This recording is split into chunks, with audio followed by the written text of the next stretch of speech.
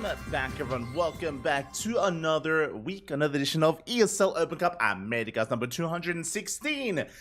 It feels a little bit weird, but we did cover the 215th edition yesterday. Yesterday, we did cover the previous week's ESL Americas, and it was a great tournament. It was a lot of fun. We got a lot of PvP action. We got to see the rise of a couple of really interesting players, and of course 3Point was able to pop off. 3Point had a big upset over Trigger, which was the start of the broadcast. I do recommend checking it out.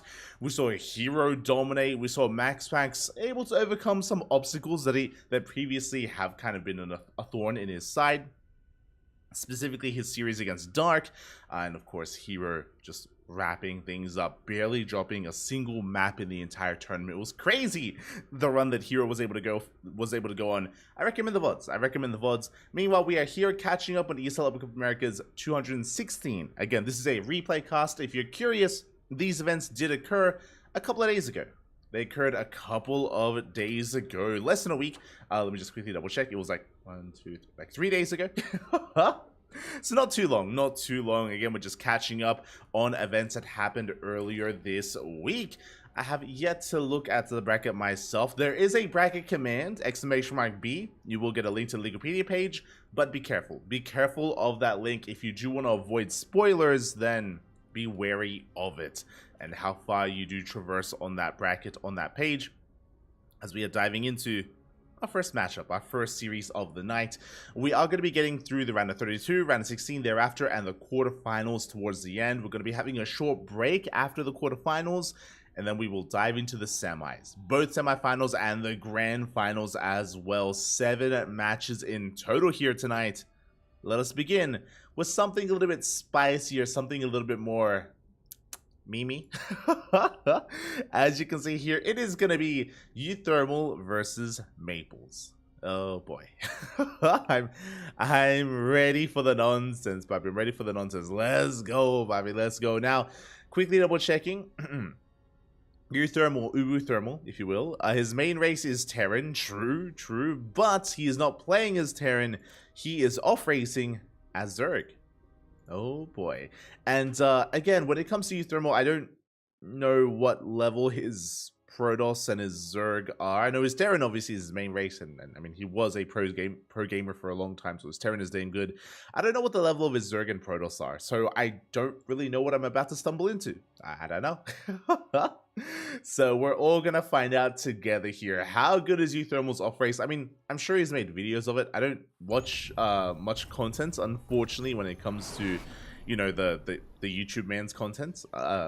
So I'm sure there are videos that have been made regarding his off race. I'm sure he probably even made a video about this series, or maybe he's making a video about this series. Again, this is only a couple of days old, but here we go. I may as well try to set this up there. Hold on. Thermal. There we go. Bam, spawning in the bottom right hand corner of Side Delta, we have our Canadian Protoss player. The blue Protoss representing Team goes to, it is Maples. Oh, that is not the right button. Hold on. There we go. There we go. And spawning in the top left hand corner, we have his opponent going for a gas first opener. Okay, going for a big gas pool. We have the red Zerg player from the land of the Netherlands. It is, well, some know him as the YouTube man. It is Ubu-thermal. Bobby, let's go. Okay, so it's gonna be a gas pool opener here from our Zerg player. Maples historically, I feel like, has opened up like Forges and gone into Sky Toss. Maples is a very aggressive, very chaotic player. He has a bit of a reputation amongst the NA players, so we'll see kind of what or how Euthermal is able to approach him. Already going for an aggressive opener, going for a delayed hatchery at the natural base. What are we feeling here? Of course, with this, we can rush into Link Speed, we can go for a Bane Bust, we can go for a Roach Rush. I'm feeling Roaches here for Euthermal, but we'll see what he has in store for us here and how he makes use of this very fast gas. as Maples, of course, is aware of what's going on. He was able to probe scout earlier, so he's fully aware of the earlier gas and the earlier pool timing. So that's why he's chronoing out that first Zealot. Zealot is being rushed out here to defend against any kind of Ling rush. Speaking of, Ling speed is on the way. Lings are in production, and we have not pulled out of gas. Like I know that Euthermal, his main race isn't Zerg, but despite that, it should be like around Masters, maybe GM. He's still staying in gas for a reason. For good reason here. The probe scout does confirm this, does confirm that Ling speed is on the way, does confirm that gas is continuing to be mined from. This could be for a Ling Queen Nidus all in. This could be for like a fast lair here once we get a little bit of extra gas. If it was the Bailey Nest, we would have already seen it, and there it is. There's the fast lair. So I'm leaning towards a Ling Queen Nidus all in. It's early to tell though, because I mean we only have one queen.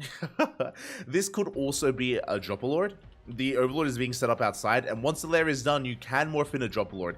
Even without Overlord speed, it doesn't matter. You can, yeah, we're repositioning the Overlord for a reason. Are we gonna go for a Ling drop into the main?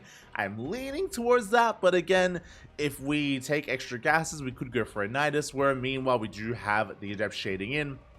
Big moment here for Maples as he does commit to the shade, does get eyes on the lair, so he's fully aware of what's going on, fully aware of what Euthermal is up to, at least when it comes to the very fast lair. Again, he also confirmed the lack of additional gases, so unlikely to be 2-base Muta, unlikely to be Muta, unlikely to be Hydras. You can cross a couple of things off, especially like Nidus as well. Like Nidus typically does require an extra gas, typically requires extra queen production. And there it is, Dropper Lords are on the way. Okay, so it all kind of makes sense. It has been spotted.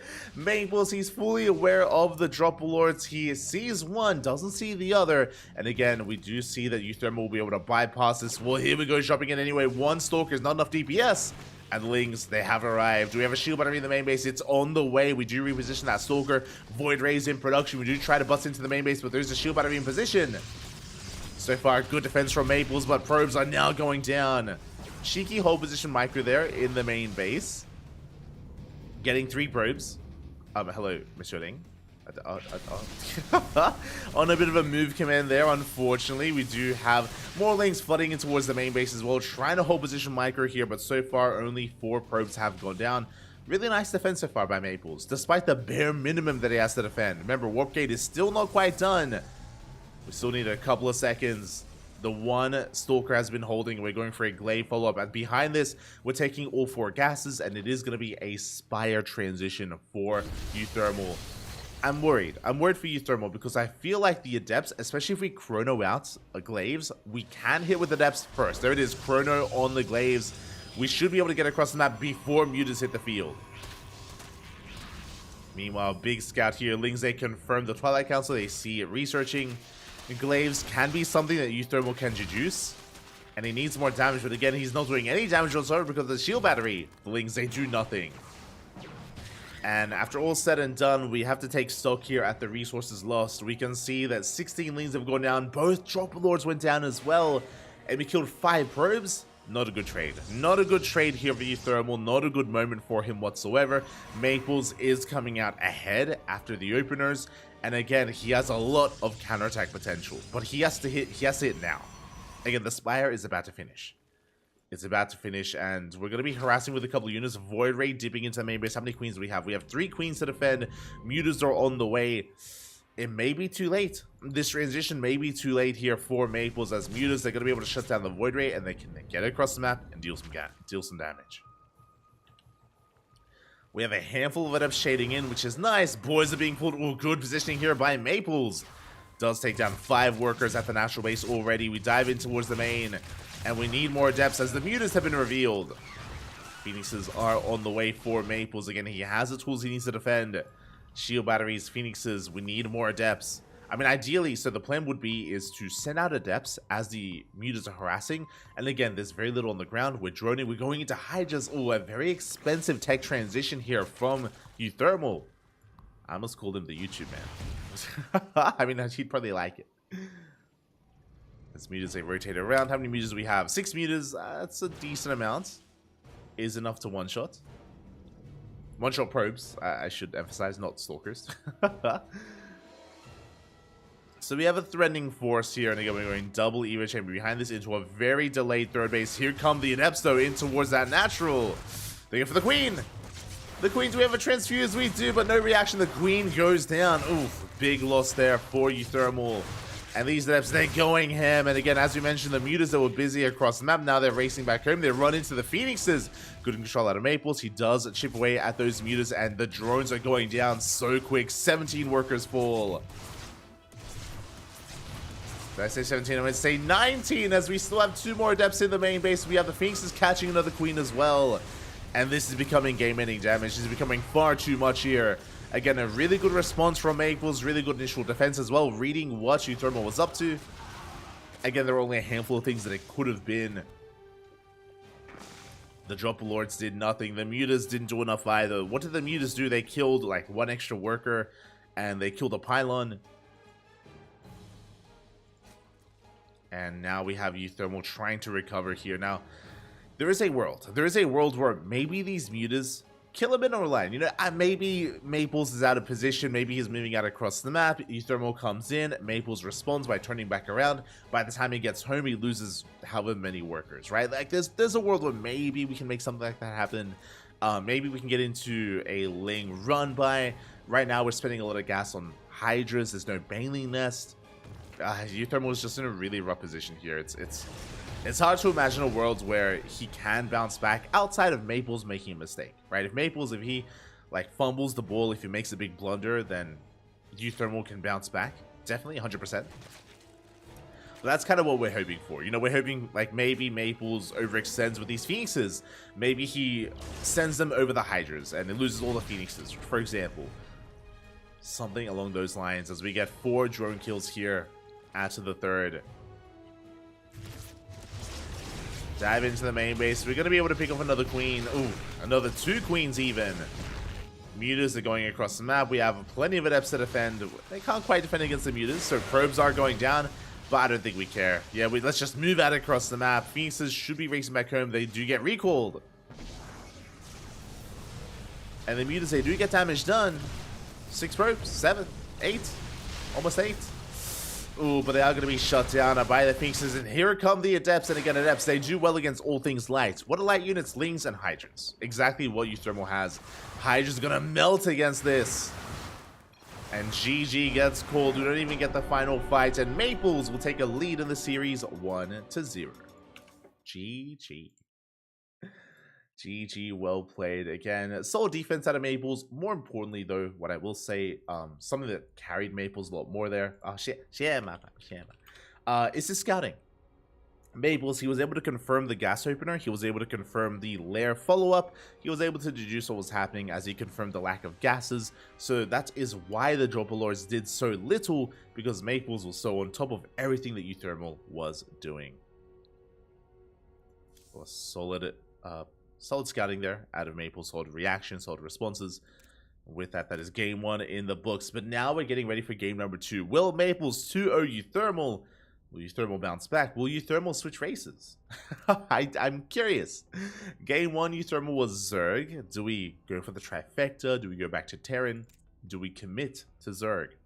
How brave is Euthermal feeling right now? How brave, Papias. Here we go. We're going to be loading into game number 2 on Alcyone. Let's go. Let us go.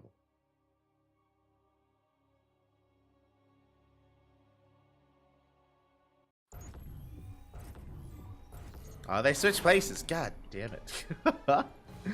As spawning in the top right-hand corner of Alcyone, we have our Canadian Protoss player, the blue Protoss, representing Team Gosu. It is Maples. Leading the series 1-0. And spawning in the bottom left-hand corner, we have as opponent, we have the red Zerg player. Usually Terran, but he's off racing a Zerg from the land of the Netherlands. It is Euthermal, aka the YouTube man. He is the YouTube man. Let's go. As we are going to be settling into this. Okay, once again, gas first. Once again, we do have a gas first opener out of Euthermal. Actually, though, he is sending out his drone. Are we going for the gold? it looks like we're going gas first into the gold. So very interesting opener here out of Euthermal. Oh, sorry, gas pool into the gold. Okay. So once again, an aggressive opener. Once again, this will lead into fast link speed, into fast lings, but he's going for a greedy follow-up here. I like how we're mixing it up. Overall, the Probe Scout is coming in. The Probe Scout confirms the same build as Game 1. This looks just like Game 1.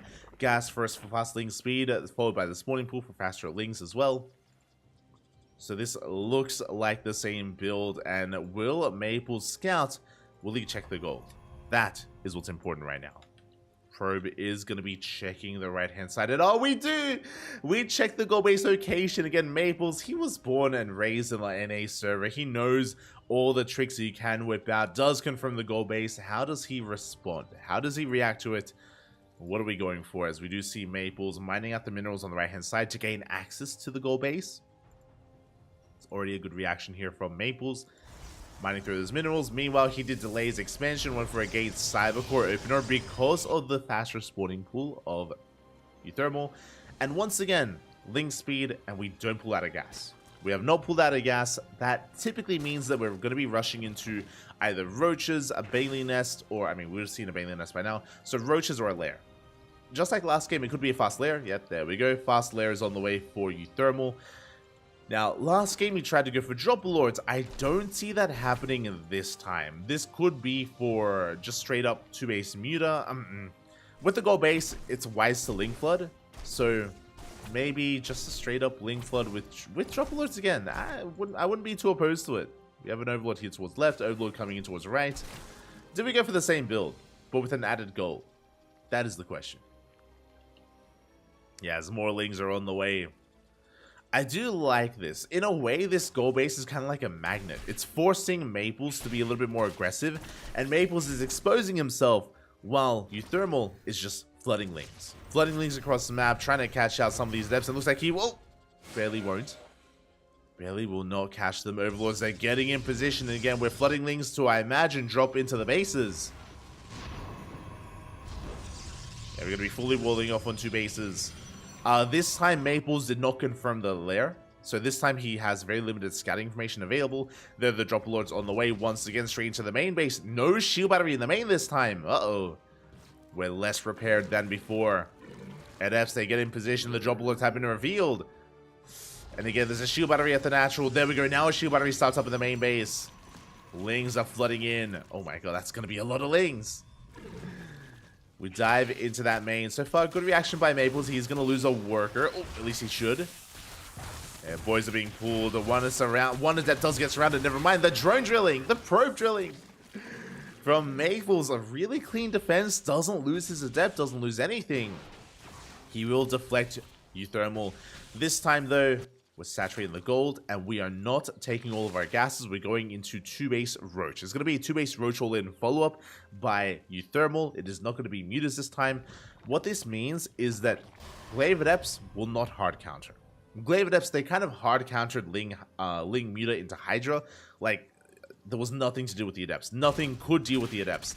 This time, going into Roaches, Euthermal is like blind countering the blind counter of Maples, is basically what's happening. Euthermal, he scouted the Twilight Council, so he confirmed what was going on. He already had the Roach Warren on the way. Spine Crawlers are being thrown down, and Roaches are amassing. This time, Glaive Adepts will not kill Euthermal. They will not straight up kill him.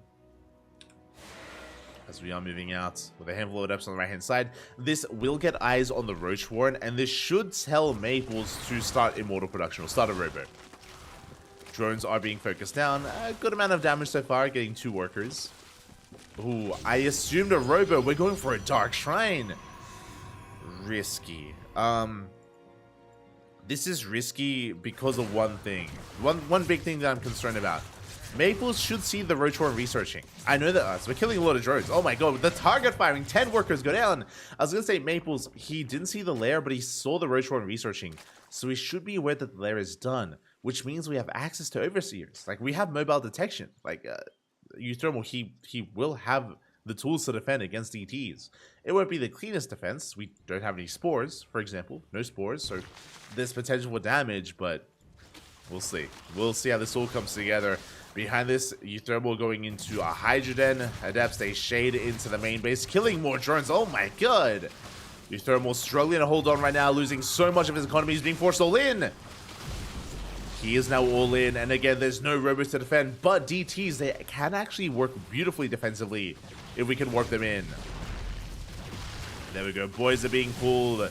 We're trying to hold on here to the natural. Workers are going to be going down. Stalker's going ham here on these roaches. We will clean this up eventually. We lose 8 probes in the process. Oof.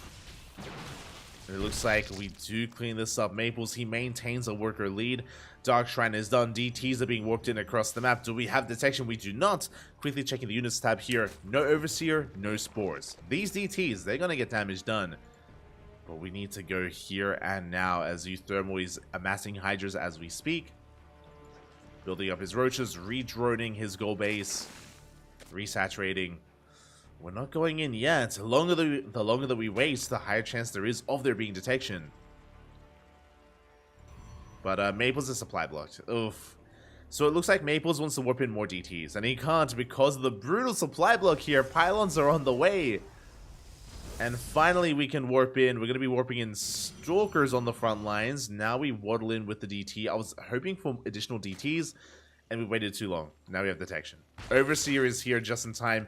If this had hit when it was warped in, we would have dealt damage, but now we will not. Ay, brutal here.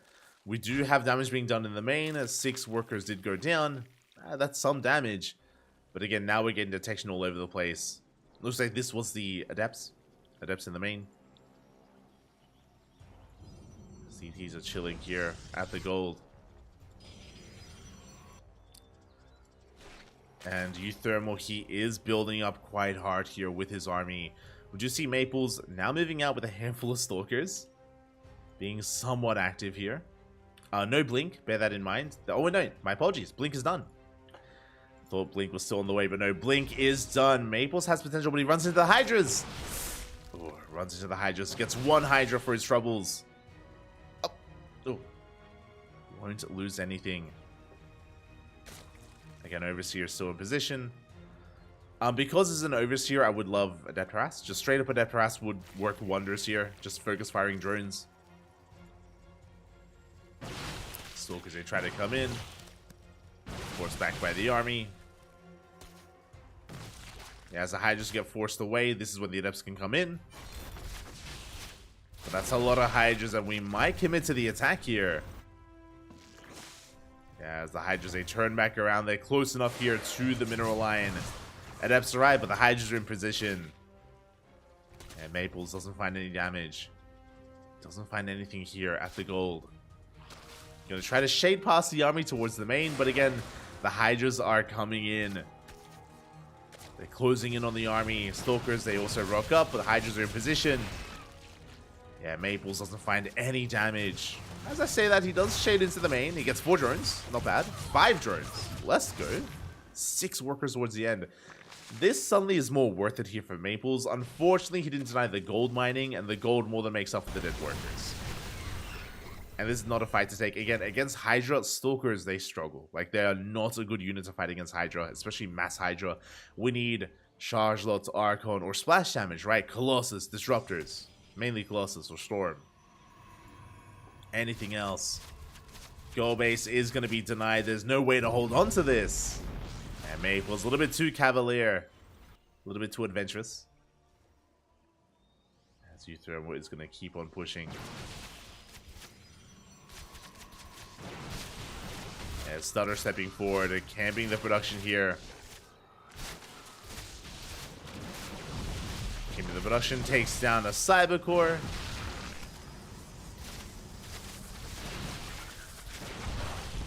Takes down a gateway as well. Does take down that. Oh god! Does take down the gateway. We have DTs going to be waddling on in. Did focus down that Overseer. Cute move there from Maples. Does deny the detection. Can force this all the way back. But more detection is on the way. Overseer just now finishing. Spores in production back at home. Maples will retreat. Meanwhile, Euthermal getting a third. He's getting a third base up running, gonna get it saturated. Maples can't really contest against this.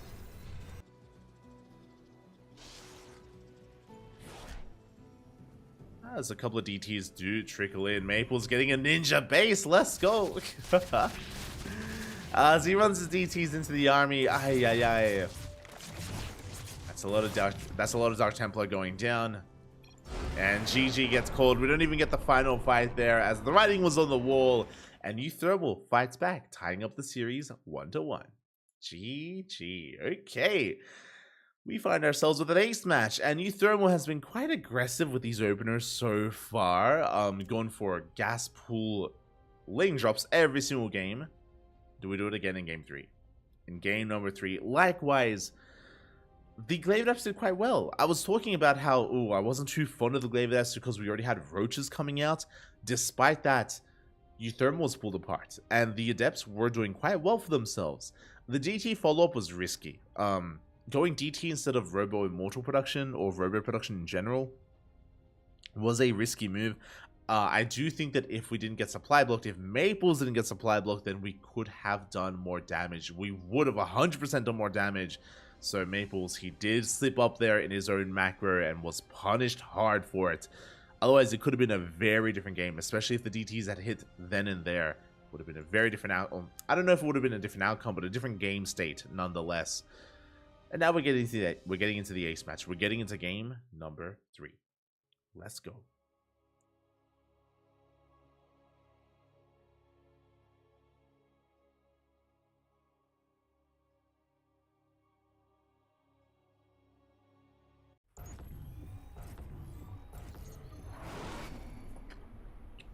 And spawning in the bottom right hand corner of Hardlead, we have our Canadian... God, they switched places again. We have our Canadian Protoss player, the Blue Protoss representing Team Gosu. It is Maples. Being forced into the ace match and spawning in the top left hand corner, we have as opponent, we have the Red Zerg player from the land of the Netherlands, usually Terran, but off racing as Zerg. It's the YouTube man himself, tying things up 1-1. It is Euthermal. Euthermal. Let's go. Okay, so again, so far every game of this series, Euthermal has opened up gas first. Once again, gas first opener from Euthermal. Going to be gas into spawning pool. Now, every game without fail, it's been gas first into the spawning pool, into Ling Speed, into a fast lair, into Dropper Lord Harass. And I'll be honest, so far, the Dropper Lords have been lackluster. Both in game 1 and in game 2, the Dropper Lords didn't really do any damage, and Maples had really clean defense against it. It's been about the follow-ups. Game 1, the follow-up was 2-base Spire, 2-base Mutas from Euthermal. Game 2 was 2-base Roach. Game 3, 2-base Hydra. What do we go for after our initial opener? As we do see Maples going for a pylon block here at the natural base location. Does come in with a probe scout, does confirm the gas first, forcing the unnatural natural. And I'm curious if we still stay in gas after Ling Speed. That's what I'm curious about. Now remember, we are loading into Hardlead, not a bad map for all-ins, short rushes and supply grounds. Ling Speed soon about to be researched as we are nearing that 100 gas and 100 minerals. Meanwhile, back at home, once again, Zealot first here by Maples. I don't think a Zealot first is necessary, but is going for it just to be safe. Okay, I was like, are we rallying across the map? We pull back. Ling Speed is being researched. We stay in gas. Should be a lair again. Should be a fast lair here. Especially because we would have probably seen a Bailey Nest by now. Maybe after the probe goes down, we can opt to throw that down instead. But yeah, no Bailey Nest. Should be a lair. Should be drop lords. We have one Overlord here on the right-hand side. We have one Overlord here towards the left, so we can go for two for the kind of multi-prong drop lord harass. There's that lair in production. As we are staying in gas. So it's just been the same opener every game. Same opener, 3 games in a row here for Euthermal. I wonder if this is just how he plays Zerg versus Protoss, or if he's just trying it out, and just like practicing and like refining. Again, I don't know. If you're familiar with Euthermal's off race, then let us know what he likes. What does he like, Puppy? What does he like? as we're walling off here with 2 gateways at the natural. We have 1 gateway in the main. No shield batteries yet, as we're waiting for the lair to finish up. Adept does shade in. Ooh, good target firing here. 3 drones go down. Maples, he confirms the lair. Going for a Twilight Council response. Going for a 4th gateway as well. Oh, sorry, just 3 gateways for now, still. So 3 gate glaive adepts. It should be glaives as a follow-up once again. We can see the stalkers getting in position to try to zone away and get eyes on any kind of overlords. And we're going to base Hydra. I was joking when I said earlier, like game 1 was 2 base Muta, game 2 was 2 base Roach, game 3 2 base Hydra. Unironically, yes, 2 base Hydra. Okay. I think Euthermal dies. So what I'm worried about here is this isn't the first time we've seen 2 base Hydra. This is not quite the Miyamika build. Miyamika's build is a little bit cleaner than this, because Miyamika does 2 base Hydra professionally at a very high level. But what Miyamika historically struggles against with his 2 base Hydra builds is glaive adepts. We spoke about this in game 1. Glaives is beautiful against Lings and Hydras. Hydras struggle, especially in low numbers, against Mass Adept. So I'm concerned for Euthermal, as we are producing as many Hydras as possible, but how many gateways do we have? It's going to be 4 gate glaive adepts. That's a lot of adepts. The Overlord gets shut down. Now, Euthermal did scout. He did scout the opener, which is good, but the adepts are already here. They're already here. Hydras, they need a little bit more time. Drones are under fire. As we come in from the right-hand side, Hydras, they do pop out. We can focus them down. Lings, they come in to reinforce. It looks like these initial adepts are going to be shut down. They will be cleaned up. They will be forced back. But again, if I want to bet on these 2 armies, I love this. 5th and 6th gateway. 2 base, 6 gate glaive adepts. We need a mass amount of adepts, and we can fight this head on. Now, this is going to come down to the positioning. If Euthermal gets enough Lings out, I do think that Lings are very important in this situation, because we need to buffer for the Hydras. The Hydras are very fragile. They're very, very exposed at times. As we do see the army bypassing the army of the Adepts. Okay, so we have a choice to make, because we do catch some reinforcements. Do we go for a base raid? Hydras are rocking up across the map. At the same time, Maples, he is shading in towards that 3rd base. Does he shade across the map, though? He's coming back home. He's turning back around. Ooh, we didn't need the recall. Uh-oh. A little bit awkward there. I liked us coming in from behind to trap the army. Yeah, Adepts, they were recalled into the main base. A bit of a blunder defense here by Maples, as he's being pulled apart a little bit here. It was being picked apart, but now we can clean up these Hydras. Again, this could have happened a couple of seconds ago if we just turned around and walked. we didn't need to recall. Hydras, they get annihilated. To be expected. Adepts, they get across the map. And Euthermal is in a bit of trouble. He at least killed a gateway, so there's a little bit less reinforcement potential. But we're trying to focus down the Prism. Prism taking a lot of hits, and Maples, did we overextend? Looks like we barely did not. Prism does get away. Adepts going ham here in all the bases, at the 3rd base, in the main as well. And we're going into Colossus. This is a little bit unnecessary, but sure, we're rushing into Colossus production. I think we're complicating things a little bit too much, and there it is. GG gets called regardless. The writing was on the wall here, and Maples will take the series 2-1. GG. Ay, ay, ay. GG, well played. Euthermal having a bit of fun here tonight. He did open up gas pool lair every game, and every game he did something different. But all for 2 bases. Game 1, 2 base Muta. Game 2, 2 base Roach. Game 3, 2 base Hydra. And as we were talking about in the lead up to it, what I was really concerned about is that even though he scouted the Twilight Council, he saw the glaive adepts, he still committed to the Mutas and still committed to the Hydras. And Hydras, they melt. They melt against Adepts. As you saw, Adepts, they just have their way with Ling Hydra. It's very difficult to make that work. And Maples, he just had a really good response. Really lucky response with his Twilight Council play, just because he didn't know it was Hydras. But also, once he confirmed it, threw down a 5th and 6th gateway, threw down a Bay as well for Colossus production, just hard countering. what Euthermal was up to. So GG, well played. Congratulations to Maples. My condolences to Euthermal. I hope he enjoys making some YouTube videos out of that. I was shaking my head. I want to hold on. You know what? I'm gonna check. I'm gonna double check. Let's see. Has he already made something? Euthermal, YouTube, StarCraft.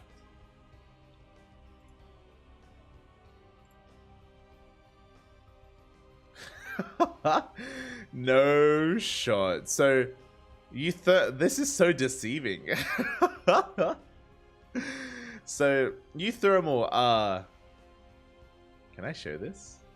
So fun fact, Euthermal did make a video about this series. It was uploaded yesterday, and the title of the YouTube video says, "This goal-based Hydraless cheese is amazing." If you remember what he's referring to, like goal-based Hydra cheese, that's game 2. He was the only game he won. Which is the game where I wouldn't say it was the Hydras that were amazing. I mean, the fact that he opened up, I mean, there's a lot that happened there.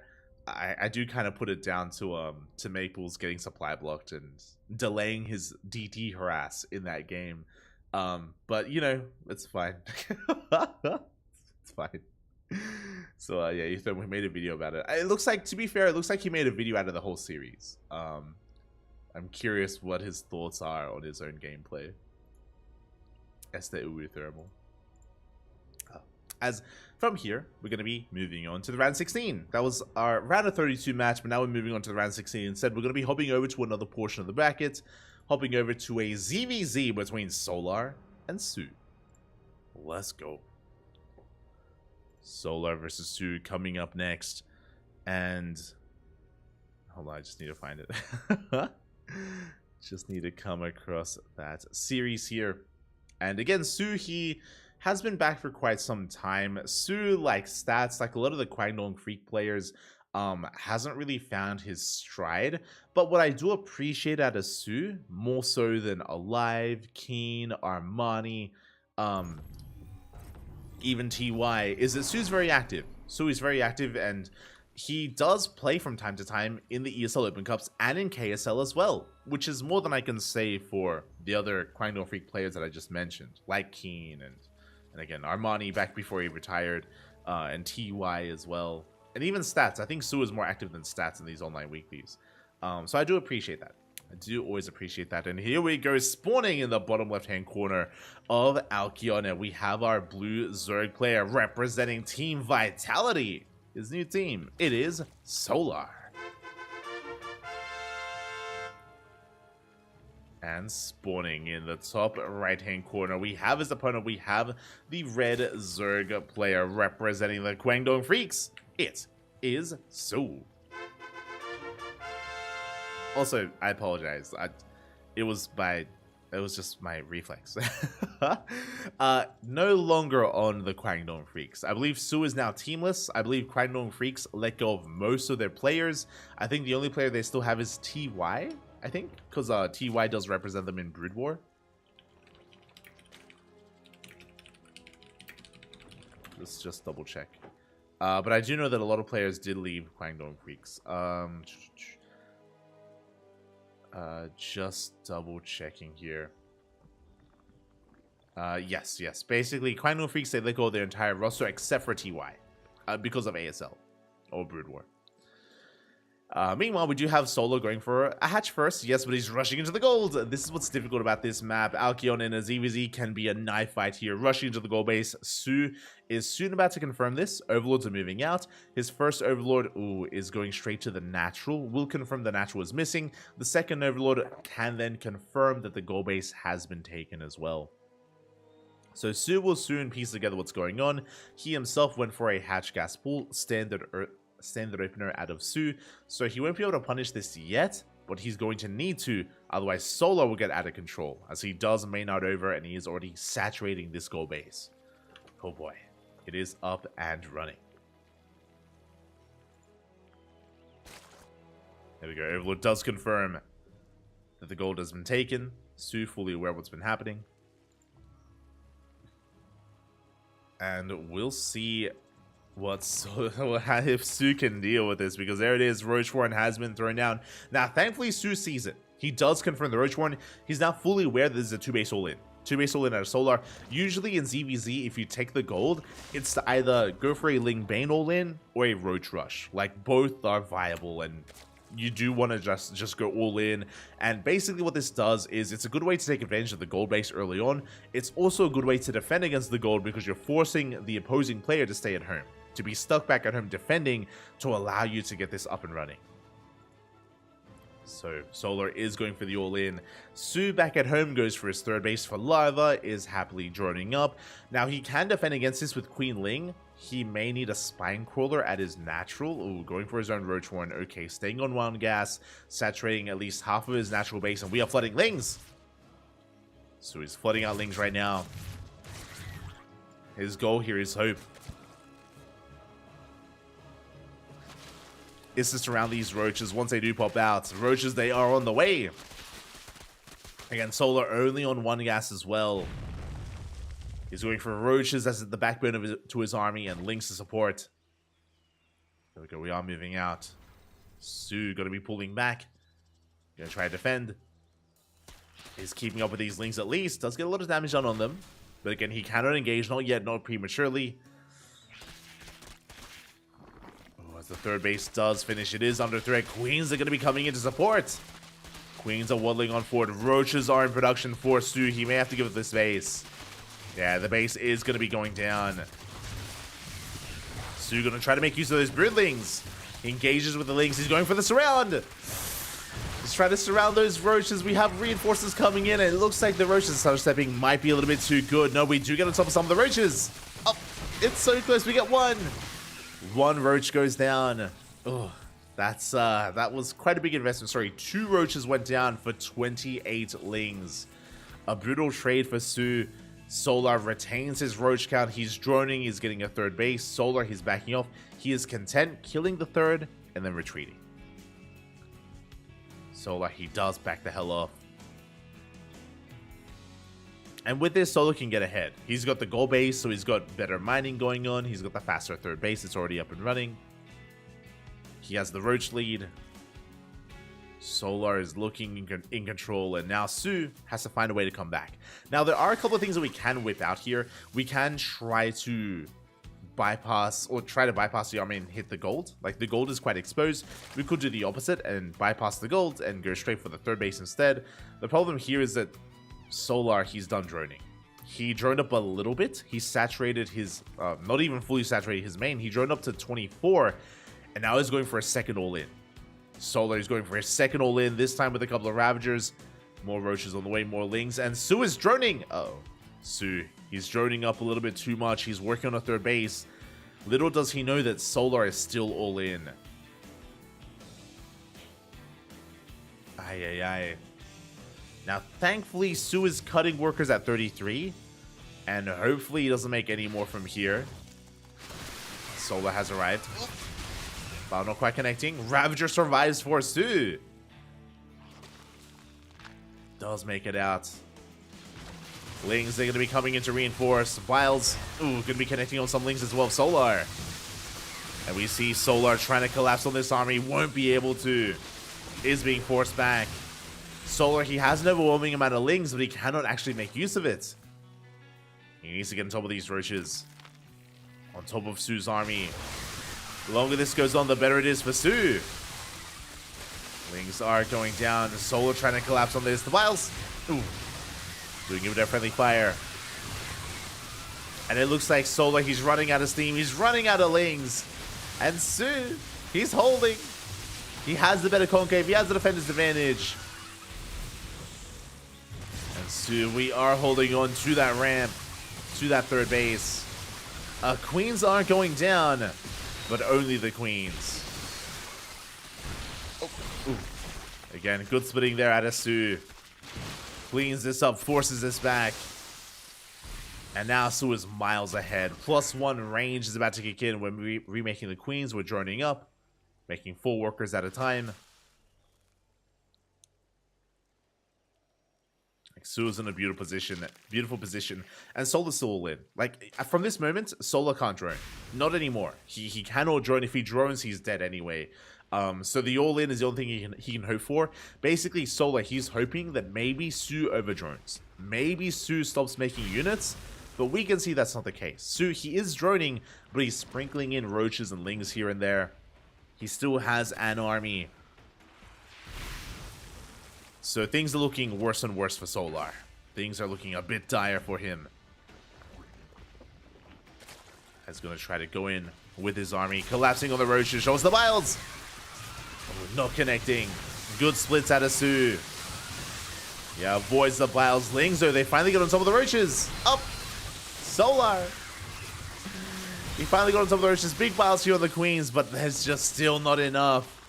Yeah, the macro of Su is too good here. 6 drones did go down in the defense. A couple of boys were pulled. But Su is still up 10 workers. And soon to be up 14.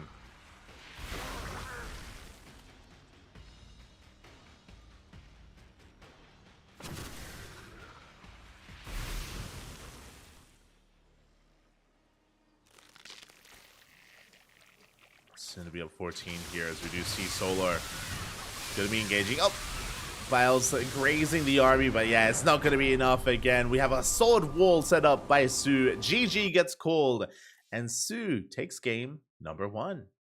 GG. Let's go. Now, to be fair, again, this was Solar trying to go for an all-in, and Su, he scattered all of it. Remember, he saw the goal base, he saw the roach warren, he was able to muster up a defense in time. I was concerned he was over-droning after the initial killed third. If you remember, so, okay, the initial attack from Solar was successful. Remember, he killed the third base, and then Solar got ahead. He got ahead in workers, and he got ahead in bases because of his third. Solar had a choice. Solar, he made a choice after he killed the third base. Either we extend our lead and drone and just get ahead and stay ahead, or we end the game and we go for a follow-up all-in and we kill our opponent before they can really get things going. So it was a risky choice there by Solar. He chose to go for the all-in, and Su was droning, but he got away with it. He thankfully did not overdrone. He realized that his opponent was going for a second all-in, and Su was able to prepare for it with his roaches, with his ravagers, with his queens. And after that second defense, things were looking dire for Solar. GG. GG, well played. Solid defense there, solid game out of Su. Despite the rough start, he did recover from that. And again, Solar, you know, he kind of made his bed and he had to sleep in it there. And, yeah, it didn't quite work out in the end. And I'm sure now he's going to be a little bit more passive. We're getting into game number 2. This is a best of 3. It's a best of 3 series. You know, any more mistakes and Su will advance on instead of Solar, which would be crazy, by the way. Which would be insane, but here we go. Spawning in the bottom right-hand corner of Oceanborn, we have our blue Zerg player. Representing Team Vitality, it is Solar. He's down in this series, one more loss, and he is out of the tournament. And spawning in the top left-hand corner, we have his opponent. We have the South Korean Zerg player, the red Zerg, the teamless Zerg player. It is Su.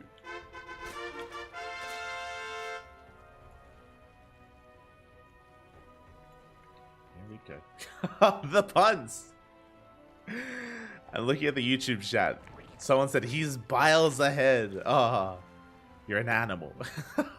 You're an animal, Papi. Su going for a pull first. Very interesting. Okay, going for a pull first. This is a safe opener out of Su. I imagine this is going to be a pull hatch gas opener, which is just a way to get fast lings and fast queens out.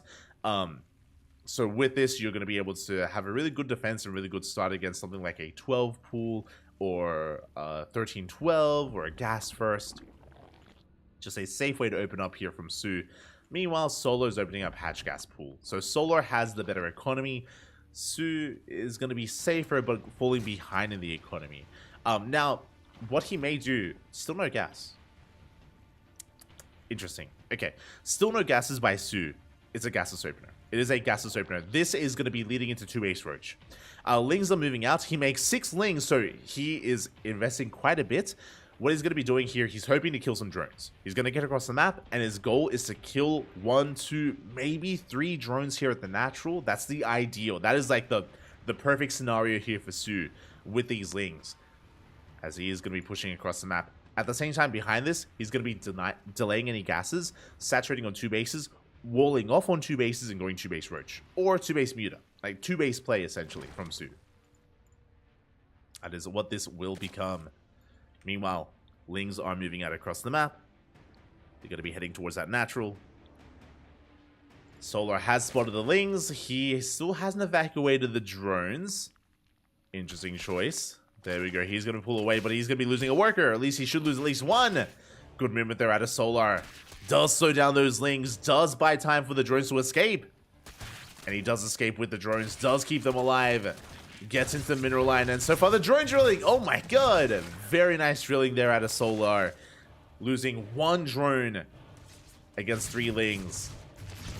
And that was a good defense. Good defense here by Solar. As we mentioned, Su was hoping for a little bit more damage to make that worth his while. You can see that Su is up 2 drones. He's up 2 workers, but he is just now taking his gases. So from here, the game is going to stabilize. We spoke about how this should be 2 base Roach, which means we should be walling off. We should be walling off here at the natural. The reason why we're going to be walling off, and the reason why we're playing 2 base, no Ling speed. Because we open up gasless, there's no Ling speed available here for Su, which means he cannot contest against the map control of Solar. He cannot take his 3rd base. There's no way to hold on to it, not without Ling speed, which is why we're staying on 2 bases and going into Roaches. So Su is kind of limited in his builds right now. There's the lair on the way. So far we have 2 gases, taking a 3rd gas. If we take all 4 gases, this could be a fake 2 base Roach, and it could be 2 base Muta, and we could hide a Spire in the main. So there is that option available for Su as well. Behind this, Solar going to be taking a 3rd, droning up. He has map control. He's containing his opponent to 2 bases, so he is free to just saturate everything, take his own gases. +1 range is on the way for both players, so it looks like we are not faking out Roaches, we are committing to Roach play from both Solar and Su. Now we can throw down a Spire later on down the line, but we're not going to be committing to Muta play. If we do throw down a Spire, it's going to be like for 5 or 6 Mutas just to shut down Overlords and to harass mineral lines. Not to commit. The Queen! Oh my god, the Queens... They did move out Lings, they try to go for a scout. Roaches come out just in time. And Solar is forced back. Finally, Su can expand. With the arrival of these Roaches, we can hold on to the 3rd. Solar being a nuisance, but Su will hold. Now, the advantage that Su has here is, 1, he didn't waste gas on Ling speed, so he's a little bit more efficient with gas spendage, which means he has faster lair, faster Roach speed. There's going to be a timing here where he has Roach speed and Solar doesn't. But as you can see, it's quite a small window. It's a very small window here, so I'm not too sure if it's really going to be that advantageous for Su. Now, from here, Su can go into a 2 base Roach all-in. What I mean by that, Su could choose not to drone this 3rd. He could choose to just keep this 3rd unsaturated, only use it for larva, and just max out on Roaches and move out across the map. Or we can just drone. We can just drone up. We can fake a push. It looks like we are faking a push, by the way. So we're just going to be droning up. You can see that Su, he has 5 drones on the way. He reveals the Roaches to the Overlords. Again, vision is a resource that you can use against your opponent in ZVZ. So we reveal the army. We're posturing. We're moving out. We're forcing Solar to make Roaches. We're forcing Solar to cut drone production. And then Su from here should turn back around. He should not engage. He should not fight. As you can see here, he picks off a tumor, then backs off. Again, just a fake out from Su. This entire time he's been droning, and again, that's kind of the game of ZVZ. Because both players, because Larva is used to make drones and units, because Larva is like a universal kind of production, forcing your opponent to make Roaches means that they fall behind economically. Like that's kind of the game of ZVZ, is forcing out a response, faking out responses, all that good stuff. As Solar does the same. He moves out, then he pulls back. Solar was droning. Like, Solar had no intention of committing to a fight. He was just forcing Su to make Roaches, because what if Solar was committing, right? What if he was attacking? So, again, there's a lot of games of chicken that take place here in Roach v Roach. You can see that Su unfazed, still droning. Solar, because of his fake out, takes a worker lead. He's on 67 drones already. Su still on 56, still playing catch up.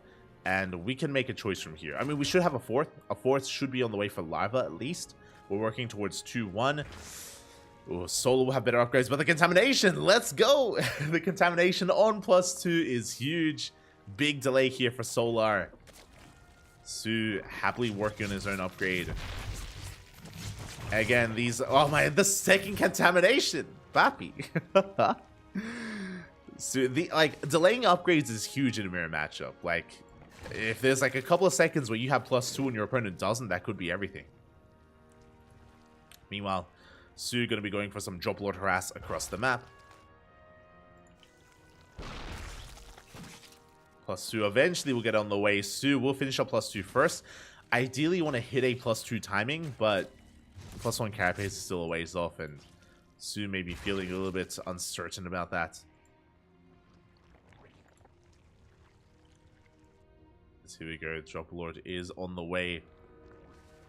Likewise, both players just focusing on maxing out here on Roach Ravager. We have Burrow and Tunneling Claws on the way for Solar alongside Drop Lord play. So Solar, he's being a little bit more creative with his army. He's being a little bit more flexible. Maybe that's a better way of putting it. You can see Solar, he's just dancing with the roaches. He's distracting Su while the Drop Lords come into play. There it is, Drop Lord into the main base. Trying to keep Su's attention in the center of the map. Roaches are going to be dropped off. They do get a queen. Not bad. Queen goes down. And the Overlord will escape. Will barely fly away. Roach Ravager army is going to be bouncing off each other. Oh, we're going to be committing. Solar does have the better upgrades. Remember, +1 carapace is still on the way, and we do go for a run by. Solar slips into the natural. Does slip in. It looks like the main army isn't finding too much ground here. He's being forced back. But again, he called queens. He called queens. He's got Tunneling Claw roaches. He is being cleaned up though. But he does still get a couple of extra drones here at the third base. He is dealing economic damage. Trying to pounce on the main army of Su. Oh, and he does catch him. Yeah, Su not paying attention there. Losing 5 drones back at home. Solar going to be rotating around, moving out towards that fourth.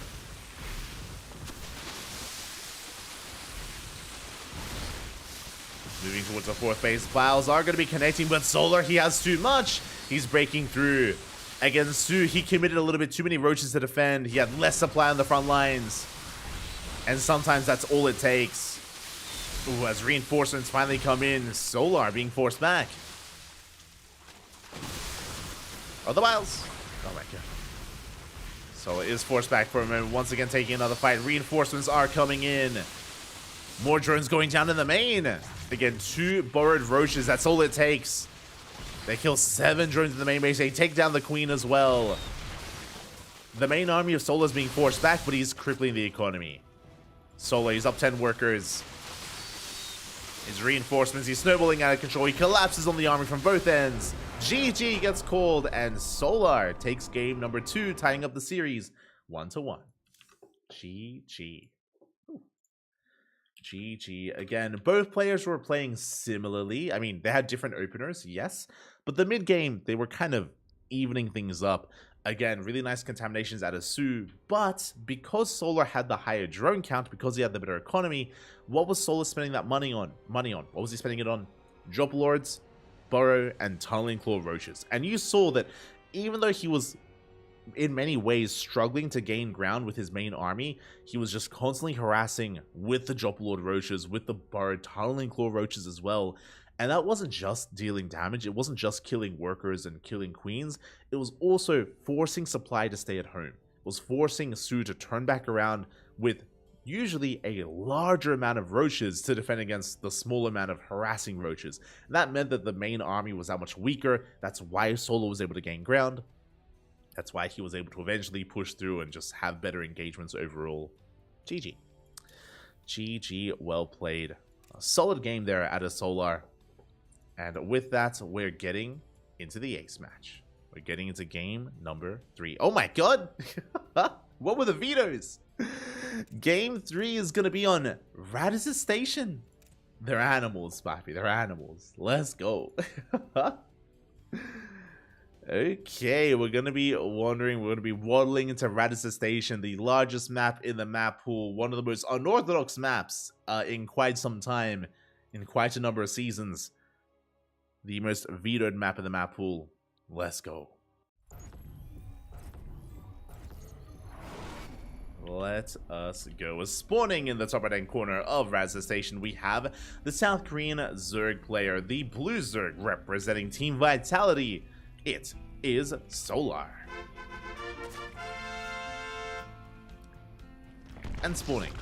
Oh, going for 15-15. Spawning in the bottom left-hand corner, we have his opponent. We have the South Korean Zerg player, the Red Zerg, currently teamless, looking for a team. It is So.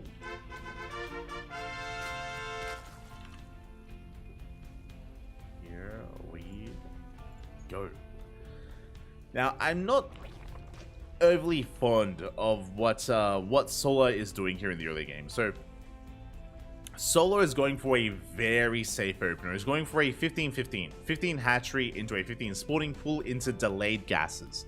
Now, on the one hand, gas isn't very important on Radisson Station because rush distance is so long, because the natural is so defendable, because we get a free pocket base.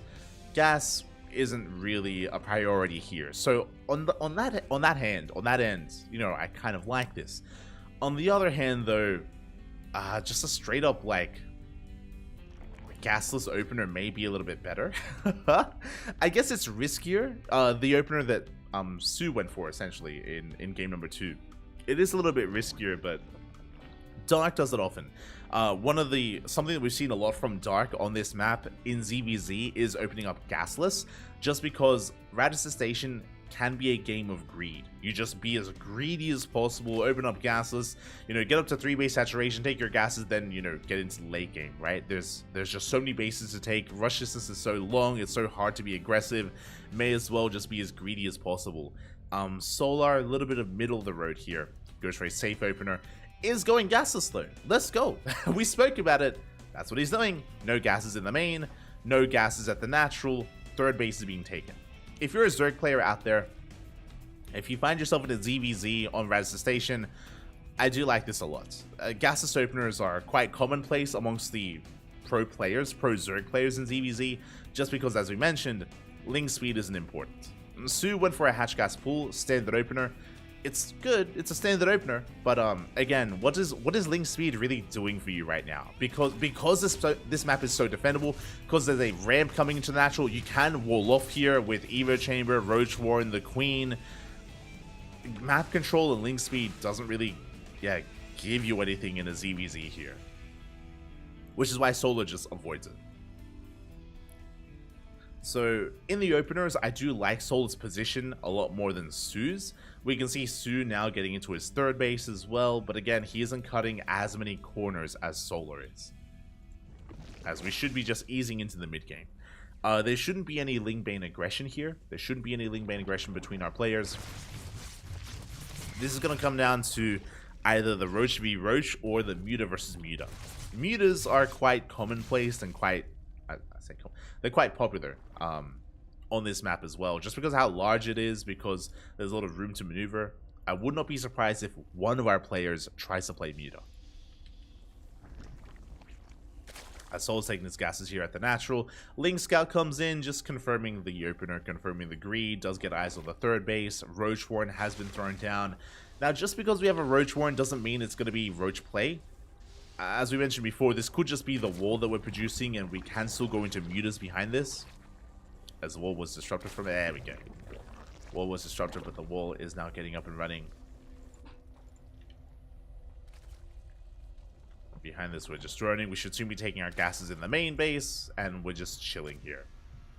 Again, it's typically not worth being overly aggressive in the early to mid game on this map. There's just so much working against you. Lair is on the way. We have +1 range from Sue and +1 range from Solar, so it looks like Roach play. Now, we could, if we wanted to, go even greedier than this. Roaches are on the horizon, true, but I would not be surprised. It doesn't have to be mutas. We could see a player rush into something different like Hydras. Like Hydras into Lurkers into Hive Tech.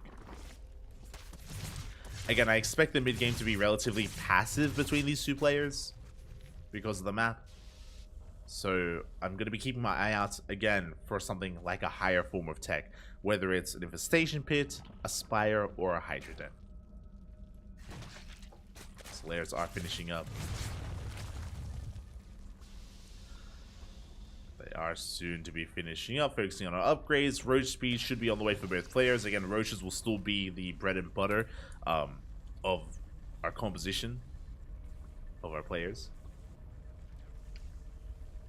So Roach speed is on the way. Overlord speed on the way by Sue. Interesting. This may just be for scouting. Yeah, Overseers are in production, so it's just going to be for scouting. Eventually for Drop Lord Harass as well. That will help, as Overlord speed is also on the way from Solar as well. So far, both players on similar courses. They are on similar courses. Again, in the end, Solar was more efficient, so I do kind of like his position a little bit more overall.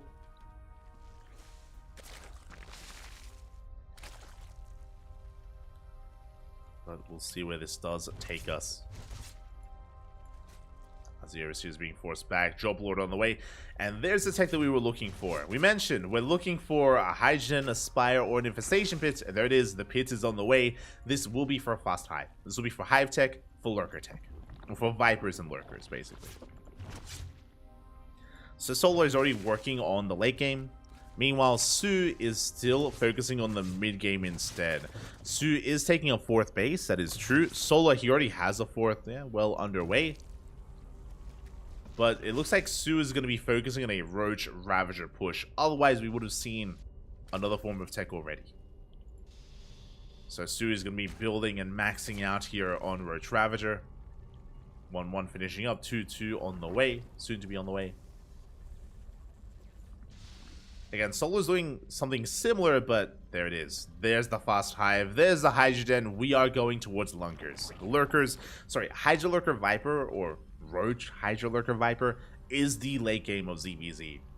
It's what you want. It's incredibly efficient, very effective. As Drop Lord Harass is coming in, we get 2 workers, and we're keeping Sue busy. Oh, this is a little bit brutal here. Again, you can see how much of the army is stuck at home. For Sue, coming in with an Overseer. He scouted earlier. He saw the lair, didn't see any tech. There's the Lurker Den on the way. This is dangerous. Sue has to hit now. He has to max out and push soon. Otherwise, Sue will just be outscaled. He'll just be stuck with a subpar army. There it is. Ravagers are on the way. Sue's about to max out, and we gotta go. Meanwhile, Solar throwing down some Spine Crawlers back at his 4th base. Now, because Solar has been spending resources on all of this tech, it does mean that his main army is a little bit lacking here. We're still maxing out. We're mixing in a couple of Hydras. But here comes Sue. And again, he's on a timer, and I'm concerned that he missed his window. I'm concerned that this is too late. Like, the Drop Lord Harass bought a lot of time. It bought a lot of time. Speaking of, we do have a Drop Lord here into that pocket base of Solar. Gonna be dragging him away. Main army's gonna be clashing. We do get 5 drone kills in the pocket base, forcing big reactions. Sue trying to push through. Lurker Den is about to finish. Is about to finish here, and as we did mention, Sue needs to push through here and now. Like, now we have an Infestation Pit for Sue, but it's so late. It's so incredibly late here for our Red Zerg player. And he isn't able to gain any ground. Again, like the ramps, the high ground, the long rush distance. As we mentioned at the start of the game, the reason why you skip Ling Bane on Radisson Station is also one of the big reasons why you rush into Lurkers, because it's so difficult to assert yourself and so difficult to break a defending player on this map. Not impossible, but difficult. And we can see that difficulty shown by Sue as he's trying to break through and having a hard time doing so. Lurkers, they're already out. It's too late. The Lurkers have arrived. Yeah, big spine shots going off on the Roach army. And we have a Nidus Worm on the way, and that's so we can counterattack. We can just go for the Nidus into the pocket base, into the main base, wherever we so choose. And go for a massive counterattack. At the same time, here comes some roaches from Solar. Does push in, catches some queens, catches some roaches.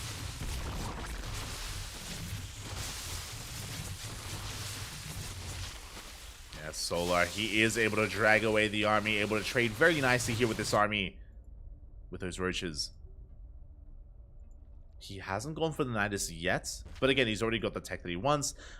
Even though we can see Solar still here back at home, he's not wasting his time. He's still making more lurkers. He's working on lurker upgrades. We have Hydra upgrades on the way as well. Like, his army over time is getting better and better.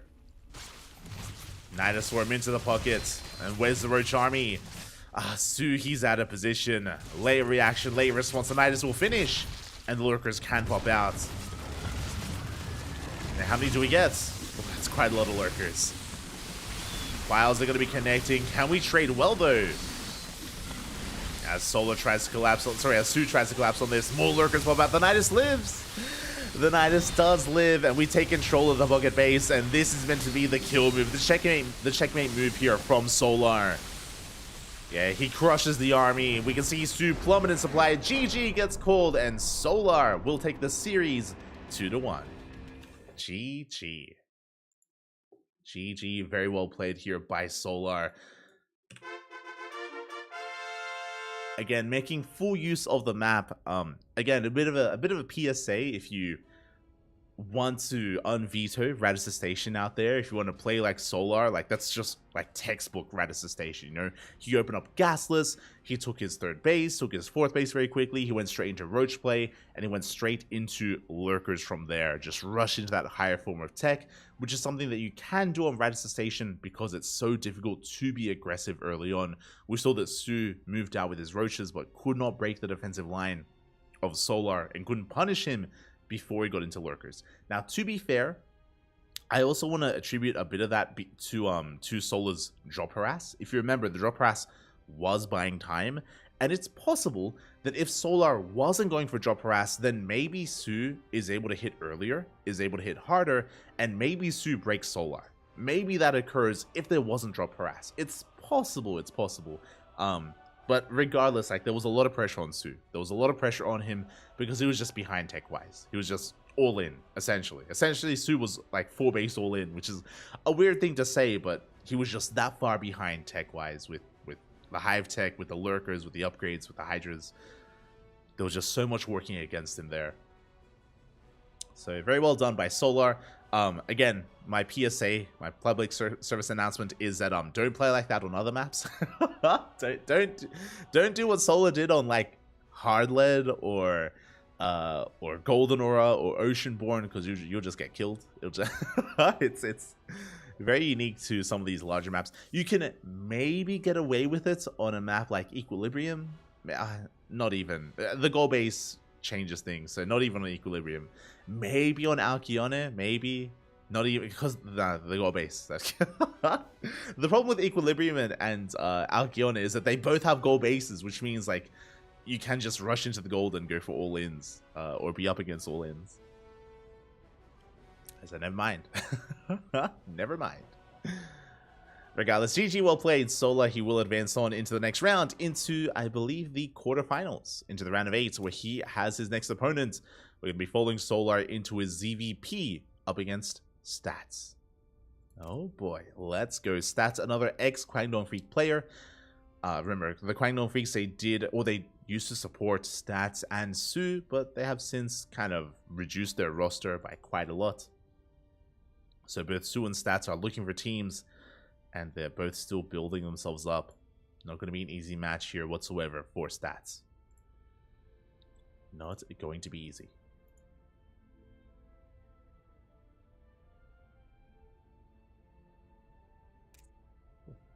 As game 1 is going to be on Solaris, a map that we have yet to feature here tonight. Yet to feature Solaris, but here we go. Again, I'm always happy to feature Stats.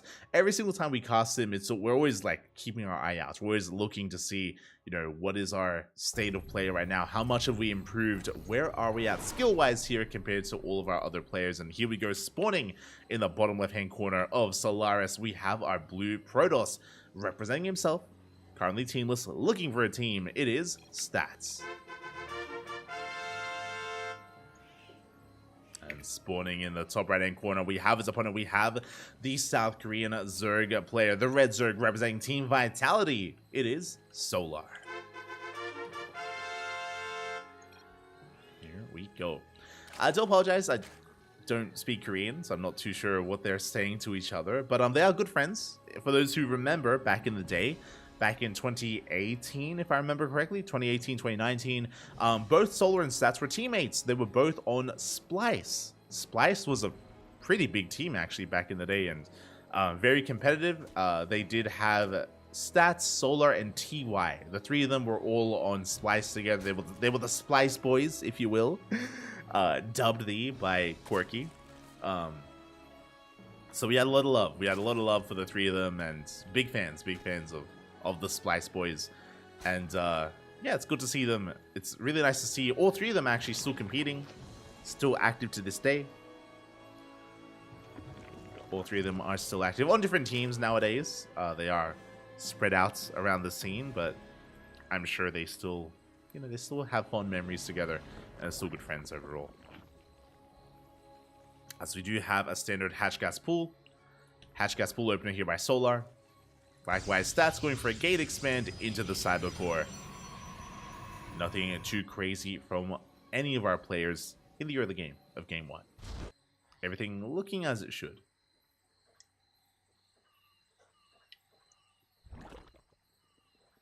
Everything looking normal so far. As we do see soon to be our take of choice. Once the Cyber Core finishes, we should be going into either a Twilight Council or a Stargate. Based on the pylon placement, this looks like a Stargate opener from Stats, which is what we expect to see.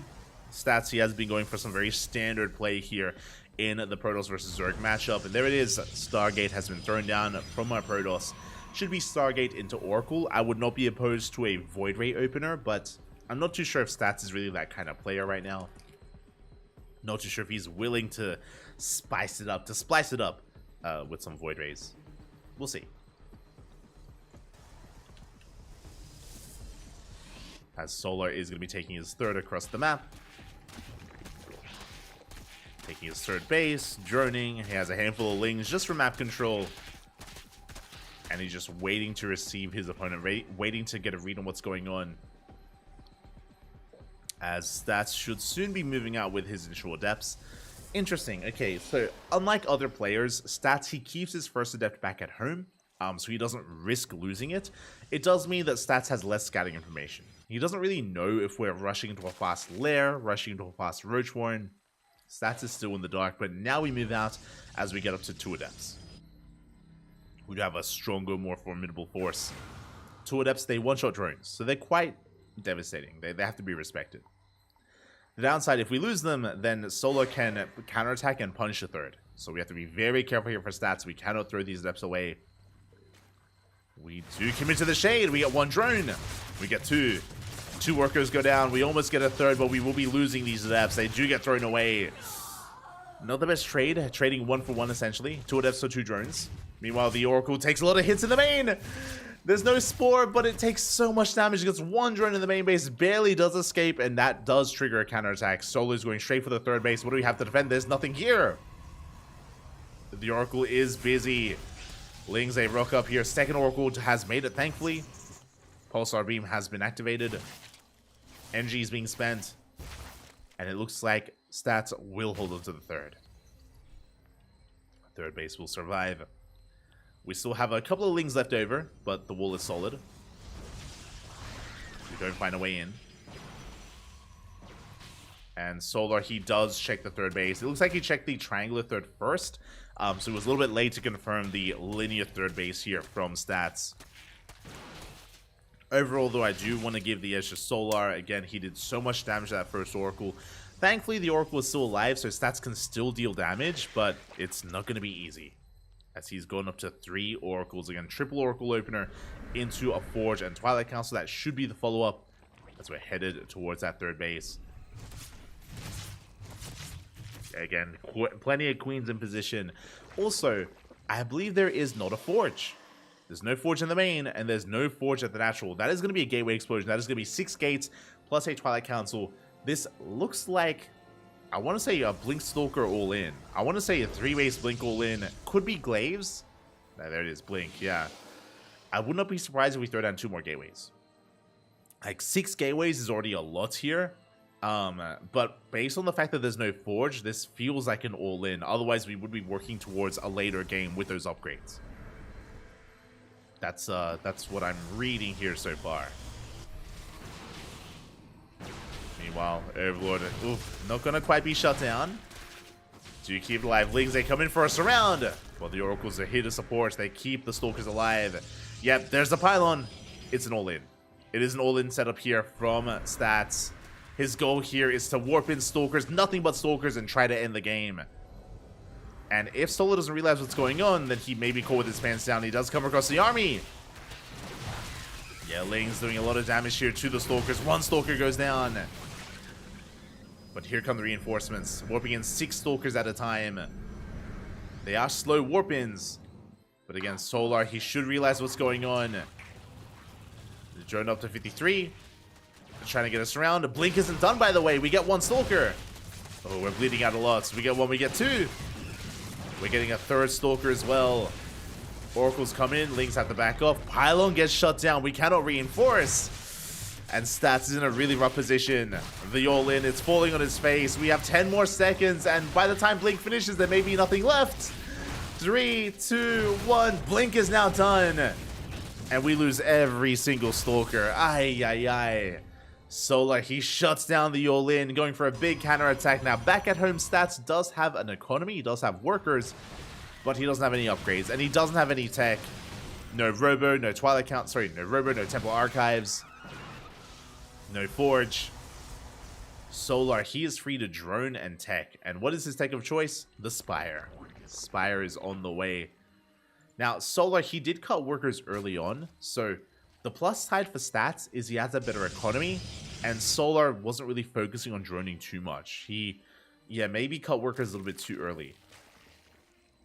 So, Stats isn't dead, but he is behind. And likewise, Solar is risking a lot on this Spire. Like, the Mutas, they have a lot of potential here.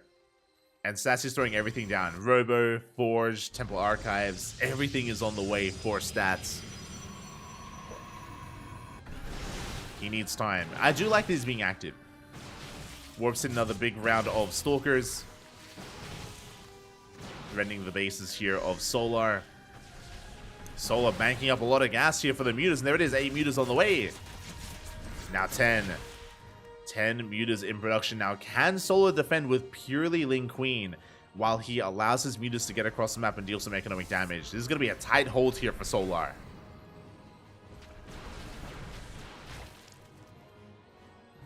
It is going to be a very tight hold. We'll see if we can pull it off. 15 Mutas on the way. That's a lot of Mutas. The Stalkers are backing off. Solar, he gets away with it. He's just waiting for his Mutas to pop out. Waiting for them to bank up. And now here we go. We are going to be going across the map. We'll be zooming. And what do we have at home to defend? Again, this has been unscouted so far. We have a cannon on the way at... We have a cannon and shield battery here at the 3rd base. We have the naturals exposed. The main base is exposed. The 4th base also exposed. Mutas have been revealed. We have Blink. We do get a Muta. We do pick up 1 Muta. At the same time, Oracle Harass here does get a mineral line, or does get 4 drones. We're forcing a recall. Getting 7 probes in the main base. A lot of Stalkers are out. We're able to trade somewhat nicely here against the army. Storm finishing up in 5 seconds. These Mutas, they have not paid for themselves. They were an expensive investment here from Solar, and they just haven't been worth it. Not yet. At the same time, though, a massive Link counterattack. Does deny the 4th. Does get a kill in the 4th base. Very nicely done. Good counterattack there by Solar. Stats going into Sky Toss. Oh my god. I say Sky Toss, he's going in towards Phoenixes. Big storms here on the Lings. Big storms on the Mutas as well. They do soften them up. But we collapse on the army. GG gets called. We will knock it into the Phoenixes. We will knock it into the Fleet Beacon. And Solar will take game number 1. Ooh, GG. GG, well played. Again, stats, risking it all on a 3-base all-in. Remember, winding it back, he went for a 3-base all-in, no Forge. He went for a 6-gate Blink Stalker based all-in. And it was brutal seeing stats engage with the army and fight and lose his entire army seconds before Blink finished. Like, Blink was seconds away and he was just bleeding out Stalkers left and right. He could not avoid the Lings. He lost everything. And with that, Solar was in the driver's seat. Now, Solar, he did spice things up by... Solar didn't make it easy on himself. As he did end up going for something crazy. Went for Mutas, and it was a risky move, but a move that did pay off. We've seen Mutas fall in their face before. Not this time, though. Not this time. As Solar, he does come out on top. And with that, we're getting into game number 2. It's going to be on hard lead. Let's go. Going to be taking place on hard lead.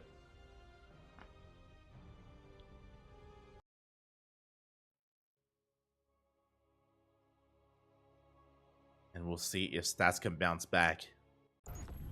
Or if Solar can close it out and advance on to the semifinals. And here we go, spawning in the bottom right hand corner of hard lead. We have our South Korean Protoss player. The red Protoss representing himself, as he's currently teamless, but looking to claw his way back in and force the ace match. It is Stats.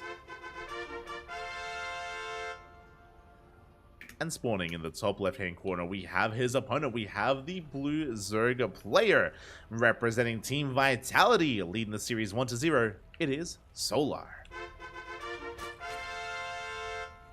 Again, a good read by Solar to not overdrone last game, to be active, to be able to shut down the aggression and the all-in of Stats. So good awareness there by Solar, as he is going to be going for a hatch first.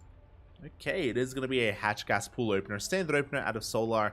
Meanwhile, Stats back at home is going to be going for a standard opener as well. But really, after what just happened in that last game, my eyes are on Stats, right? Like, I was not expecting Stats to be the one to go for an all-in.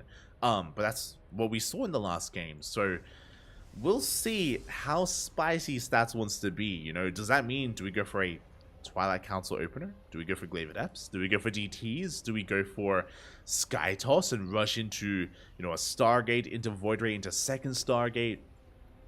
Like, if Stats wanted to be aggressive, if he wanted to be unpredictable, we got options.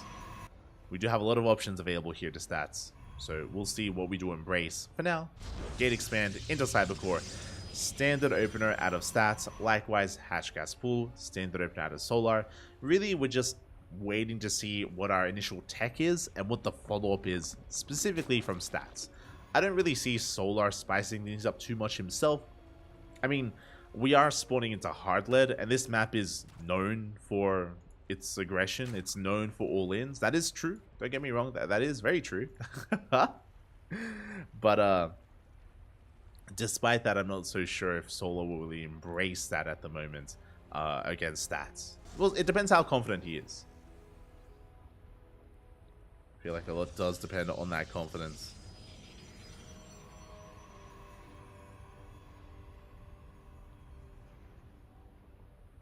Otherwise, we shall see.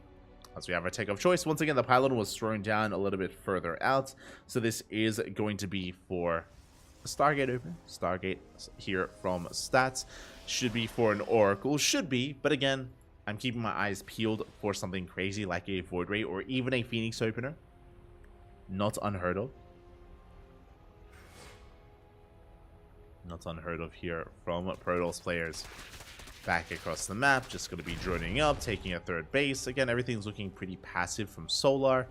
No big signs of aggression yet. In the next minute or so, if we do throw down an early Roach Warren, that will spell like a Roach all-in, like maybe even a Roach Queen push. But there it is, we have the Oracle first. It's going to be an Oracle opener from Stats. He is going to be threatening with his first Adept. If you remember, he did throw his first 2 Adepts away in game 1. Here, he's being a lot more conservative, just Shading in every now and then, canceling the shade, and keeping his Adept safe in between the bases.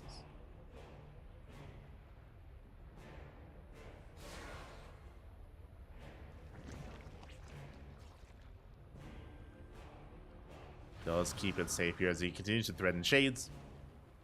First Oracle's moving out across the map. We do have a second Oracle on the way. So it looks like a triple Oracle opener once again from Stats. Nothing too crazy, nothing too wild. There is no Spore, but their Queen's in position. 2 drones go down, and this time the Oracle does escape with a lot more HP. A much better start here for Stats compared to Game 1. Back at home, third base is being taken. Adepts are in position. This time they have not been thrown away. So in general, this is just cleaner play from Stats compared to Game 1.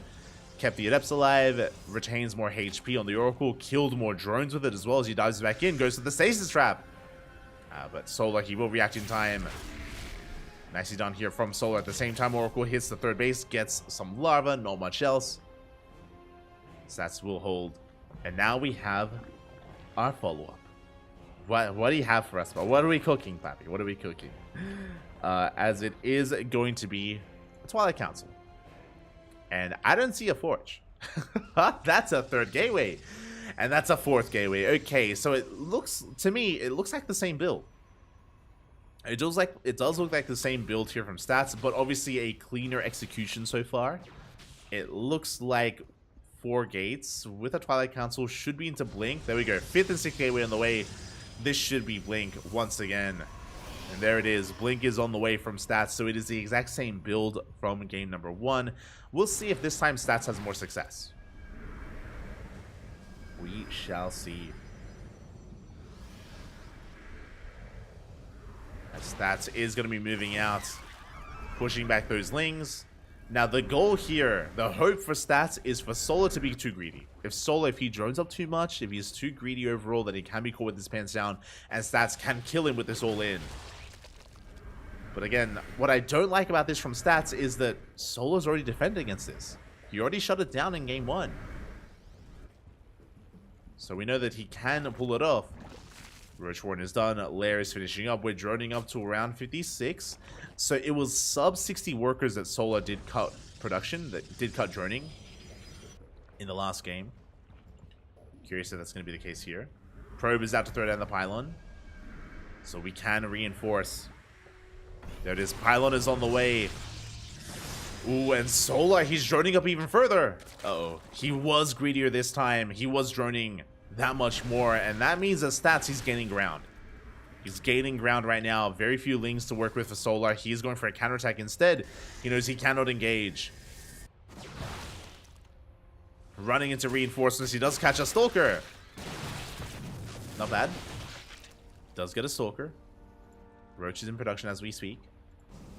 We can see the Stats. He's just cutting his way through this creep. He hasn't endangered, or he hasn't really aggressed upon any of these bases yet. But Solar is in a bit of trouble here. Can we hold on? Queens are tanking shots. Stasis Trap gets baited by a single Ling. Very nicely done. Lings, they continue to harass across the map. Catching more reinforcing probes. Or sorry, more rallying probes. Better way to put it. As this time Blink is done, and Stats, he has a much stronger force this time. This time he was not caught out. Blink is done. He has an army. Unlike the previous game.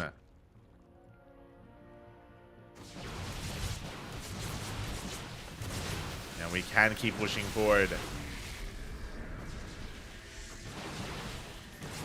And collapsing on those Queens. Trading nicely here against the Roaches. Again, Blink so far have been looking good. We've only lost 1 Stalker. No shot!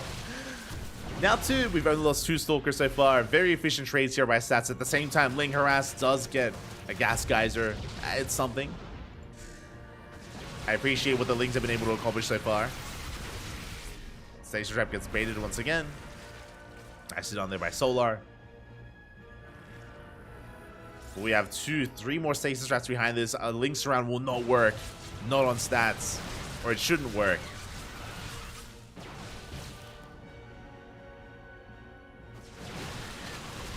That's Stats. He's just trying to gain more ground behind this. Second Robo on the way. The Bay is what we're getting ready for Disruptor production. Getting ready for Disruptors. And again, so far Stats has been trading nicely. He hasn't broken through and he hasn't killed Solar, and I don't believe that this will kill Solar, but because we're working on a disruptor transition, that's going to be the next step. That's going to be the next power spike for Stats. As he's still only lost 2. Only 2 Stalkers going down for 9 Roaches. And 53 Lings. No shot. That's actually crazy. Actually pretty insane. We do pile down another one of those stasis traps. So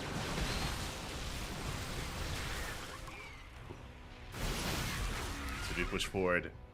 Again, Solar's engagements have been good, but he just hasn't had enough to break this. The blinks have just been too efficient here. Loving how we deal with those stasis traps. And Solar, he's been droning up in the midst of this defense, working towards lurkers. He has been taking. So again, Solar's goal hasn't been to break the army, it's been to buy time for lurker tech. And he has been buying quite a bit of time.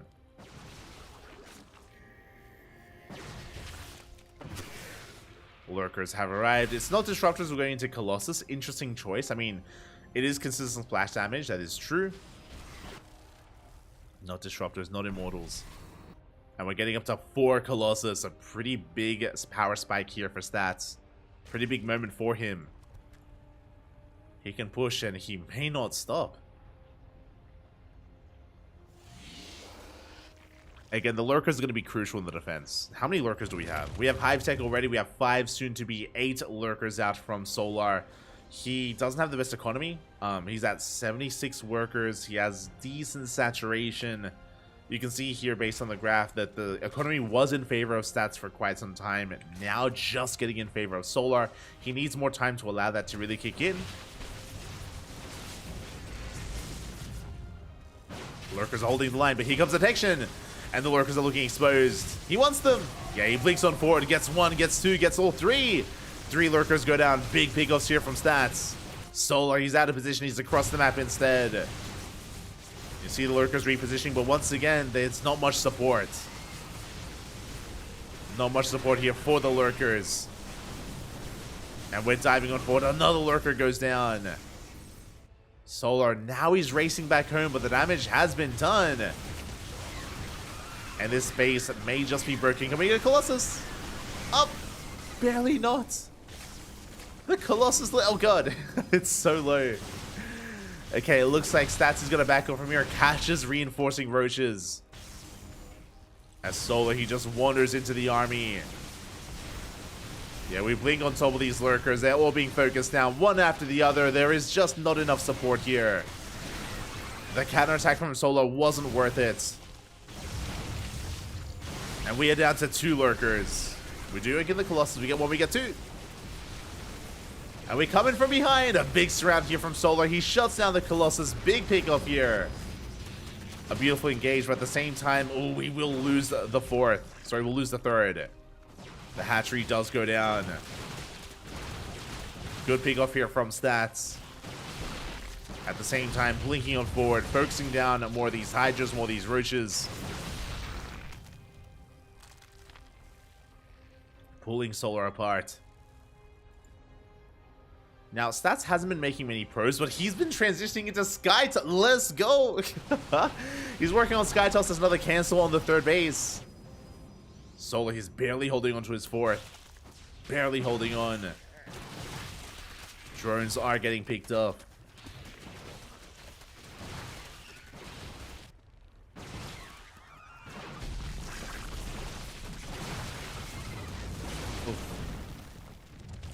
Are getting picked off here as Solar's trying to hold on. Again, like, Hydra Lurker Viper is good, but you know what's better?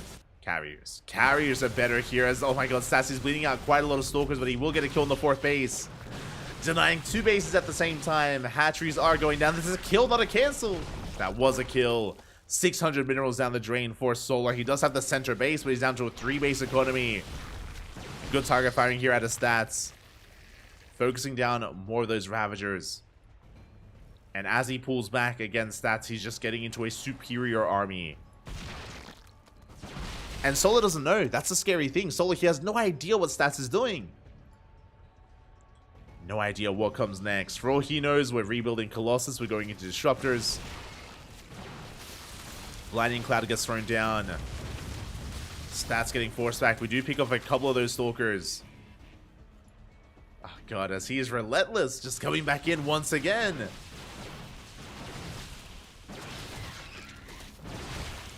As it looks like Solo will finally stabilize. Will finally defend his fringe bases. He's got Lurkers in position. He is double expanding. But again, you can see Stats now taking a supply lead for like the first time in a long time. He is leading out some Stalkers. Solar is pushing on the right-hand side.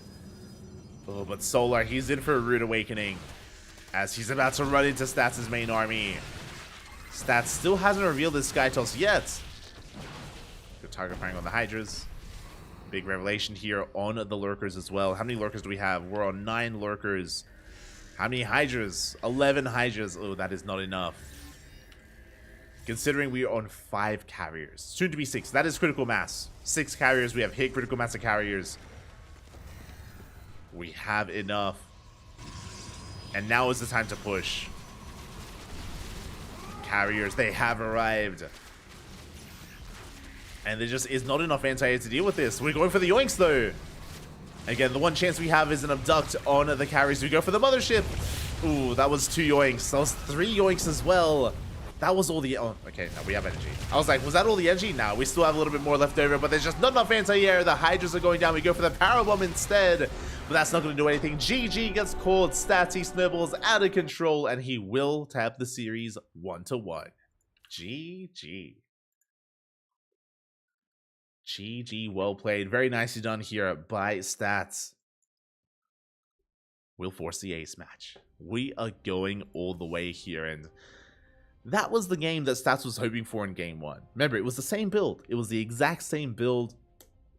This time, though, a much cleaner execution from Stats. He was able to have so much more success with it. He was so much more careful with his initial units, with his Oracles, with his Adepts. He was trading beautifully with his Blink Stalkers. And eventually, that led into that 4 Colossus push, which dealt a lot of damage, by the way. I don't think the carriers were necessary. I think the Stats was doing fine, even without it. The carriers were kind of like the cherry on top. You know, that was ending the game with style. With, you know, the Golden Armada. GG. And with that, we're getting ready for Game 3. Game number 3 going to be taking place on Alcyone. Let's go.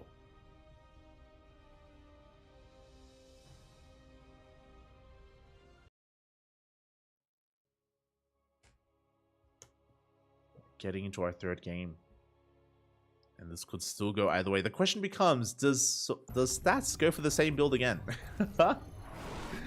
He's done it 2 games in a row so far. Do we go for 3? Let's find out. As spawning in the top right-hand corner of Alcyone, we have our South Korean Protoss player, the Red Protoss, representing himself, currently teamless, but forcing the ace match, already popping off. Can he go even further? It is Stats.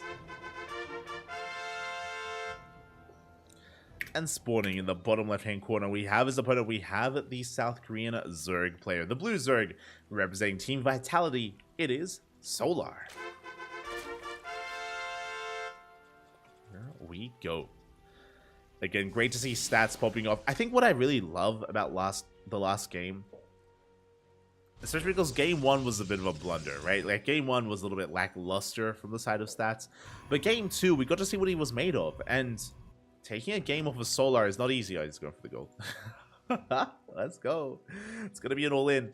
But taking it like Solar, he's our most recent GSL champion. I feel like a lot of people forget that. But the last GSL, Solar did win, which was not too long ago. So Solar, he's in form. He's top 2 Zerg player in Korea. He's one of the best Zergs in the world.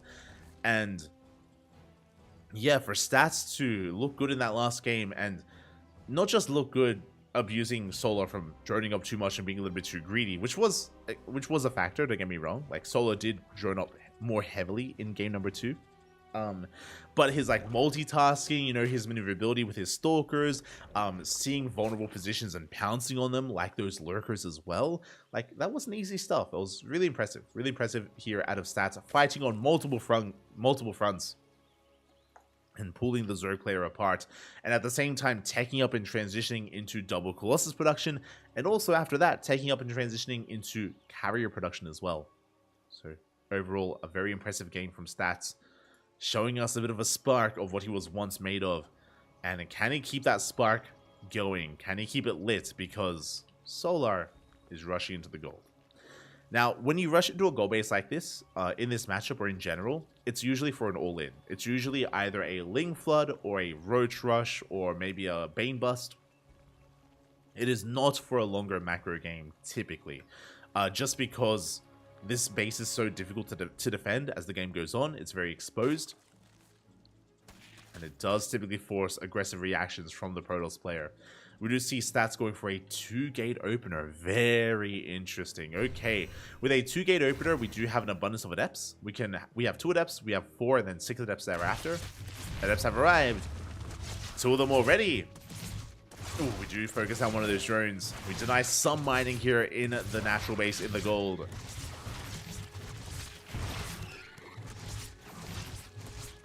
As the adepts, they managed to pick off a couple of extra drones. Oh, getting another. Nicely done here by Stats. So he does deny mining here at the gold base by quite some time, actually.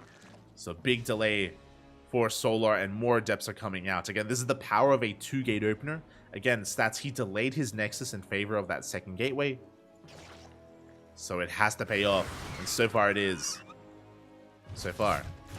Following it up with the Twilight Council, this could be Glaive Adepts. I'm feeling Glaives that it could also be a Dark Shrine. Could be a Dark Templar opener instead. Both are viable. We've pulled out a gas. This should be Glaives. Should be 4-gate Glaive Adept from Stats. Adepts a shade into the main. Again, this is what's difficult for Solar, is he has to defend both bases at once. And they are very spread out. As the Lynx round comes in.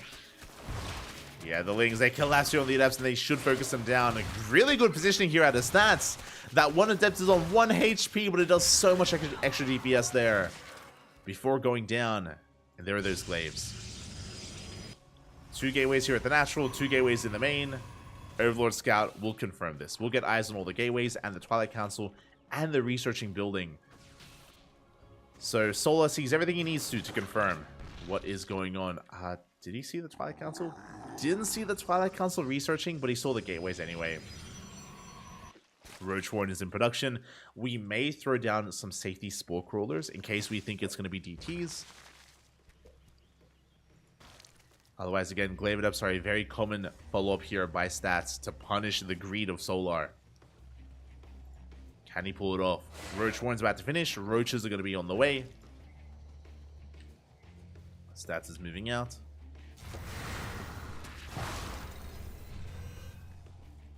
He's amassing his adepts, waiting for the War Prism here so we can reinforce. Meanwhile, Solar is cutting, joining here at 33. He has boosted economy because of the gold base. Lings and Roaches are amassing. Spine Crawler on the way at the gold as well. I'm loving the Spine. Adepts, they do commit to the shade. They do get caught out by the Lings. Solar, he was in position. Roach is going toe-to-toe with the army. Solar being very careful, very meticulous with his control. He's going to lose some of these Roaches. But we're buying time. We're buying time for more Roaches, buying time for more Lings. And Stats, he hasn't dealt enough economic damage. Not yet. He's still committed. And he does commit.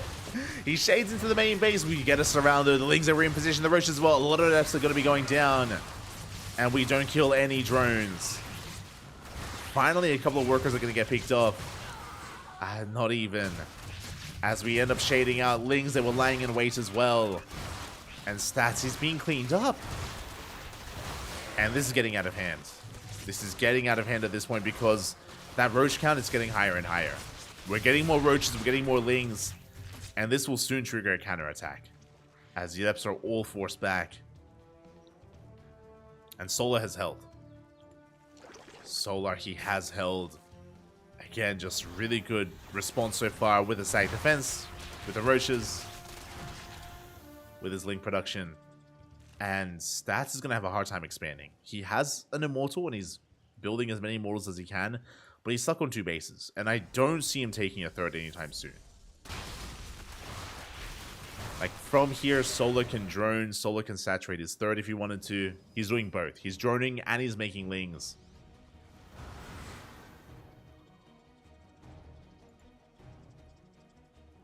Solar going to be retreating.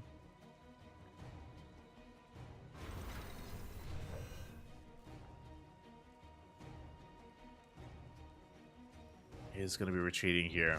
And droning. He's just happy to take a more defensive position. To drone up, to extend his lead. And in this position, he's fine to do so. Like, all that Solar has to do is deny the third. And he has Lings in position to get eyes on that. And Stats is going for a 2-base all-in. Instead of taking a third base, he knows that he cannot, so he throws down a 5th and 6th gateway. It's going to be a 6-gate Glaive Adept all-in with Immortals as the backbone to the army. And did I say Glaive Adept? I should have said 6-gate Blink Stalker based all-in with Immortals as the backbone to the army. It's going to be a pretty large force, don't get me wrong, but it's just going to take so long to really get going. Stats, he really needed to do more damage with those Adepts, and he just didn't. Remember, look at this. He lost 20 Adepts, he killed 3 drones. And fun fact, those 3 dead workers were not to the Glaive Adepts, they were to the Vanilla Adepts at the start of the game. Here at the third, here at the gold. So, Stats, he did 0 economic damage with his Glaive Adepts. He's completely all in. He's moving out. Blink, it's barely over halfway done. It's 60% done here. We still need more time. Adepts, they will shade into the natural. They will kill some workers. Solar caught off guard. But we collapse on the main army. And we force it back. Natural base is now safe.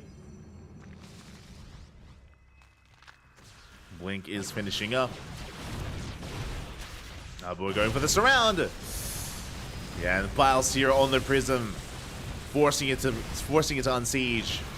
We collapse here on the Immortals. 1 Immortal goes down. The other 2 should be saved here by our Micro, by our Juggling. But there's just too much on the ground, and we're just overwhelming the Stalkers. Even with Blink, there's just too much going on. There's just too much Zerg. The swarm is real. The Biles. Oof. Whilst they graze the Prism, GG gets called as Solar completely shuts down the army, shuts down the all-in, and Solar takes the series 2-1. GG. GG, well played. Congratulations here to Solar. He did come in as the heavy favorite, but a shout out to Stats. Again, Stats, he looked damn good in game number 2. Game 1, of course, we could see kind of what he was going for and, you know, the ideal, you know, what his game plan was, especially in game number 2. Game number 3 was brutal. Stats was forced to react to the goal base of Solar, and we saw that it just wasn't worth it. Initially, he killed 3 drones with his 2-gate opener. His 2-gate opener was successful, I will say that. He killed 3 drones, and he traded very nicely against the Lings, but the follow-up 4-gate Glaive Adepts, that was lackluster. That didn't kill a single drone, which is crazy. I assumed that we had dealt a little bit more damage, but no. 0 economic damage dealt by the 4-gate Glaive Adepts. Really good defense by Solar, and just a fumbled attack from Stats. And it's so difficult to recover from there. From that point, he was forced into a 2-base all-in, which, again, Solar was more than ready for as well, as he was able to get away with that gold. So GG, very nicely done by Solar. And with that, Solar advances on into the semifinals. And we are here to determine who else makes it to the semifinals. Who is going to be there? We have our final quarterfinals match. After this series, we're going to be going on a short break. Then we'll have our semis and our grand finals. Up next, Max Packs versus Cure in a PvT. Let's go. Let us go. Just setting things up. And here we go. So again, for a long time, Cure was known for his Terran versus Protoss matchup. For a very long time, he had the best Terran versus Protoss in the entire world, but that has since been taken by a different Terran. That is since now, I would say, under Clem's mantle. I would say that Clem has the best TVP in the world right now. Cure falling just under him, but he still has a terrifying matchup here that he can flex, that he can flaunt. It is not going to be easy for our Danish Protoss, and here he is in the bottom right-hand corner of Side Delta. We have our Danish Protoss player representing Sidestorm Gaming, the best Protoss in all of Europe. It is MaxPax. And spawning in that top left-hand corner, we have his opponent. We have the South Korean Terran, the red Terran player representing Team Liquid. It is Cure.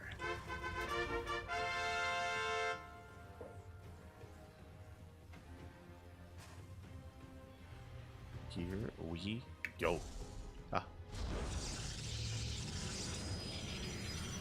As again, MaxPax, likewise, his own PvT has been improving. Shout out to Clem. For Clem and MaxPax, both of their respective Terran versus Protoss matchups have been improving a lot over the past 6 months, maybe over the past year, just because MaxPax and Clem play so often against each other in the ESL Open Cups, ESL Open Cup Americas, and ESL Open Cup Europe. What I will say, though, is I hope Clem is okay. I mean, it feels like maybe Clem is on a break. Maybe he's taking some time off. I mean, more than well deserved. We are in a bit of an off season now that IM Katowice has wrapped up. We have a little bit of downtime before DreamHack Texas. What's it? DreamHack, is it Dallas or Houston? Well, I think it's Dallas, question mark. But before the next DreamHack Spring, essentially. Before that event, we do have some time here for our players to rest, and Clem has been absent. Clem wasn't here for ESL Americas last week, and he's not here for ESL Americas this week either. Again, Clem is usually here. I guess he's on a regular sleep schedule because Clem has been competing in the EU Open Cups. He's just been missing the Americas Open Cups, which he's usually at. So maybe Clem isn't a DGen anymore. Clem would regularly stay up until like 5 or 6 a.m. in the morning competing in StarCraft events, but maybe post IM Katowice his sleep schedule has been fixed, and yeah, he hasn't been staying up. He has not been staying up here these past 2 weeks, so that's probably a good thing. That's what that probably isn't a bad thing. So Clem has been resting up. MaxPax, though, on that grind, as we are going for a Twilight Council opener. So we did have an economic opener from Cure, Rax Expand into Delayed Factory into Delayed Second Gas, but it's all now on the way here for Cure. So just an economic opener. Meanwhile, MaxPax going for a standard opener himself, a Gate Expand into the Cyber Core into now his Twilight Council. Should be for Glaives. Sorry, Glaives? What am I saying? Should be for Blink. My brain was thinking of Stats last game and his Glaive Adepts. My apologies. My apologies. But should be Blink.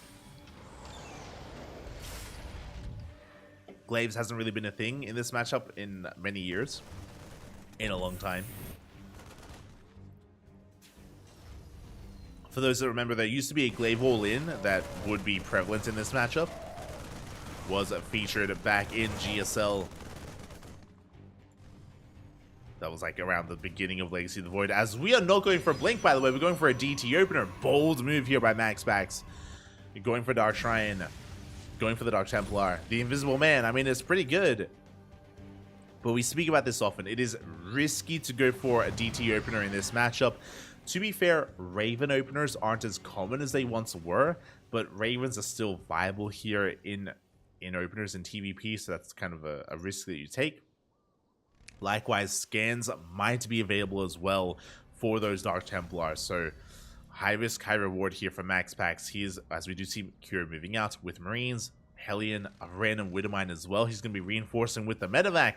We're pushing very early on. A very unorthodox timing here from Cure. And he's catching MaxPax out. What does MaxPax have? He has one unit. He has one Stalker to defend. A Shield Battery, now a second Stalker as well. Oh, the Widowmine shot has to be avoided, as we could cut the army of MaxPax in half with one mine shot. Remember, there is no blink. Cure, he backs off. He's dropping into the main. Thankfully, we have the shield battery. Mine shot going to be spent here on a probe. And Cure makes his way into the main base. Big moment here for Cure as he will scout. He will confirm the Dark Shrine. Forces a recall. Show some one shot. Up. Oh, big connection on the Stalker. 4 probes go down. Oh my god. An insane amount of damage done already. And back at home, there's that Raven that we spoke about. Again, not uncommon to open up Raven here in this matchup. Which is why DT openers are so brutal. Or it's why I should say they're so difficult to actually make work. That's what I meant by brutal. As DTs, they wander into the main. They do get 6 SCV. Oh my god, they're getting even more damage on. Late reaction out of Cure. 11 SCVs go down. This should not be happening. Again, he was distracted by DT here at the natural. And despite the scan, despite the Raven, Cure was still pulled apart. He kills 13 probes across the map, but he loses 14 SCVs. Again, a bit of a blunder defense there by Cure. He had the tools to defend, but the execution was lacking. And just like that, MaxPax is not in the worst position. He should have been in a worse position is what I will say, but MaxPax is on 38 workers. He's working on Blink. He's got a decent gateway count. He's got Archons to harass across the map. Not bad. Not bad here whatsoever for MaxPax.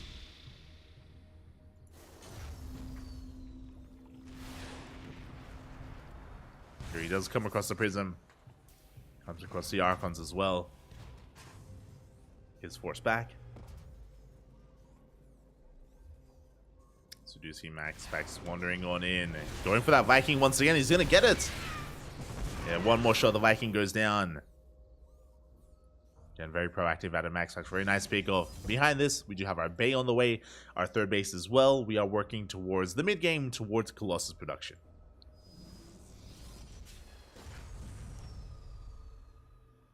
MaxPax just enjoying his map control with this Warp Prism. And Cure is stuck at home.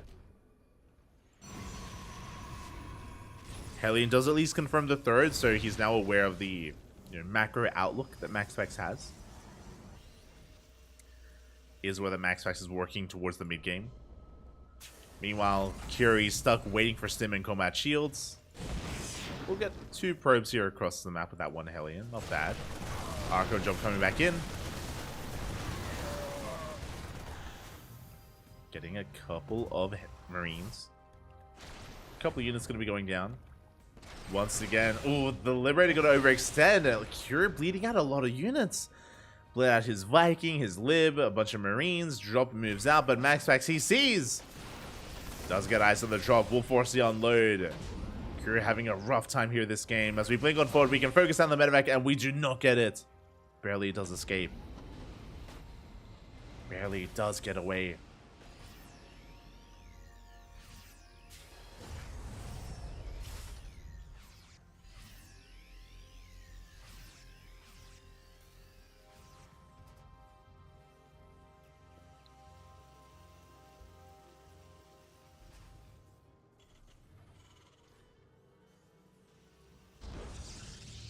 As we do see MaxPax just chilling back at home, getting his third base saturated. Extended thermal lens on the way, charge, forge for +1.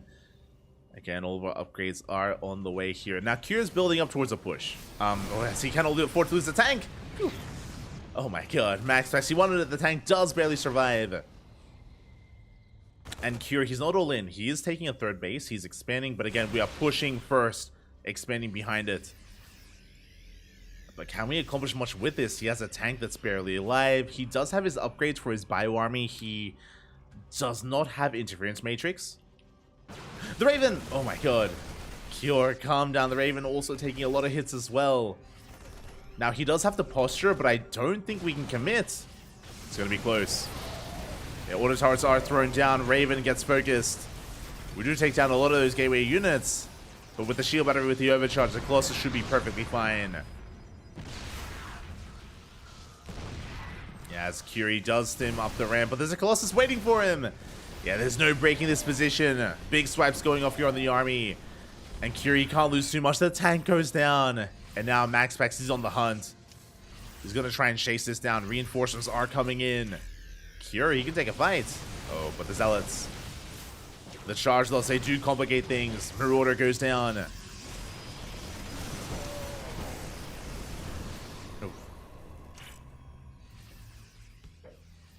Yeah, Curi's gonna have to retreat from here. He does back off. MaxPax's third base was left completely untouched. Fourth base is getting up and running. You can see MaxPax is ready to maynard over and saturate that fourth. Ready to get it up and running. Meanwhile, Cure now expanding and taking his third. Still trying to break his opponent. Could go for a drop, but we have an Observer. The Observer's in position. MaxPax late to respond, despite the Observer. MaxPax misreading it. You saw that he was getting ready for a drop.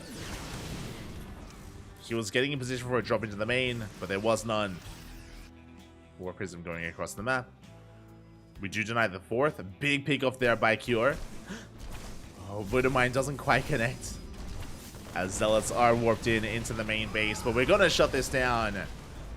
And Cure suddenly in a much better position.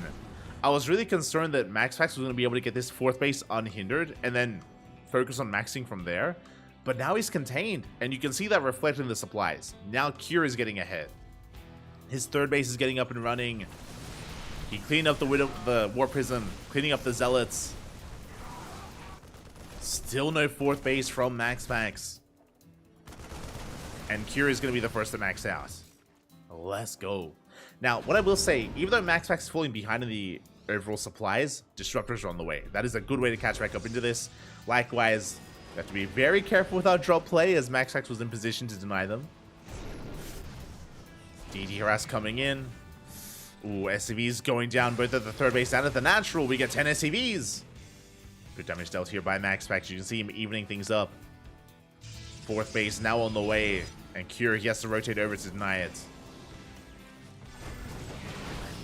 Oh, big mine shots.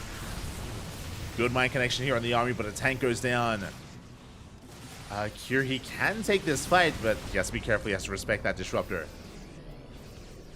Yeah, he will retreat. Doesn't want to test his luck. Never goes off. Ooh. Yeah, takes down a good chunk of Marauders. Cure has to pull back home. MaxPax going to chase him back.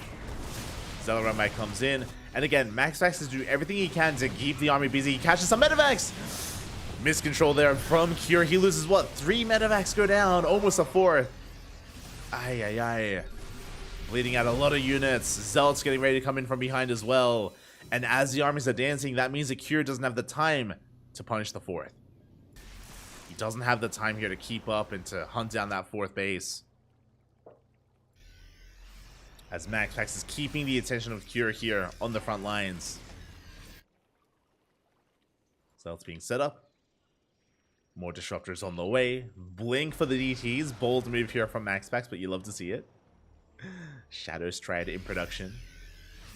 And Cure is going to be taking his fourth.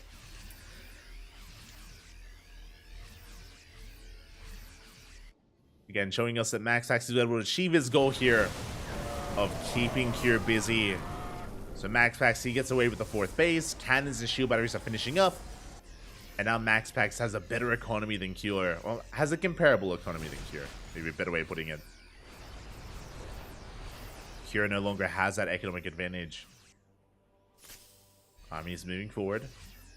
Prism getting ready to harass the natural. Cure is pushing in. Show us the Novas. Up. First Nova kills the Zealots. Bit of friendly fire. Prism goes down in the natural. Good moves there from Cure. Cleans up the War Prism. SCVs, they drag the Zealots away towards the minefield. Big mines going off. At the same time, we pounce on the army. Disruptors get caught out. Big EMPs here on the Disruptors and the Colossus. And that may just be it. Cure snowballing out of control. Distracting MaxPax. So MaxPax getting distracted himself by his own run-by, by his own counterattack. And MaxPax loses everything in one fell swoop, in one big attack. That's all it takes sometimes. As we camp the production, we focus down the Robo. Boys trying to evacuate, but it's a Meek Rider. Every probe goes down, Nova goes off. Won't connect. GG gets called, and Cure takes game number 1. GG. A very intense moment there. Honestly, I could have seen the game going on much longer, but it came down to our attention of our players here. Attention is a resource, of course, in StarCraft, and MaxPax was distracted. Looked like he was distracted by his own harassment as he was rushing his zealots into the third, was dropping the prism into the natural towards the main. And in that moment, Cure, he struck. He pounced on the army. He was able to close the distance and collapse on top of the disruptors and on top of the Colossus, and in an instant, he killed everything. He killed every single unit there. I think one Nova went off, only one, and that was not enough. GG, well played. Cure takes a lead in the series. It's going to be on MaxPax to bounce back in game number 2. Here we go.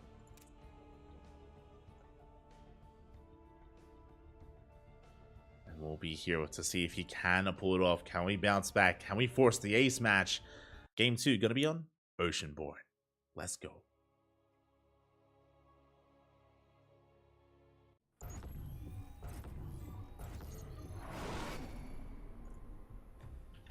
And spawning in the top left-hand corner of Oceanborn, we have our blue Protoss player from the land of Denmark, representing Storm Gaming down in this series. Can he fight back? He needs to, here and now, to force the ace match. It is MaxPax. And spawning in the bottom right-hand corner, we have his opponent. We have the South Korean Terran player. The blue Terran representing Team Liquid. It is Cure. Onomas, one more is all he needs to take the series, to take the 2-0 and advance on to the semi-finals. We'll see if he can pull it off. As for now, we're settling on into our game. If you remember, last game, Cure did go for an economic opener. He went for a Rax Expand, followed by an unorthodox attack, which almost caught MaxPax off guard. And it's looking to be the same. Looking to be another Rax Expand opener here by Cure.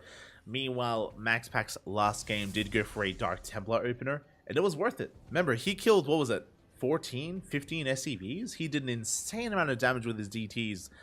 Unfortunately, he also sustained a lot of damage from the drop of Cure. That's why there was a lot of chaos ensuing there in the early game, and I do believe that Cure, he came out on top afterwards. Was able to come out on top. Well, specifically, he came out on top because he was able to contain MaxPax and delay the fourth for so long.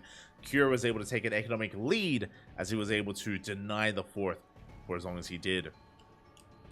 Eventually, MaxPax was recovering when he regained his fourth, but as we mentioned, it all came down to the fight in game 2, or did come down to the fight. I don't expect MaxPax to go for a DT opener again. It's one of those things you whip out once in a series, you don't rely on it. So if it's a Twilight Council, I imagine it's going to be Blink. Otherwise, we could even see a Stargate opener. But I'm not seeing Dark Templar. But we'll see. We shall see, as we did have the Rax Expand economic opener out of Cure, followed by the Factory. Factory is on the way. And we could end up going for another Mind Drop or a Mind Drop variation. Mind Drops are quite commonplace in this matchup. The reasoning for that is because Widow Mines, they can deal damage, a devastating amount of damage, but they also provide you some scouting information as well. They allow you to get a read on what exactly is happening and the opener of the Protoss. As it is a Twilight Council once again.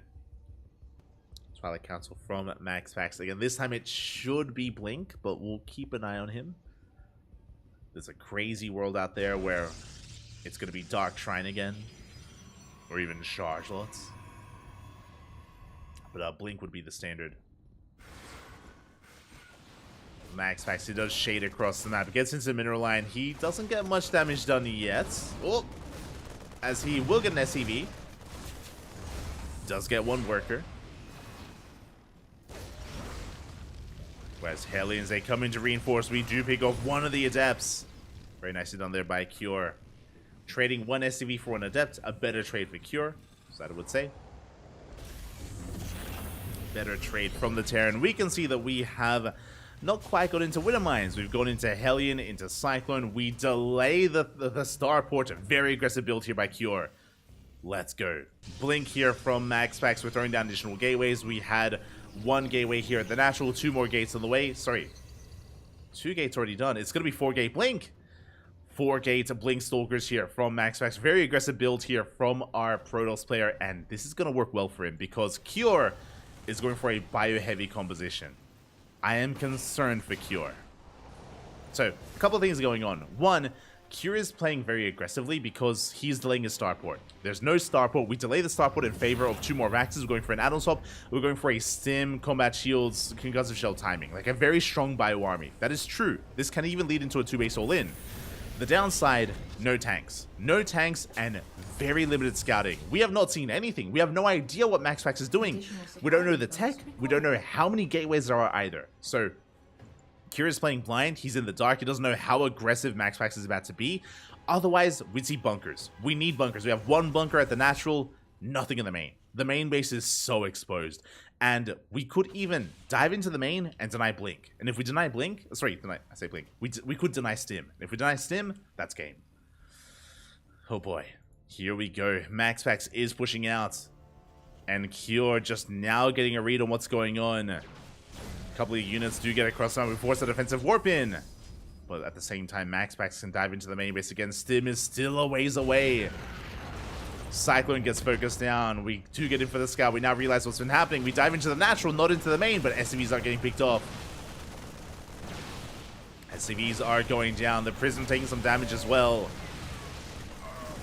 Not a bad start here from Cure. He does force back the army. Both players have lost 3 workers, and Stim should finish.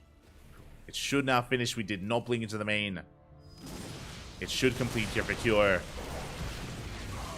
Oh, but these are rough trades here, as again, there's no way to sustain this army. There's no medivacs. There's no healing. There's no support. We now have high ground vision. Now MaxPax is going into the main base, but the upgrades have completed. Ooh. As we focus down a couple of SCVs, MaxPax diving into the main, and we're getting a lot of damage done here. 5 SCVs go, 6 SCVs go down. And what's important is we're picking off workers, we're picking off Marines. We can't push at the moment. We're waiting for medevacs, and until then, MaxPax has map control. He has control of the map. He can freely take a 3rd base. He can probe. He can focus on upgrades. Focus on the next form of tech. And he comes back as the main base, and he's just picking Cure apart. Ay ay ay. I got another 3 SCVs go down. We forced out a stim. The army here for Cure, so battered, so bruised, barely able to repair and keep that bunker alive. More stalkers are on the way.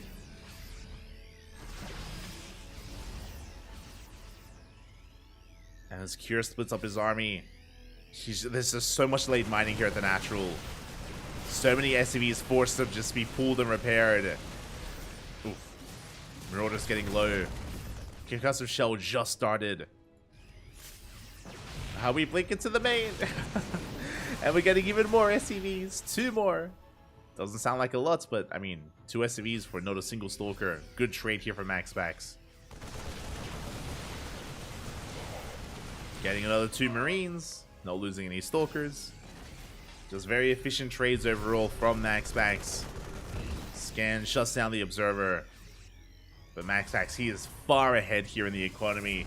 We have charge on the way, +1. The Bay as well for Colossus production. Like, in a way, I don't want to say it was a build order. It was kind of a build order loss for Cure. I say kind of, like, a lot of it did come down to his lack of scouting. Even if you open up in such a fashion, you can still scout with your initial Reaper and Hellion. You can still get a read on what's happening, but Cure, he was just busy back at home. No idea how aggressive MaxPax was, and Cure was punished for it. He was punished for his lack of scouting information, lack of reaction. Or, again, if you're not scouting your opponents, we need to follow up with a safe opener, right? No bunker in the main, despite not being aware of what was happening. And with that, MaxPax is in control. Now, eventually, Cure is going to break free. Eventually, Cure will be like, okay, I've had enough. We're moving out. We're committing. And that may be now. That time may have come. As we focus down the Warp Prism, Zealots are getting picked off. The Stalkers, they catch a medevac. And you can see that these medevacs are running out of energy already. And the army isn't even topped up. And here we go. Curie's all in. At this point, he's pretty all in. The boys are being pulled. They run into the Zealots. No! But again, we're all in. The boys are being pulled. They run into Zealous. They're being shut down before the fight even occurs. Not like this. Really rough timing there for Cure. As he's being picked apart. 12 SCVs going down before the fight starts. Again, just really good timing with that Zealot run by. Catching reinforcements. Slowing them down. Colossus has right. We throw down the overcharge. We throw down the force fields. The boys are getting melted, Papi. And we're just running out of steam. GG gets called. The defense is just too strong, and MaxPax will tie up the series 1-1. We're forcing the ace match. GG. Let's go. We are forcing game number 3. Again, MaxPax just punishing the build of Cure so well there, and punishing the lack of scouting that Cure was relying upon. Again, he had no idea what was going on. As a result, he couldn't prepare. He was just picked apart. GG, well played. On top of that, also, it wasn't just the builds. I also have to praise MaxPax for his control. Again, his Blinkstalker micro to pick off SCVs, pick off Marines, pick off Marauders, catch Medevacs. Just really, really efficient trades there from MaxPax. Just pulling Cure apart. And with that, we find ourselves in game number 3. It all ends here. It all ends on Hecate. Let's go.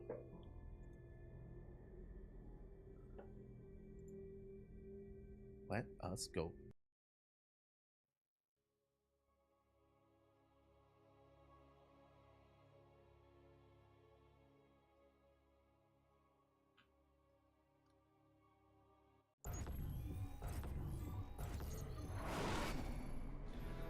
So now going to be getting into game number 3, the ace match here, and spawning in the bottom left-hand corner of Hecate, we have our blue Protoss player representing Storm Gaming. We have our blue Protoss looking to claim this, actually tying up the series 1-1, forcing the ace match.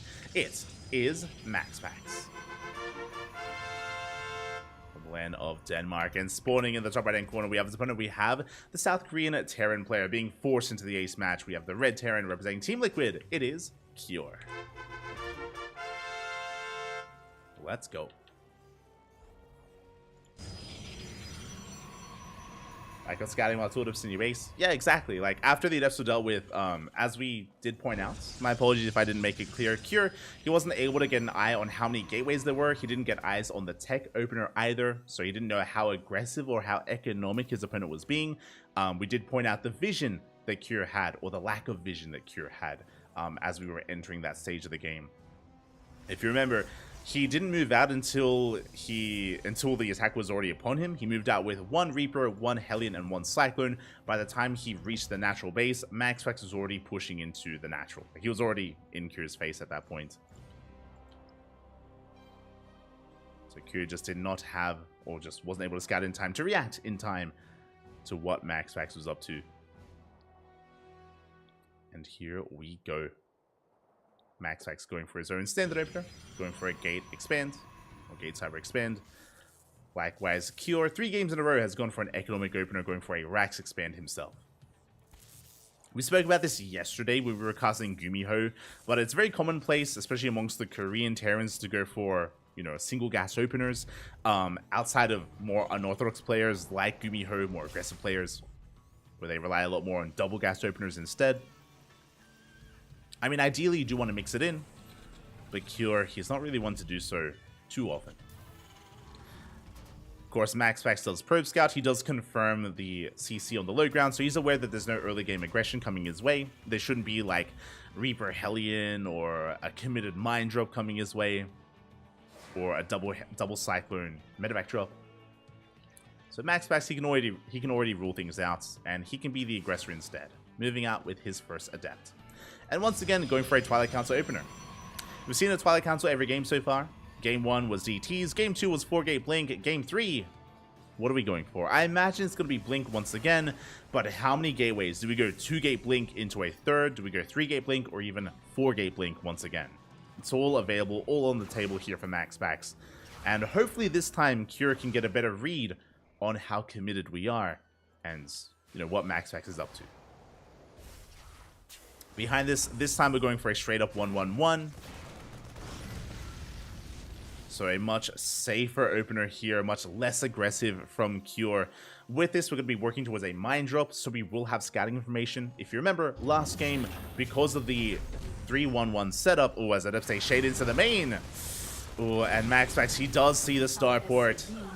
He's aware to be ready for that drop play, as the depths are going to be cleaned up. And they do get a couple of SCVs, 3 SCVs go down. But again, winding it back, if you remember last game, because of the 3-1-1 setup, there was no medevac, there was no starport whatsoever. So Cure didn't have the opportunity to scout. But this is also why mine drops are so common and so popular. As we spoke about earlier, they allow you to get damage done and also scout your opponent with the drop itself.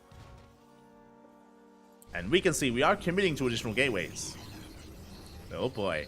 So same build 2 games in a row. MaxPax, he is going for 4 gate blink here. Back at home, 2 gateways are done, 2 gateways are on the way. Same build as game number 2. And Cure will get a read on this. He is going to be zooming across the map. Blink still on the way, Robo still on the way. And Cure will realize he already has a tank in production behind this, so just a really safe follow-up. He did commit into 4 Widow Mines, so that means that the tank is a little bit delayed. Typically, we go into 2 Widow Mines, then straight into tank production. So the first tank and the second tank is going to be delayed as a result. Mine drop comes in. And we will deny some mining. Get a couple of worker kills at least. Show us the blink. Oh. Get nice control here at a MaxPax. Avoiding those shots, only losing 1 probe. Cleans this up. We'll shut it down. Cure, he's aware, of course, of the blink-based opener. Back at home, we have a bunker on the low ground. Tanks are coming out. We should have 2 tanks in time. No bunker in the main, though. Decent SimCity will work in favor of Cure. But here comes MaxPax. Again, Cure, the medevac stuck here in the corner of the map. Reinforcements on the way. Again, Cure gonna be getting eyes on the SCV, but here at the natural base, we don't pre-pull the SCVs. The bunker's gonna go down. Bunker does fall. Ay. Tanks are repositioning. Boys are being pulled. This is already becoming too much damage, as so many SCVs are gonna be going down here. Yeah, we dive on top of the army. We dive on top of the tank. Tank goes down. Cure, he does get 5 workers across the map. Does get some economic damage done, which is nice. But he's already lost control of the natural. The natural has been broken. The tank died. The bunker died. The tank is repositioning. And MaxPax, he's snowballing out of control. This is becoming far too much. We dive on top of the tank, and it will go down. That's going to be 17, 18 dead SCVs. We have been bleeding out a couple of Stalkers, but it's already been worth it. It's been worth it here for MaxPax. At the same time, we have some auto-charge harass across the map. We get a couple of probes, but only a couple of workers. Yeah, as this has snowballed out of control. It's becoming too much to handle.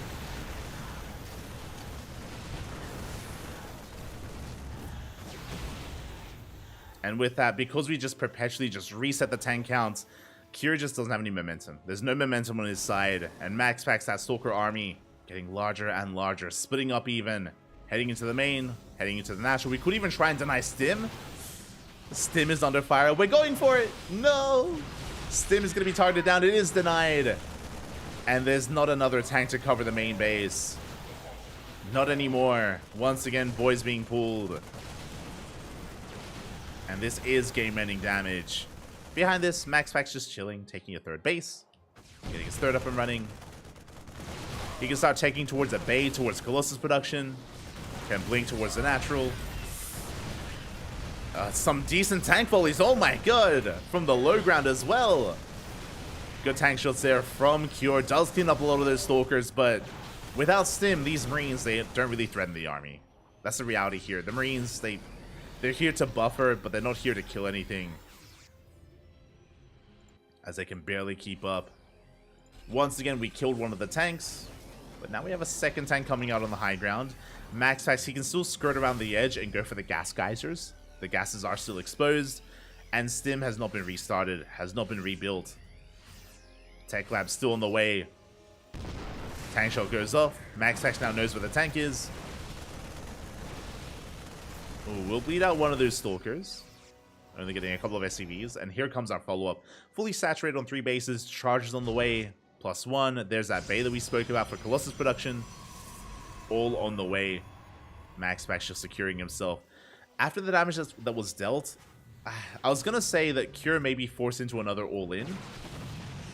He may be forced into another all-in. The problem is there's no Stim. Stim just now restarted. We're still bleeding out so many SCVs. We barely have any boys to pull. But it still feels like the only option here for Cure. Just like what he tried to go for in the last game. Observer goes down. It's going to be a little bit harder to scout a boy pool and the all-in. Stim is halfway done. Combat shields just started. And here we go. We have to send it. We just got to do whatever we can here. We'll keep an eye on the SCVs. As Cure is moving out across the map. Oh, even leaving some supply back at home to defend that mineral line.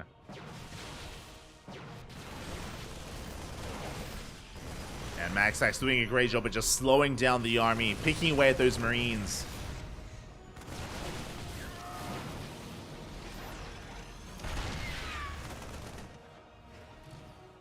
Taking off Marines. We do have reinforcements on the way. There are the boys. As we mentioned, like at this point we have to pull the boys like this. It's the only option here. The only chance that Cure has. As he's fully all in. There you go. Tanks are pushing forward. Liberator harassing. On the right hand side. We're getting ready for a surround though. Overcharge spot. We focus down the lib. We focus down the tanks. Zealous from behind. As charge does complete. And there's just an overwhelming army here. We surround the army. We just shut it all down. There's one tank left, one Liberator left, and it will fall as well. GG gets called, and MaxPax will take the series 2-1, advancing on to the semifinals. GG. GG, well played. Congratulations here to MaxPax as he will take down Cure 2-1. Did struggle in the first game. Did struggle a little bit as Cure was able to snowball out of control. But in game 2 and game 3, MaxPax did what he does best. 4-gate blink. 4-gate blink stalker. Let's go, Poppy. Let's go. Again, unfortunately, Cure was a little bit greedy. Just a little bit too greedy in his opener. We pointed it out at the time, but Cure decided to go up to 4 Widow Mines. That means that does mean that your first and second tank, I mean, your tank production in general gets delayed in favor of an extra wave of Widow Mine production. So we committed a little bit harder to Widow Mines. We saw that it didn't do any damage, right? He killed 1 probe with 4 Widow Mines, and the Blink Stalkers just annihilated everything else.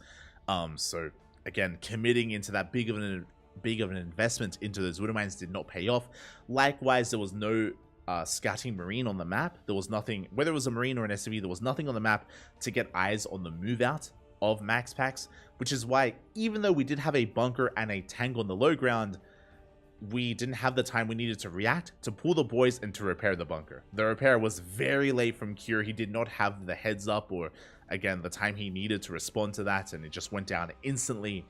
Bunker goes down, tank goes down, and the dominoes, they just started to fall one after the other. 4-gate Blink Stalker is very momentum based, and it can very quickly escalate out of control, as we saw there, in favor of MaxPax. Favor of Max, like your defense has to be clean. It has to be clean, Papi. It has to be clean defense, and was not clean enough from Cure. GG, well played. With that, we have our semifinals ready. And a shout out to D. Oh, D Money in the chat. Oh, gracias, Papi. Gracias. Thank you, thank you. Much love, Papi. But yeah, with that, we have our semifinals ready for us. Oh boy, we've been just building up towards this from the top. Okay, we do have 2 semifinals. Solar versus Hero. We casted Solar takedown stats earlier. We also casted Solar takedown Su.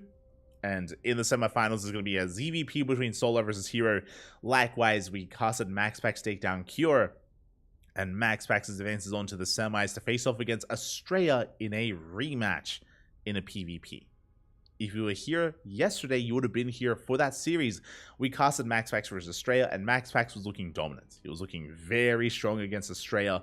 It was a very dynamic PvP. It's always a lot of fun. Always a lot of fun casting MaxPax versus Estrella, but MaxPax was looking damn good in that series. So we'll see if Estrella can redeem himself. Likewise, we'll see if we get a rematch from last week's finals. For ESL Open Cup Americas 215, it was a finals between Hero and MaxPax. They were in the finals, and Hero looked scary. He 3-0'd MaxPax. Hero looked dominant in that tournament, and MaxPax had a really hard time in the finals. But we'll see if they face off again here this week, or if they can be stopped. Again, there's Solar and Estrella standing in the way of Hero and MaxPax. We're going to be going on a short break. When we return, we will have MaxPax vs Estrella in that PvP coming up next. See you then. Take this moment, hydrate all your hydras, stretch your riches, posture check in the chat. Make sure that you're not slouching, no slouching. Look away from the monitor, take care of yourself, get some water, all that good stuff. We'll be back in 5 minutes with the semis. See you soon.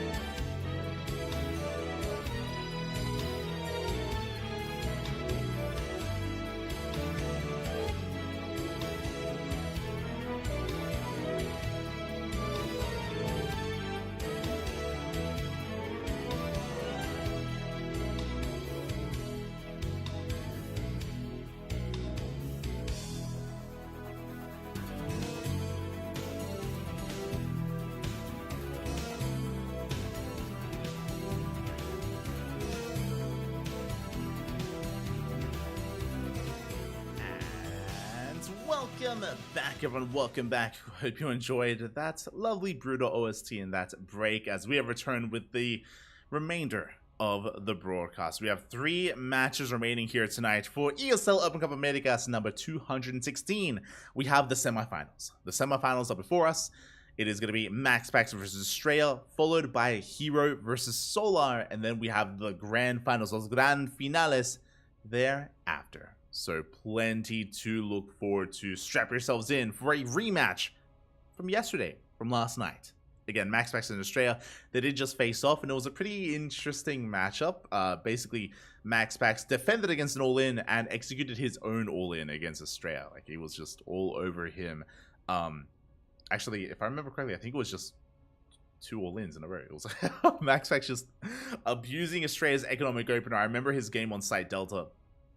But we'll see how their dynamic changes here tonight as we get into their next best of 3. Oh boy, here we go. As a reminder, the winner of this series advances on to the grand finals. In game 1, this time, going to be on Oceanborn. Let's go. Now, if you guys want a little bit of a recap as to what happened the last time they faced off, if you weren't here for it yesterday, essentially, we had Estrella out-greeting MaxPax. Estrella was going for these gate expand openers. Meanwhile, MaxPax is going for double gas openers instead, and MaxPax was able to punish the greed of Estrella. Whereas Estrella was trying to out-greed MaxPax. MaxPax was like, okay, you want a faster Nexus than my Nexus? Okay, I'll just all-in you. And as a result, MaxPax was able to have his way with Estrella in that scenario in those games. But we'll see if that does continue as we're getting into game number 1. And sporting in the top left-hand corner of Oceanborn, we have our Danish Protoss player, the Blue Protoss representing Sidestorm Gaming. It is MaxPax. And spawning in the bottom right-hand corner, we have his opponent. We have the American Protoss, the red Protoss player. Representing himself, currently teamless, it is Estrella.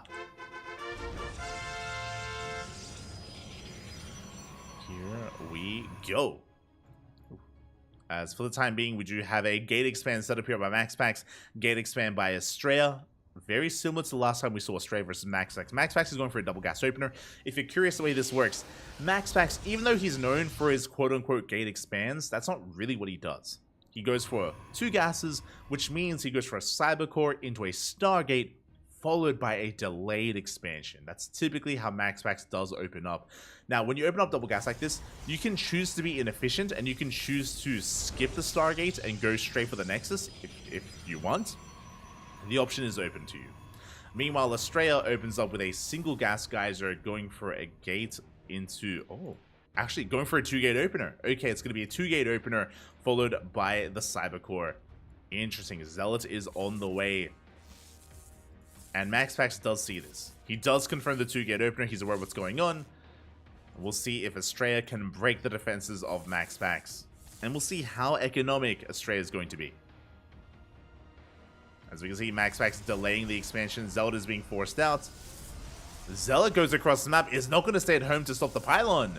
Uh-oh. Very interesting here. MaxPax also calling out his own Zealot. The Zealot action is about to begin. It's upon us as... oh, never mind. They avoid each other. Never mind. I thought they were going to clash. There's that Stargate that we spoke about. Again, double gas opener means faster Stargate for MaxPax. That's going to be for Void Rays and Oracles. Estrella going to try and delay the expansion of MaxPax. And he's going for his own. You can see here. Going straight into that expansion. Delays his... I almost said Phoenix. Delays his additional Stalkers. He made 2. Skips his 3rd and 4th, going straight for that Nexus instead. And again, we'll see if MaxPax can hold. We'll see if he can survive this. Stalkers, they have arrived. They're going straight for the shield battery. Shield battery is under fire. Stalker on the way. Pylon going to be cancelled. MaxPax can now expand, but can he deal with these Stalkers? Again, Estrella, he can't outrange his opponent. But there's a shield battery, and yeah, MaxPax, he does hold. He does hold on to his natural. Now, Estrella will have a faster Nexus, technically. That is true. We'll have the faster expansion. Meanwhile, with the Oracle production, we can harass. We can go straight for the mineral line, straight for some probe kills. Shield batteries are on the way. Estrella, he saw the Stargate. He knows that Oracles are coming. He's getting ready for it. Astray is getting ready for those oracles back at home with that shield battery. MaxPax, meanwhile, on the way. If he wants to, MaxPax, he could come together with the oracle. Throws down the revelation, gets eyes on the Twilight Council, is aware of the further tech. But he could consolidate his army and try to break the natural base. But yeah, Astray, he should have enough. Warpins a wave of Stalkers. Forces back the army. Oh! MaxPax getting very low with that Stalker. Is being forced back. And Astray is in a pretty good position. Like, he's got his natural up and running. And Adept does shade in. Does get 2 probe kills. Outside of that, Astray is looking okay. Meanwhile, we have gone from 1 Oracle now to 2. And 2 Oracles one-shot workers. A shield battery is not enough to defend. Thankfully, Astray is in position with a handful of Stalkers. He's ready here to receive. But is it going to be enough? He does come in with a 3rd Stalker. And it looks like he will zone back MaxPax. Oh, as I say that, though, he does commit. 4 probes go down. But MaxPax is going to lose an Oracle. Not the best trade from our blue Protoss. 1 Oracle for 4 workers. Meanwhile, behind this, we're getting into a Twilight Council of our own. Blink. 3 more gates on the way. This looks like a 2-base all-in. I mean, it's 4 gateways for now, which is okay. This could just be a safe opener. This can still lead into a 3rd. It could lead into a 3rd, or it could lead to something else. My eyes are on this probe.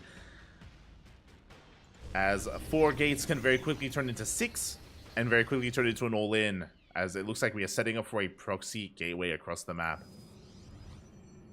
Yeah, warping in more Stalkers. Astray sticking with 2 gateways. It looks like Astray wants to go for a faster 3rd, so Astray is going to have an economic follow-up. There it is, a 3rd base is on the way. Meanwhile, we're going for a 2-base all-in. It's happening. Oh boy. Probe is moving out. I do like this from MaxPax. Sending his probe towards a 3rd base location. 3rd base is on the way, but I believe we should be throwing down a gateway. Pylon is now done. Just waiting for those resources. Oh, as we do catch out the Stalkers. Oh my god. 1, 2, almost 3 Stalkers go down. MaxPax getting ready for his proxy. We catch another Stalker. Astray in a lot of trouble, actually. Bleeding out a little bit too much. Adepts, try to harass. MaxPax, he does manage to be in position. He does shut them down. Oh, it does get an Adept. Only 1 shades in. We warp in. We also clean this up.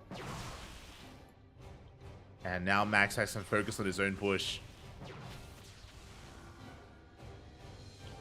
He can focus on his own aggression. And here he is. He's across the map. His goal here is to break the 3rd.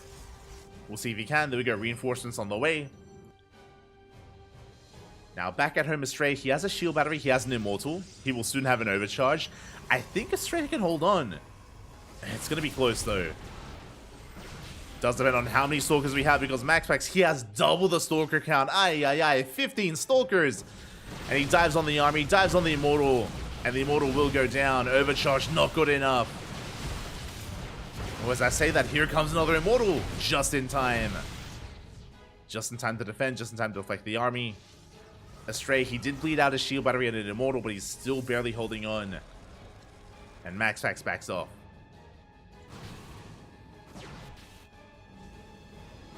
Oh, triggers the shields. Dives on top of the army once again. Gets the immortal. And here come reinforcements. He did come in with some more Stalker warp-ins. Boys are being pulled. Astray, he was so close to getting away with this 3rd base. So close to getting away with the economy. 13 probes go down, and just like that, Astray, he plummets in his worker count. He holds, but at what cost? Looks like the Oracle goes down here at the natural. Astray, he's now down almost 20 workers. MaxPax, his own 3rd base is fully saturated. Again, his gateway explosion did pay off. He was able to punish the faster 3rd base of Astray. He wasn't able to break him, but punish him nonetheless. And now Astray, he's stuck at home, working on his own +1. Now, what I will say is that Astray, his +1 timing is going to be a little bit stronger. A little bit.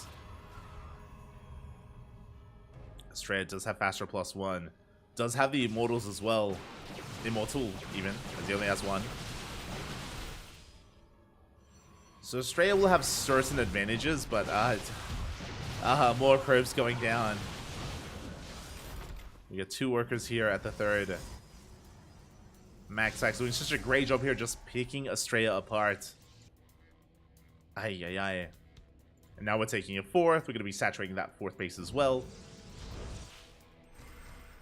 Dark Shrine on the way because why not? I don't think the Dark Shrine is necessary, I'll be honest, but it's on the way. So we can just harass and just keep Australia on the back foot. Do we have an observer? We do have 1 observer for Australia. It's moving out across the map. Won't be at home to defend. Not yet, at least. Oh, we may. He sees! Yeah, MaxPax, he's hunting the observer. Does spot it coming in with his own. And Australia's gonna get the hell out of there. As the observer takes a couple of hits. No, it stops moving. Thankfully, Australia does get away with it. Collapses on the army. He comes in with his own immortal. Yeah, MaxPax, he gets caught out. Lured into the army. And he does need to retreat. At the same time, Zelaramai catches the 4th, forces to cancel. Australia's going to keep on pushing. Does have a bit of momentum on his side. But here come the charge lots, and we do have a shield battery. Overcharge, defender's advantage. Reinforcements are on the way. Charge isn't done, by the way. I thought it was. My apologies. Charge just started. So slow loss to reinforce. I think MaxPax also thought it started. Yeah, he's chronoing it now. Bit of an oversight there by MaxPax, but he shuts down the Immortal. Forces back the army. MaxPax, he maintains his 4th and his economic lead. MaxPax, he is still up 20 workers. And Australia's pretty all in. Pretty all in at this point. It would be on Australia that I would say, like, okay, we need like a Dark Shrine for DTs or Disruptors or something crazy here for Australia to come back. But it's MaxPax with the DTs. They're in the prison. They're headed for the main.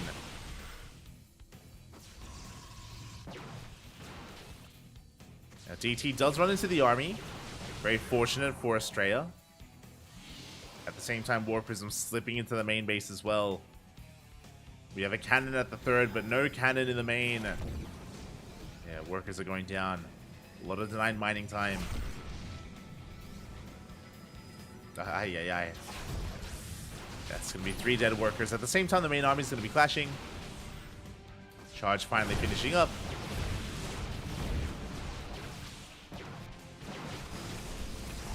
As we go for another big warp in here into the main base, just keeping Australia busy. As MaxPax sees Luna just break on through, he's being forced back. The Immortals weren't able to take part in that fight. Unfortunately. But we have another DT here at the natural. 10 workers go down. We kill some gas geysers as well. Now, Australia does have a larger army. That's something to consider here. He does have a pretty massive Stalker force. He's got 33 Stalkers. No Immortals. A handful of Zealots. So, Australia, by committing this hard into Stalkers, there's a world where maybe he can outposition MaxPax and catch him off guard. The whole position micro, a little bit brutal there as more Zealots are getting picked up. Good trade from MaxPax. Even though he's down in Stalkers, he makes up for it in the Immortals. As it looks like MaxPax was missing some reinforcement waves, some warp-ins. Zealots, they come in to reinforce. They're coming in, and it looks like Australia is barely breaking through those Zealots. But is being forced back to the overcharge. MaxPax pulling back, and he's just waiting for more Zealots before coming back in. He's on 5 bases. Australia just now getting his 4th up.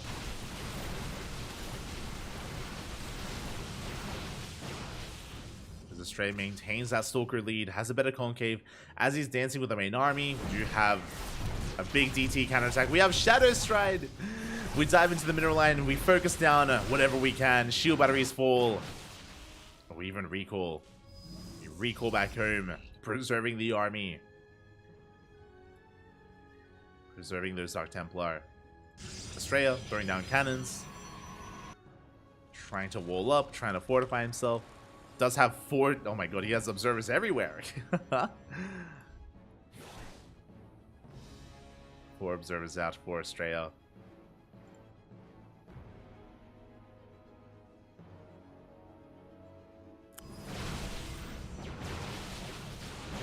And again, he's got a pretty comparable army. Like, his economy is in shambles, don't get me wrong. But at this point, I would say that MaxPax maybe invested too much of his supply into his economy. It's hurting him more than helping him. MaxPax, he's on 99 probes. We don't need this many. It's ay. Just nonsense. He's still making more, by the way. He's making 2 more. He's crazy. Zealots and DTs, they get into natural. They get another 10 workers. They go straight for the robot. The robot is going to go down. MaxPax, he blinks the hell out of there. He's up to 101 probes.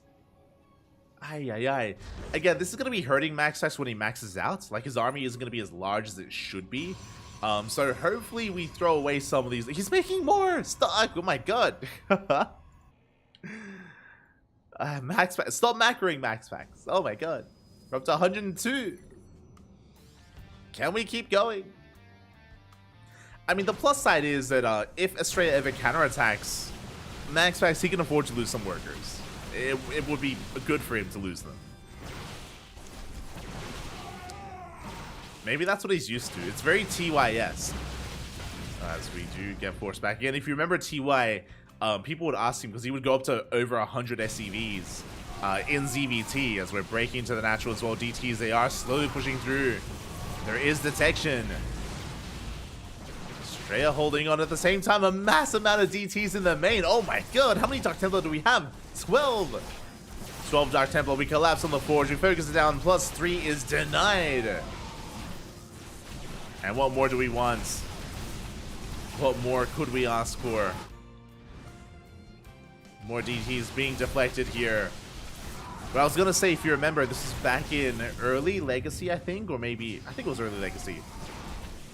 TY was asked about, like, why he gets over 100 SCVs. I think it was in a winner's interview. And he said that, like, well, he expects to lose SCVs. He expects SCVs to die, so he just overmakes them. So he's, like, in a good position, like, even if he loses, like, 10 plus SCVs. So, like, a run by. It's like, it makes sense. Like, it worked. It did work for TY. Unfortunately, here, we're not losing any probes. So it feels bad, man. Feels bad.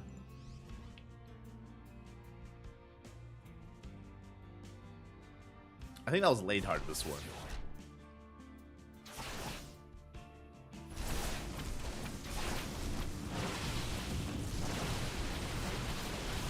As yeah, we do see as we do see Estrella getting picked apart here, and unfortunately he was just pulled apart left and right by the DT, harassed by the Zealots as well. Again, lost map control a long time ago, and MaxPax, he was able to get away with quite a lot there. GG, well played. MaxPax takes game number 1. GG. There were some moments for Estrella, is what I will say. There were some decent moments for him. If you remember, the initial Oracle opener from from MaxPax didn't really achieve too much. But winding it back, if you remember, it was when Estrella was taking his 3rd. The big difference in their in kind of the direction of our 2 players here was Estrella, off of 2 gateways, off of 2 gate blink, he went straight for a 3rd to try to be greedy to get away with it. And if you remember, MaxPax went up to 4 gateways, delayed his 3rd base, went for extra Stalker Warp-ins, and there was that big moment at the 3rd base where he didn't break Estrella, but he took a massive worker lead. That was the moment when MaxPax got ahead by 20 workers and never really lost that lead. He just crippled the economy despite the greedy follow-up of Estrella, despite the economic outlook on the game that Estrella was trying to go for. He was shut down. And from that moment, he's just behind, right? Because he's down in production, he's down in economy, down in bases, he doesn't have map control. From that moment forward, MaxPax kind of took the reins there. We saw that Estrella at times was able to get a larger army. That's true, but he couldn't really sustain himself. He couldn't really support many losses, and he never moved out, right? If I'm not mistaken, I don't think post 3-base setup. I don't think Australia was ever able to move out on the map and ever able to be aggressive and be assertive. The map control from MaxPax was just a little bit too much to handle. GG. GG, well played. And now we're getting into game numero dos. Let's go. Oh, interesting. On Equilibrium. Okay, the map was not vetoed. I'm ready for it. I am ready for it here. Equilibrium, of course, a very large map, and the map pool has gold bases that could be taken by either one of our players. We'll see if anyone is feeling up to the task and feeling frisky enough to take a fast gold. And here we go, spawning in the top right-hand corner of Equilibrium. We have our Danish Protoss player. The blue Protoss representing Psystorm Gaming, leading the series 1-0. It is MaxPax. And spawning in the top left-hand corner, we have his opponent. We have the American Protoss player down in this series, looking to fight back, representing himself, currently teamless, looking for a team deserving to be on a team, as he is the best player in all of the Americas. It is Australia. Here we go.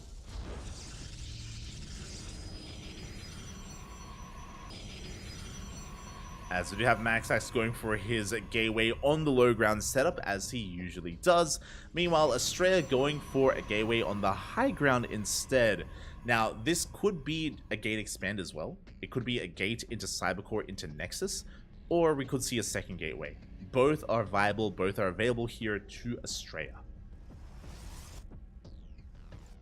As a probe scout is coming in. And there it is. There's that second gateway from Australia. Is on the way. So 2 gate opener from our red Protoss player. And that means that Australia, he has an option. He has a choice to make. Do we go for a 1-base all-in? Do we try to 1-base all-in MaxPax, as he this time went for a gate expand? There we go. So MaxPax, he went for a single gas in the main base, which means no Stargate. It means straight up gateway into Nexus. The greediest, the most economic opener you can go for in a PvP. MaxPax, he's asking to be all in. And will Australia answer the call? Probe Scout was late for Australia. He's now coming in. And Australia, he has an option. Okay, here we go. We see MaxPax, he's checking for the goal base. Australia, he's going for it. Well, at least he thought about it. Probe did arrive, but they do scout each other. Worker scout from Australia, getting across the map. Does get eyes on the wall. Saw how late the Cybercore was, which means he knows that we've expanded. He's checking to make sure that the gold wasn't taken. Will he take it himself? He will! Let's go. How do you take the gold on Equilibrium? You take your opponent's gold. Oh my god. Okay. So with this gold base, this also creates a launch pad for the bases here of MaxPax. So we can push in, we can be aggressive, we can be assertive. Australia, he comes in with the scout, confirming, of course, that it was a faster Nexus. Delayed Stargate here for MaxPax. And how will Australia piece this all together, as he will lose the worker? Probe goes down. Stalkers are moving out across the map, going for 2 more gateways behind this. Again, this should be a 2-base all-in from Australia. He should be hyper-aggressive. The goal here is to apply as much pressure as he can with these Stalkers. As remember, Australia, he has a Stalker advantage because of the 2-gate opener. So he has a larger ground army. His goal here is to contain MaxPax while he takes the gold. Checking the vision here, MaxPax, he has scouted the goal base. He knows. He is aware. Void Ray is in production. Stalker's going to be trading. Gas is being taken. Shield battery on the way to support the army. And this is, again, going to be a spicy one, Bappy. Let's go. How do we piece this all together? All 4 gateways are up and running. Australia, make sure he doesn't get supply blocked, is going for the recall here towards the gold. Void Ray has arrived, but the shield battery is almost done. Ooh, and is this the fight to take? Because we are going to catch out the Void Ray. Couple more volleys in the Void Ray. Una más. Oh, will barely survive. MaxPax not quite punished for it. We'll lose a Stalker, but that was a 2-for-1 trade. See here, a good trade for MaxPax. Still though, again, he's down in production, he's down in Stalkers, now he's going to be falling further behind. And the economy is still up and running. Oracle coming in, trying to punish it. Gets a probe. Gets 1 worker. Australia not quite in position. Warping in more reinforcements. They are on the way.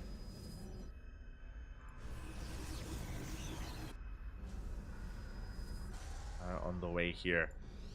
As we do see, oh god, how many do we have? 10 Stalkers for Estrella up against the 2 of Max. Is this going to be enough? We only have 1 Void Ray. Oh, I'm a little bit shocked. Only 1 Void Ray to defend. We didn't get into a second. Uh-oh. And the Void Ray gets shut down. Got a little bit too low. Shield Battery going to be going down as well. And Estrella, he breaks through. He breaks in. Boys are being pulled. Max, he gets caught with his pants down, waiting for his gateways to kick in. Stopping a Void Ray production, and that may just be it, as so many probes are falling here. There are 3 Stalkers left. Now we're down to 2 Stalkers remaining here for Max. Shield Battery's almost done, but it will be focused down. That's a kill, not a cancel. A kill on the Shield Battery. Yeah, we focus down another Stalker. There's 1 left. And now there's none left. Workers are falling left and right. We're going for another warp in here on the low ground. Another Shield Battery's on the way. Oracle doing what he can, but that's 17 dead workers. And Estrella, he has broken Max. GG gets called. Estrella ties up the series 1-1. GG. Max being a little bit too greedy there. I don't think Max was aware of the 3rd and 4th gateway of Estrella. In fact, he wasn't aware. If you remember, with the Oracle opener, Max, he was focusing his Oracle on harassing the gold. He did not get across the map. He did not go across the map. He didn't see how many gateways there were. If he was aware of the 3rd and 4th gateway, I imagine that Max would have continued Void Ray production. I think he assumed that it was going to be a little bit of a greedier build and he would have a little bit less to worry about, which is why he was caught with his pants down. He just did not have enough to defend. He was waiting for his gateways to finish up, to focus on Stalker warp-ins. He had foregone Void Ray production, and he needed them to be safe. He needed them to survive to get into all those gateways, to get into Stalker production. GG. GG, well played. Max. Not something you see too often, but he was caught with his pants down there, and the 2-base all-in works.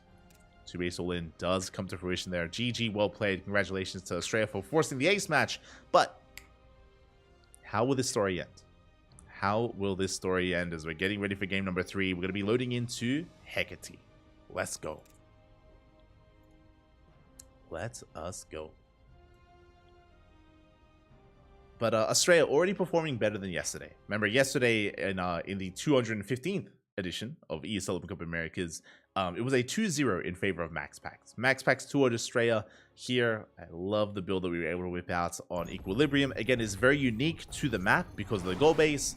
But now we're getting into a map that doesn't have much of a goal. Technically has half a gold, but it's not worth it. Not worth it. Not worth rushing into.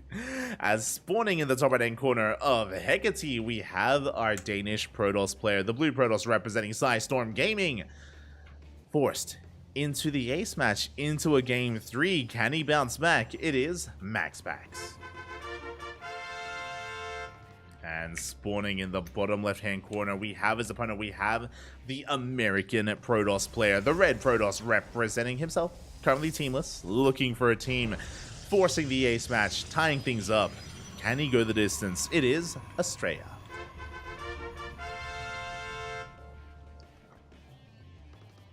Here we go. Rogue Scout coming in. Max once again going for the gate expand setup here on the low ground. This time, double gas. This time it's going to be a double gas opener. This time he is going for a Stargate before expand, or at least he has a setup to go Stargate before expansion. Meanwhile, Estrella going for a very greedy opener, gate expand from Estrella with the gateway on the high ground. And Max will confirm this. So this is the greediest opener you could go for from the side of Estrella. We saw this last time. We saw this the last time they faced, and Max punished this so hard. Like, Max showed us that he is willing to himself go all in and punish the greed of Estrella. We'll see if he can do it again. So Max he confirms the timing of the gases, how late the gas is. He does confirm the timing of the CC, sorry, of the Nexus. So technically, Estrella has the better economy than Max and Max he has the option to be aggressive. Now, he should still expand, but again, the pressure is going to be on Max instead to be assertive and to be in the face of Estrella.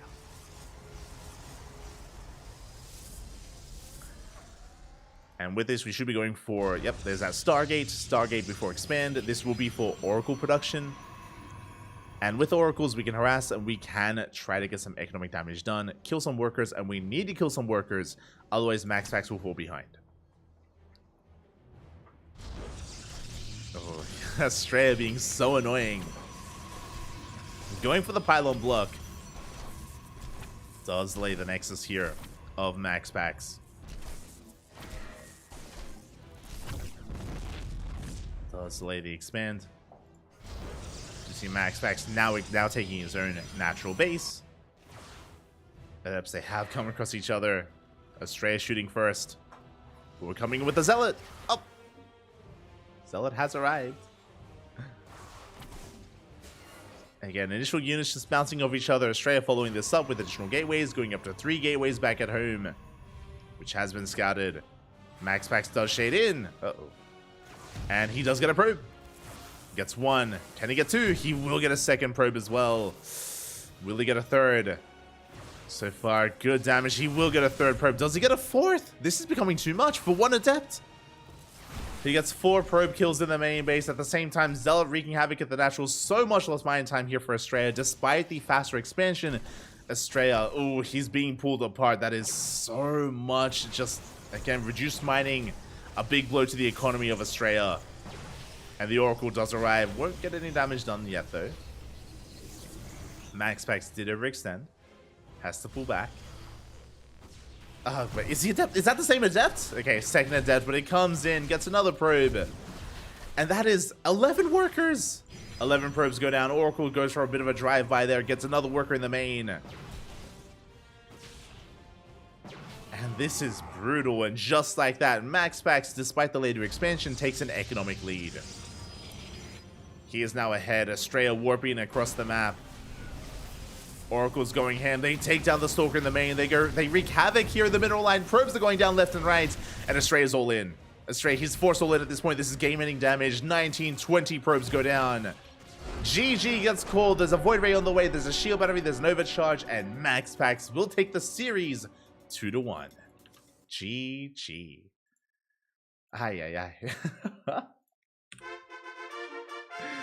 GG, well played. That was more of what we saw yesterday. That's what I was referring to, where Estrella was going for these very greedy openers, and Max Pax was punishing him so hard yesterday.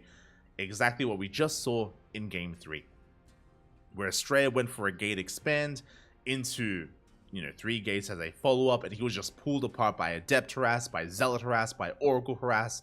In the end, Estrella was forced all in, but there was a shield battery and a Void Ray and an overcharge back at home. There was just nothing that Estrella could do. There was nothing he could do. GG, well played. He was punished for his greed. And Max Pax, he shows us that, again, he doesn't have to be the defender all the time. He can be the aggressor. He can punish his opponent if he needs to. So very well done. Very well done there by Max Pax. Advances on to the grand finals to face off against one of 2 players. Who's it going to be? Who will it be? Max Pax up against either Hero or Solar. There it is. Our next semifinals is ready for us.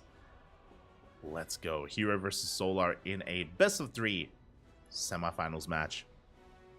Again, we casted Solar earlier today. He was able to bring down both Su and Stats, but both Su and Stats forced ace matches. They both took games. Su punished a 2-base all-in from Solar, and Stats executed an all-in against Solar. So Solar's having a bit of a hard time against in these more unorthodox games. Speaking of, Hero is as unorthodox as you can get. Hero is a very aggressive player in this matchup. We cast Hero versus Dark on a weekly basis, and it's always a lot of good fun. Hero and Dark are very aggressive themselves, and they just all in each other. They're always in each other's faces. I do feel like Solar historically struggles against Hero just because Solar is more standard. He's a much more standard player, which means that Hero is allowed to get away with his more quirky builds. It's harder to punish him. Hero is going to be in the driver's seat, whereas for Hero versus Dark, it's like they're both fighting for control of the wheel. Like they're they're both like fighting to get into the driver's seat, and they're like knocking each other over, and they're taking the keys, sort of thing. It's a little more chaotic when they face off. Here, we'll see how Solar adapts to the chaos, as we're getting into game 1 on hard lead.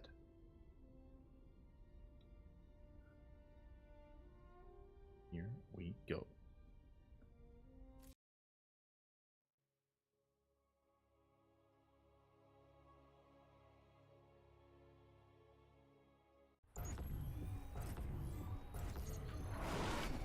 And spawning in the bottom right hand corner of hard lead, we have our blue Zerg player representing his new team, Team Vitality. South Korean Zerg. It is Solar. And spawning in the top left hand corner, we have his opponent. We have the South Korean Protoss player, the red Protoss representing Dragon Kai Z Gaming, the KZ. It is Hero.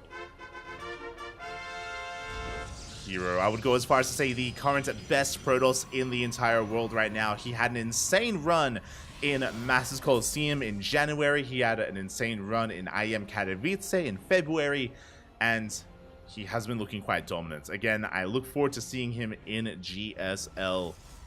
We'll see what kind of performance he can really undergo and really flex and flaunt.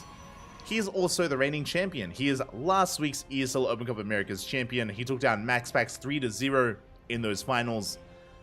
And we'll see if history repeats itself. We'll see if MaxPax can even have a chance at revenge, because MaxPax is waiting in the finals for either Hero or Solar, as this is the semi-finals of ESL Open Cup Americas 216. That's a lot of weeks. That's a lot of weeklies. That's a lot of ESL Open Cups. Been a couple of years now that they have been running this event. I mean, big shout out to ESL. I do love that. I do appreciate that they have been, again, willing to invest into these online weekly tournaments the way that they have, keeping them running for so long. And we'll see who does advance on to the finals. So far, Hashcat's pool. Standard opener out of Solar, nothing too crazy. Was able to take his natural base on location. Meanwhile, we do have a Hero going for a gate expand into the Cyber Core. Nothing crazy yet. Pylon has been thrown down. Based on the Pylon positioning, it does look like a Stargate opener. Just because it's right up close to the edge, it does reduce the time it takes for the Oracle to get across the map. So every second matters. Every second counts. We'll see if Hero goes for something different. So Probe just make its way over, and there it is. Stargate has been thrown down. Again, based on the positioning, that's what we assumed it would be.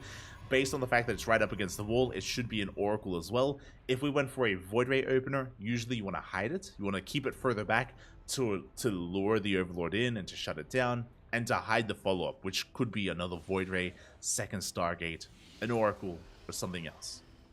So again, it should be an Oracle here from Hero. So far, everything is looking normal. Everything is looking by the book. So far. We'll keep an eye out and see if we do deviate.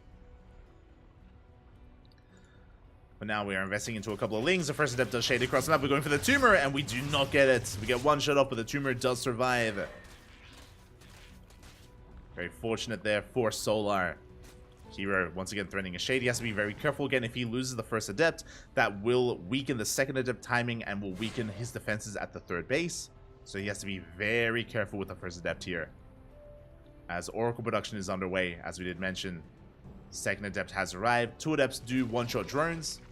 So Hero has the opportunity to dive into a base and dive into a mineral line. So Solar has to take this seriously, and he will chase down these adepts. Again, Solar's going to be stuck at home, at least until Link Speed finishes, and then he can chase down Hero. Speaking of Hero, he's fully aware of the timing. He shades back just in time. Link Speed is done, and ooh, Hero doesn't commit. Is still threatening the bases. Again, Lings, they could surround the adepts, but we have the Oracle to support the adepts to keep them safe from a Link surround. So good movement here from Hero. Likewise, Solar respects it. He's droning up, saturating his natural. Hero hasn't gone for a mineral line yet. Lings, oh, they almost commit. They almost go in. But again, basically, no one really pulls a trigger. No one commits. It's all just kind of like posturing here between Hero and Solar so far.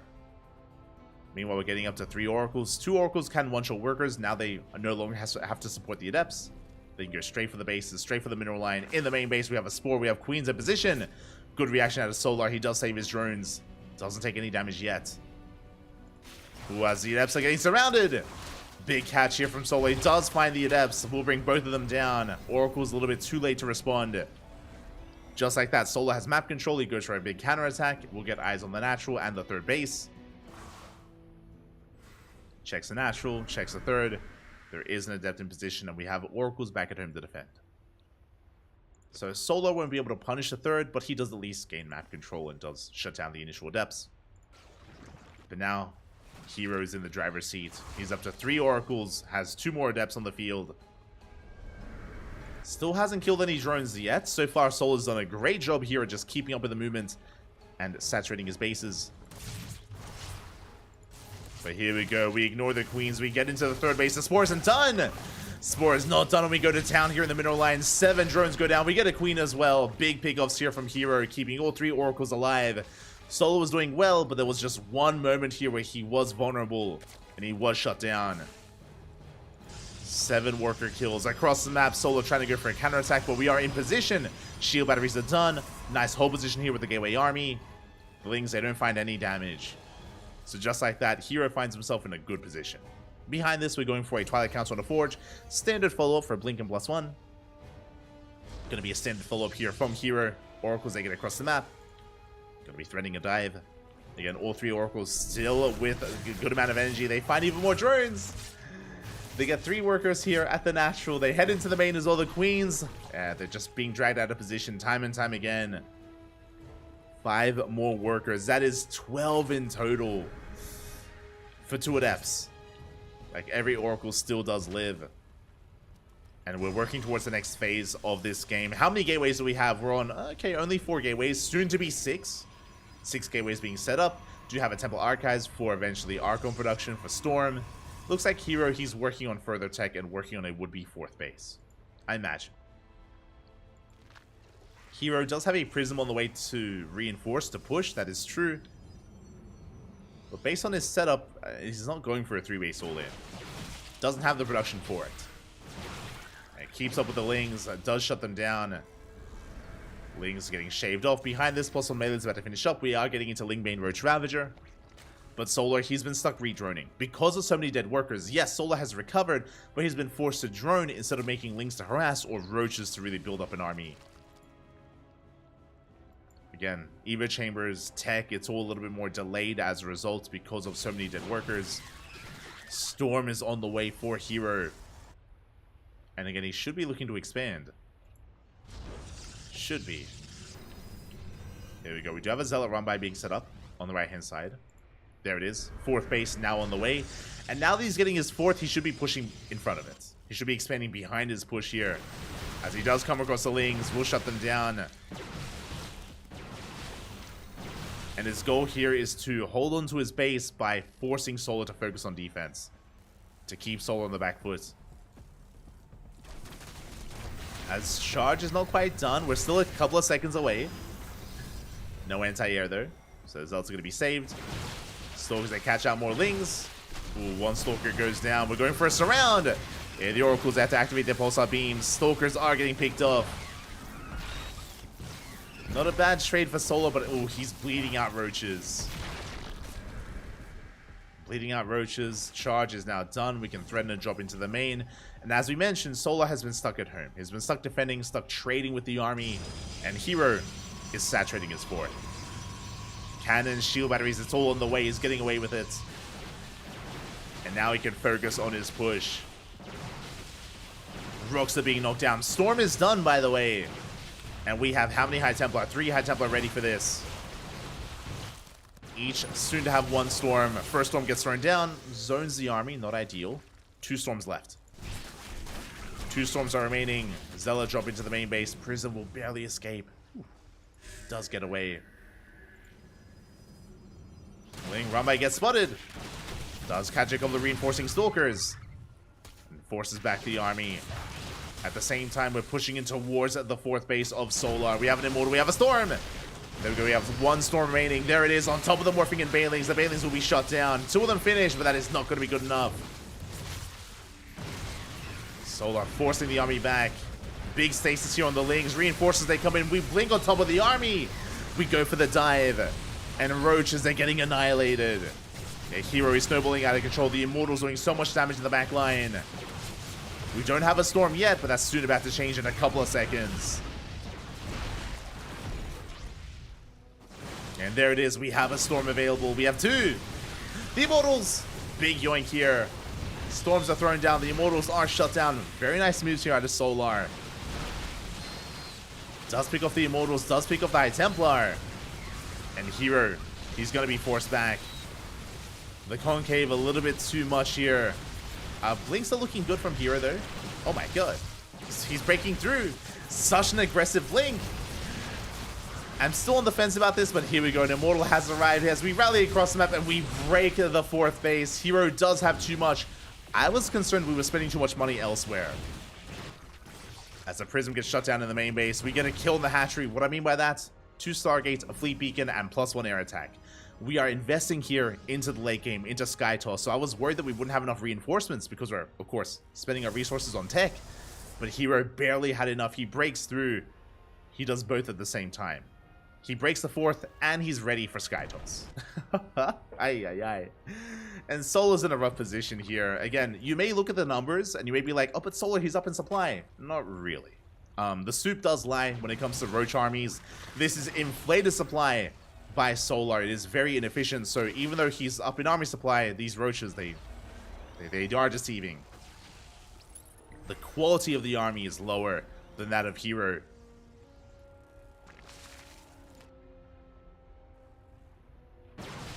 As Solar is trying to get into Hydrolurker Viper. Hydrolurker Viper is on the way for Solar, but Hero, he's already making carriers. He's already one step ahead when it comes to the tech. We can see Solar trying to recover, droning back up to 80. He has a decent base setup here. He's on 4, soon to be 5 bases. He has recovered, but he's still a ways off here. Storm, ooh. Connecting with the Lingbane. Big storms as Hero takes the 5th. And Solar, he knows he can't allow this 5th base to get up and running. The carriers have revealed themselves, but we shut down the first Immortal. We get the second Immortal as well. Big pickups there from Solar. At the same time, the Bathing Run by. He gets in. 14 workers go down, and this is what Solar needed. He snipes the Immortals, and he gets into the mineral line, killing 14 probes. And Solar, he's still in this. He's still in this. He has seen the carriers. He's aware of them now. He's now certain he has to focus on anti-air, Vipers, Spellcasters, his Hydras. And he may be able to deny the 5th. That is the goal. We end up sniping one of the carriers. Big yoink. We have one more yoink left. A couple actually. We get a second carrier, and it looks like it will barely not go down. There we go. It does fall. 2 more carriers fall here. Stalkers are coming in, but we may... Yeah, we are being forced back. Hero, he has enough to force back the army. But that was an expensive loss there for Hero. An expensive trade. Bleeding out 3 carriers. He was almost at critical mass. Like 6 carriers is the ideal.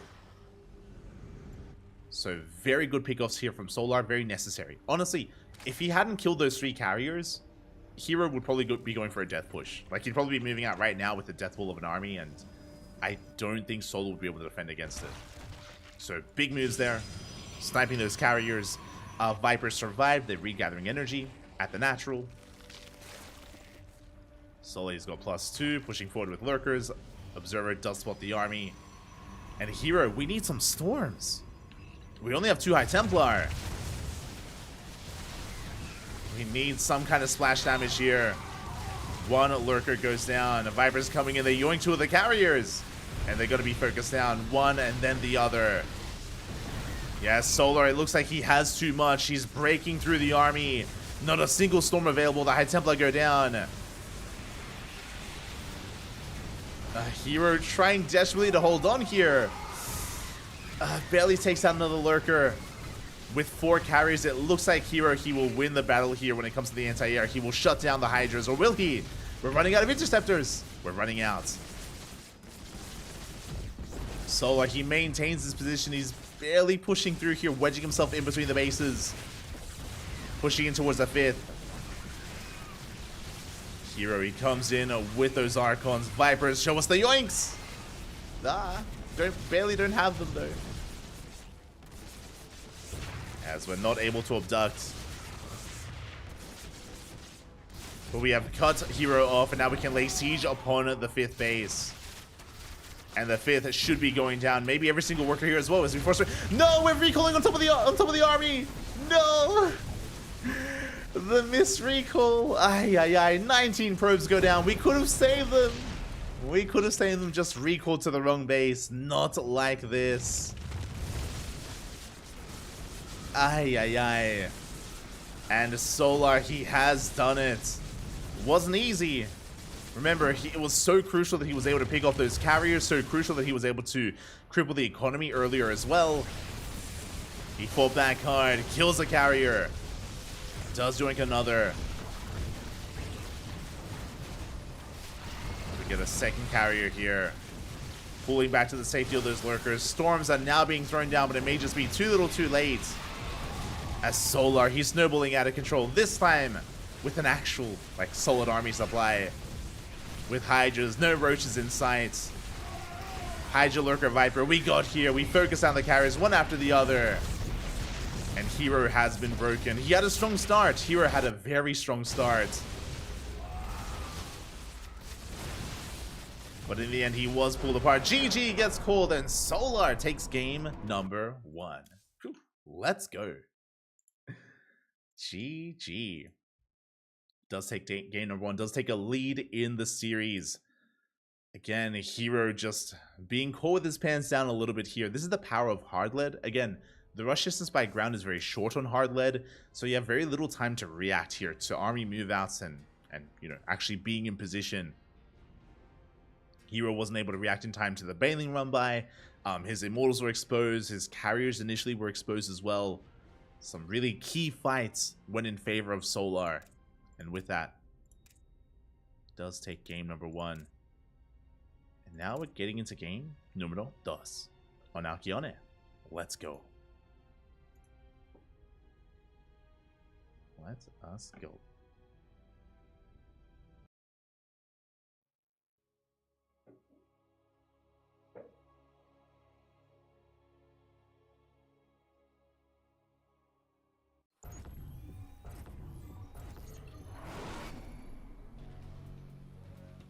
As spawning in the top right hand corner of Alcyone, we have our South Korean Zerg player, the Blue Zerg, leading the series 1-0. Uramas, one more is all he needs to bring Hero down. Can he do it? Can he pull it off? Representing Team Vitality, it is Solar. And spawning in the bottom left-hand corner, we have his opponent. We have the South Korean Protoss player, the Red Protoss, representing Dragon Kaiser Gaming. He is last week's champion, by the way, but he's struggling here in the semifinals. Will his run end here and now? It is Hero.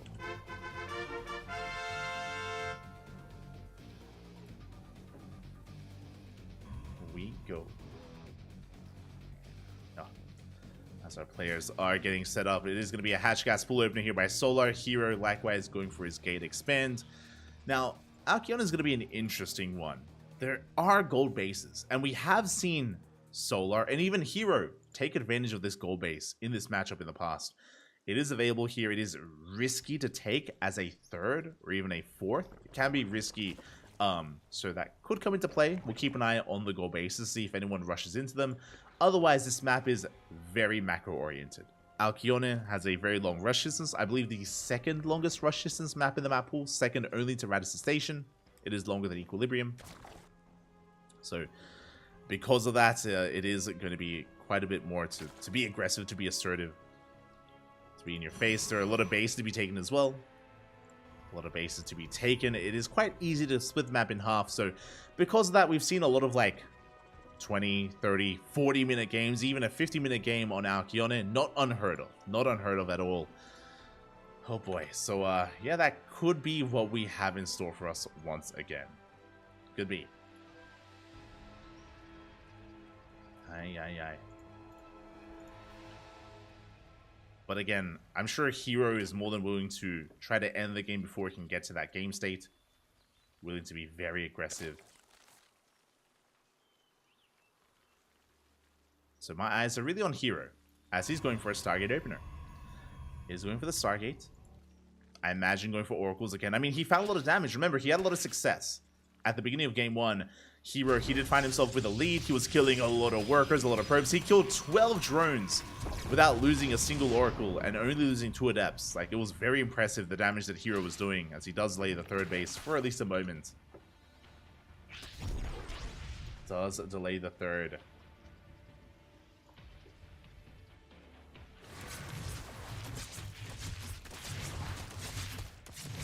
As Adept does get across the map.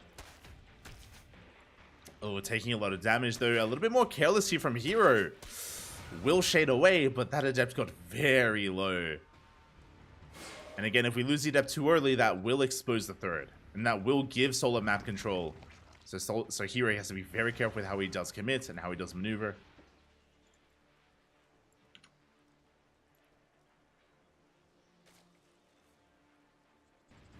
As he's going to be pushing in.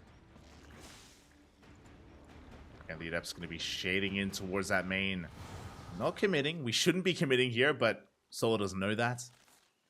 There it is. Link speed does kick in, and now Hero has to get the hell out of here with those Adepts. Oracle is on the way. And Solo, he's looking to pounce. And it looks like he will. Oh, dives on the Adepts. Oracle is here just in time, and we will clean up a lot of those Lings. Does punish Solar. Able to pick off some of the larva, and then we can back off. Now, the plus side here is that Hero was forced to spend his energy on Lings, not on drones, so that's kind of a win for Solar. He's able to maintain his drone counts, maintain his economy.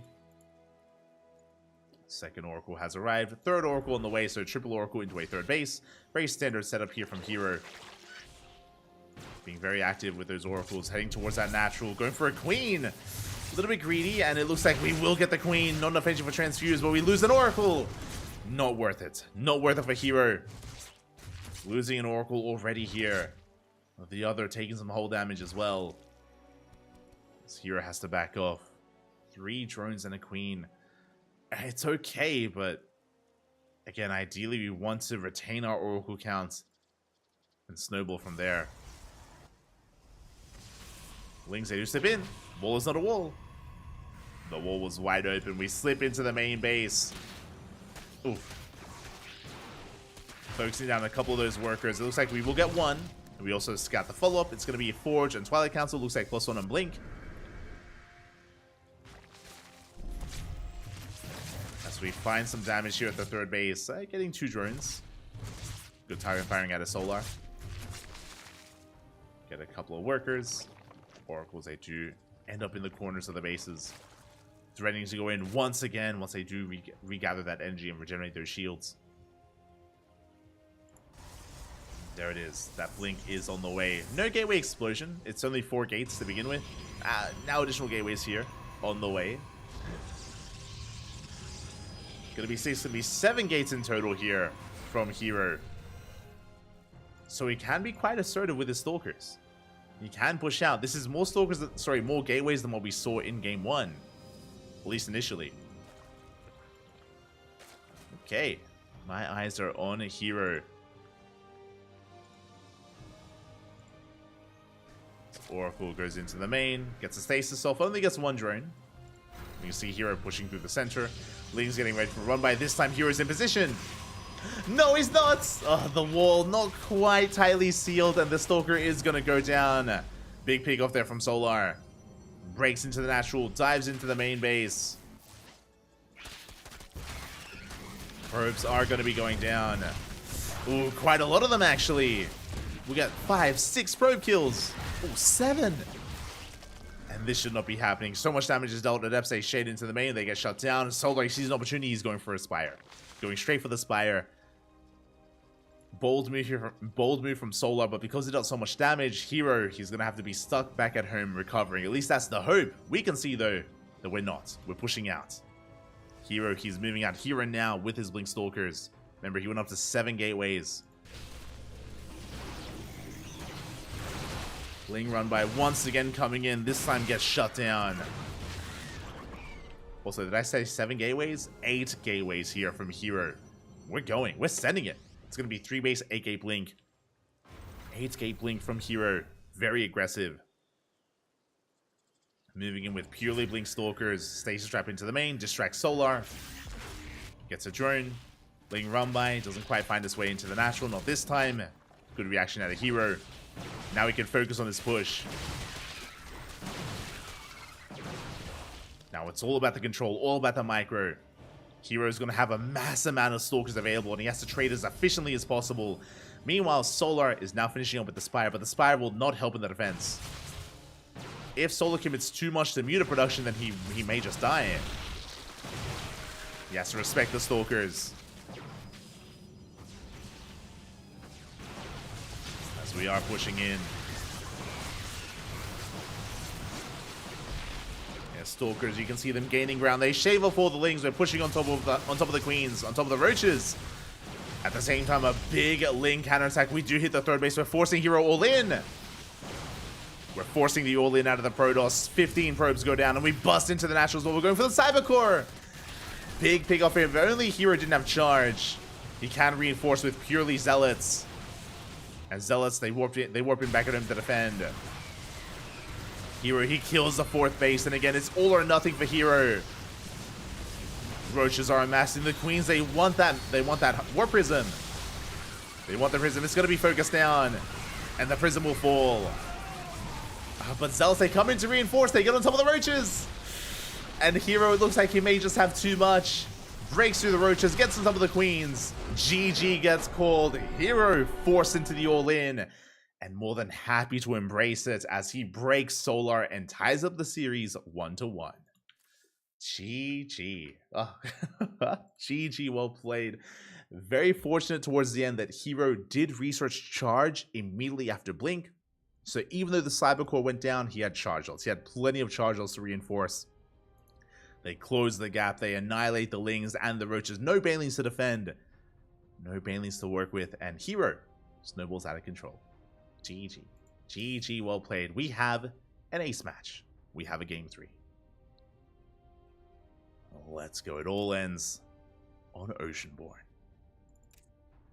But again, it wasn't bad play out of Solar. Like, he did very well getting into the third base, getting into the natural, killing tech. Very nicely done. The problem is that, again, he may have committed a little bit too hard at the fourth. Like, he forced an all-in. And it may have been wiser there to wait a little bit longer for more reinforcements, because we saw Hero was able to break Solar, to pick apart his army ahead of time to eventually break through. GG. GG, well played. We have an ace match, and spawning in the bottom right-hand corner of Oceanborn, we have our South Korean Protoss player, the Red Protoss, representing Team Vitality, being forced into Game 3. Can he bounce back? It is Solar. And spawning in the top left-hand corner, we have his opponent. We have the South Korean Protoss player, the Blue Protoss, representing Dragon KZ Gaming. DKZ, our reigning ESL Open Cup Americas champion. Can he make another finals run, or will he be stopped here and now in the ace match? It is Hero.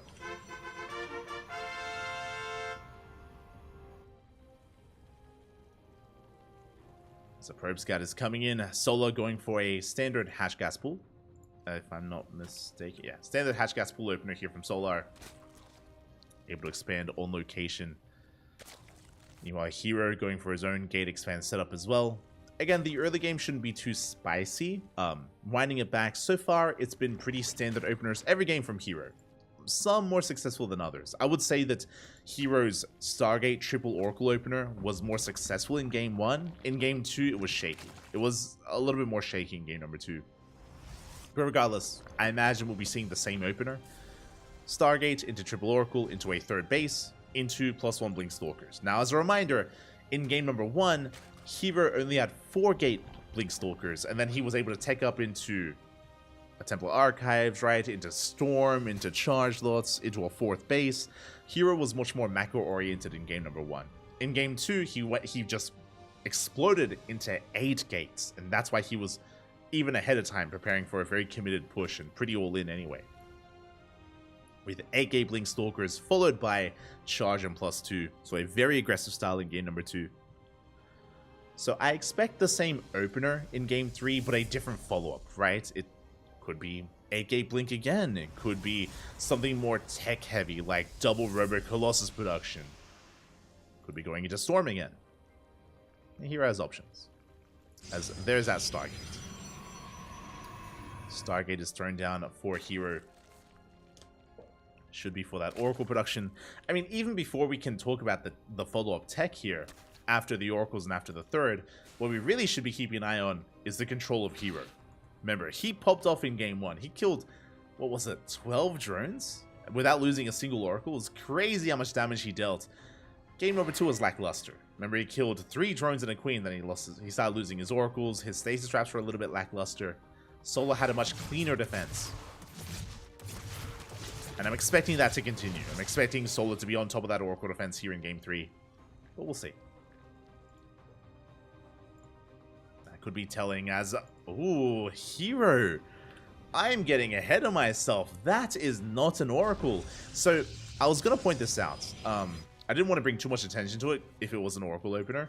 But this time, Hero does throw down the pylon a little bit closer, or right next to the mineral line, for the Stargate, which is more unorthodox. We saw it in the previous games, how usually you want it close to the edge to reduce the time it takes to get across the map. This time it's closer here to the bases, going for a Void Ray first. This means that the second unit is going to be harder to scout. Overlord is going to fall, and Solar won't see anything. He doesn't see whether there's another Void Ray, Phoenix, Oracle, doesn't know what's happening.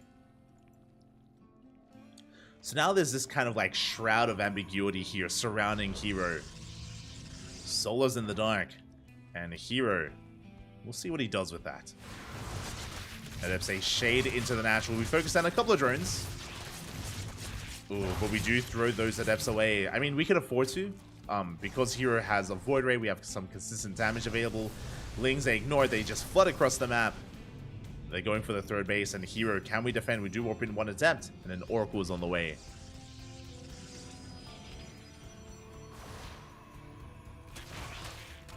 Looks like we should defend. First Oracle gets across the map, gets 3-4 drones. Oh no! Oh my god, and somehow it lives! Bit of body blocking there on Solar. He does. The queens end up getting stuck on each other, and the Oracle does manage to barely escape. Whew. Okay. An okay start for Hero. Kills 4 drones, saves the Oracle, gets away with a third. And we can see the follow-up. It's going to be a Forge and a Twilight Council +1, and Blink can be on the way. It could be +1 in charge. I would not rule that out. As that's going to be quite an amount of gateways. 4 gates in total. Should be +1 in Blink. The Oracle is going to be forced back. Ling's still trying to get some scouting information. Trying to catch some workers wherever they can. But last they won't be able to. Yeah, Lings are being forced back. Solar, he's just droning back at home, getting ready for a third. Gases are being, getting ready for a fourth. Gases are being taken. Lair is on the way. Roachborn as well. Still waiting for that 4th hatchery. This Hero does slip into the main base. And there it is. We have our answer. Not Blink. Charge. It's going to be Charge Lot Archon here from Hero. Oh boy. And how hard is he going to commit? Because this can hit like a truck. This can, yeah, this can really pop off here, depending on how many gateways we have. We're going double Robo. Wait. Okay. Interesting. So there are layers. There are layers to this build from Hero. So he's going for +1 charge. Prism is on the way. He will be hitting with charge lots. He's going to be hitting first with charge lots. He's not going all in, though. He's taking a 4th. He should be taking a 4th base, and he's going into double Robo Colossus production behind it. Adepts are harassing. They get a couple of drones. Spire is on the way. Spire gets scattered, I believe. Yeah, Hero, he does get eyes on the Spire, getting 5 more drones. The Oracles are still popping off, by the way. They still get damage done. There it is. We cancel the Robo. Wise move there from Hero.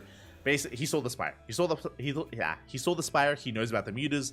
Double Robo Colossus is not going to work. It's disastrous against mutas.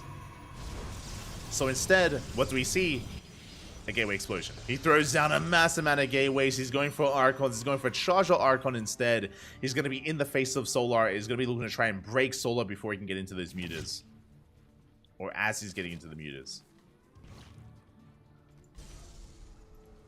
Phoenix production has commenced. Phoenixes are on the way. The first Colossus as well, which will help against the Lings. Charge lots have arrived. And again, we're just harassing. Not really committing. We're just keeping Solar busy. While we're building up our Death Ball of an army. Not looking much like a Death Ball yet, but give us like a couple of warp ins and we'll be there. Yeah, additional pylons on the way. No fourth. It's a 3-base all-in. It's straight up 3-base all-in. If we were going for the second robo, I think we would have taken the 4th base, but now Hero, he feels a sense of urgency. Now, because of the mutas, we have to go. We're on a timer. We have 6 mutas on the way. We're pushing out with 1 Colossus, 2 Archons, a handful of Zealots, but we can reinforce with how many gateways? 10 gateways, 10 Zealots at a time. Let's go. Zealots are on the way. Now, the Lings have been scouted with the Revelation. Looks like Hero wants to try to keep up with this. Still building on more Phoenixes. Ooh, mutas, they do go straight for the natural. But we have been building our Phoenixes, and we will focus on these mutas. Yeah, Shield Battery retains the Phoenixes, and we shut them down completely. The mutas, they do nothing. And now we can focus on the all-in. It's all or nothing for Hero. 3 bases, no 4th, no other form of tech. Plus 2 is about to kick in. Ling Run by coming in, but I don't think we care. Not anymore. It's all or nothing for Hero. Solar is maxed out with Roach Ravager, but he invested so much into those mutas, and that means that there's no +2. +2, no +2, no Banelings, no Bailing speed. Again, the mutas were expensive, and that's gas that could have been spent elsewhere. And without Banelings, how do you deal with all these Zealots? Ooh, Biles, they take down a Void Ray. The Zealots are going down towards the left. Meanwhile, the Stalkers, they hold their ground here. Ravagers are getting lifted. Solar trying to dive on top of the army. Trying to come in for a surround, but the juggling is too good. Nova goes off, connecting here with the Ravagers. And Hero, he's breaking through. He cleans up the army on the left, and he breaks through on the right. Hero, he tries to collapse on the army, but his own army gets collapsed instead. And Hero, he's snowballing out of control. The Colossus, they stand strong. We're breaking through. Roaches are coming into reinforcement. There's no more Ravagers. There's no more Queens. No more Transfuse. GG gets called, and Hero will break Solar and take the series 2-1, advancing on to the grand finals. GG. GG, well played. Again, so important that Hero scouted. He saw the Spire, immediately cancels the Robo, he switches gears, changes his game plan on the fly, able to mass his Phoenixes, doubles down on the Archon push instead, able to go for the kill, go for the 3-base all-in before Solar could really make use of those mutas. And again, as we mentioned, even though Solar was maxed out, that is true, he was at 200 supply, but because he had spent so much gas, I think it was like 600, 700 gas on these mutas, plus whatever the Spy was worth as well, on top of the mutas that he spent. That's gas that could have been spent on better upgrades. He only had +1 range, so it could have been spent on better upgrades, could have been spent on a better army. What's better than Roach Ravager? Ling Bane Roach Ravager. Specifically, those Banelings would have helped so much against the first wave of Zealots, and the Lings would have helped so much against the rest of the army as well. Like, we just had a subpar army to work with. Solar caught out, and with that, GG. GG, well played. Hero advances on to the grand finals, which means we have a rematch. We have a rematch here. In last week's edition of ESL Open Cup Americas, it was a best-of-5 grand finals between Hero and MaxPax. And history repeats itself, because that's exactly what we have once again. Hero versus MaxPax. It's going to be a rematch in another best-of-5, another grand finals where they do face off in a PvP, hopefully with a different outcome. Now, if you weren't here for it, I recommend the VODs. It was a fun series, a very dynamic series, but in last week's finals, Hero 3-0'd MaxPax. It was a 3-0. Hero was just all over him. Just a lot of mind games, a lot of tricky builds, where Hero was faking all-ins, committing to all-ins, going for economic builds. We saw game 1 was Phoenix versus Phoenix, and Hero came out on top in the Phoenix Wars as well. There was a lot of like mental gymnastics going on between the players, and Hero is quite a flexible player. He's very, very terrifying in that respect with his control and how unpredictable he is. And MaxPax had a hard time keeping up. But hopefully we see something quite different here. I'm hoping for a back and forth, regardless of who wins, whether it's Hero or MaxPax. I'm hoping to avoid a 3-0 again. That's what I'm hoping for. But we'll see. We shall see. As it all ends here with our final series of our final best of 5. Let's go. Let us go. And game 1 going to be taking place on Solaris. Again, hope you've all been enjoying yourselves. As a reminder, this is a replay cast. These games happened like 2 days ago, like a couple of days ago. Because I'm currently residing in Poland, ESL Americas is at a really bad time. It's like at 3 or 4 a.m. or something. It's just at a really bad time slot currently. So because of that, we do cast ESL Asia live, we cast Europe live, but we do cast Americas via replays instead. Try to catch up on what has been going on, and here we go, spawning in the bottom left-hand corner of ESL Open Cup Americas 216 Los Gran Finales, papi. We have made it. We are here. We have for Dragon Kaizi Gaming DKZ. It is Hero,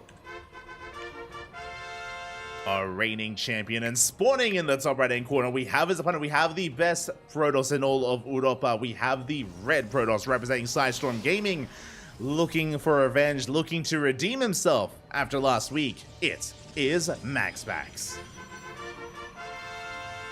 He is our challenger. He is our would-be usurper. Hero, our reigning champion. And will he be able to pull off another win, or can MaxPax claim that throne for himself? I'm here for it. Let's go. So already, interesting openers. MaxPax going for a gate on the high ground. Very interesting stuff here from MaxPax. So with this, he might even go for... No, never mind. It's going to be a gate expand. It's going to be a gate with a Cybercore on the high ground with an expansion on the low ground. It's not a 2-gate opener from MaxPax, so don't be deceived. Meanwhile, Hero is going for a 2-gate opener himself. Probe is here towards the north. Hero has the option to 1-base all in. Hero will have the option to go for a straight up 1-base all in and break MaxPax. Meanwhile, MaxPax is going for double gases, going for a Stargate, then a Nexus. Now, it's a bit of a give and take.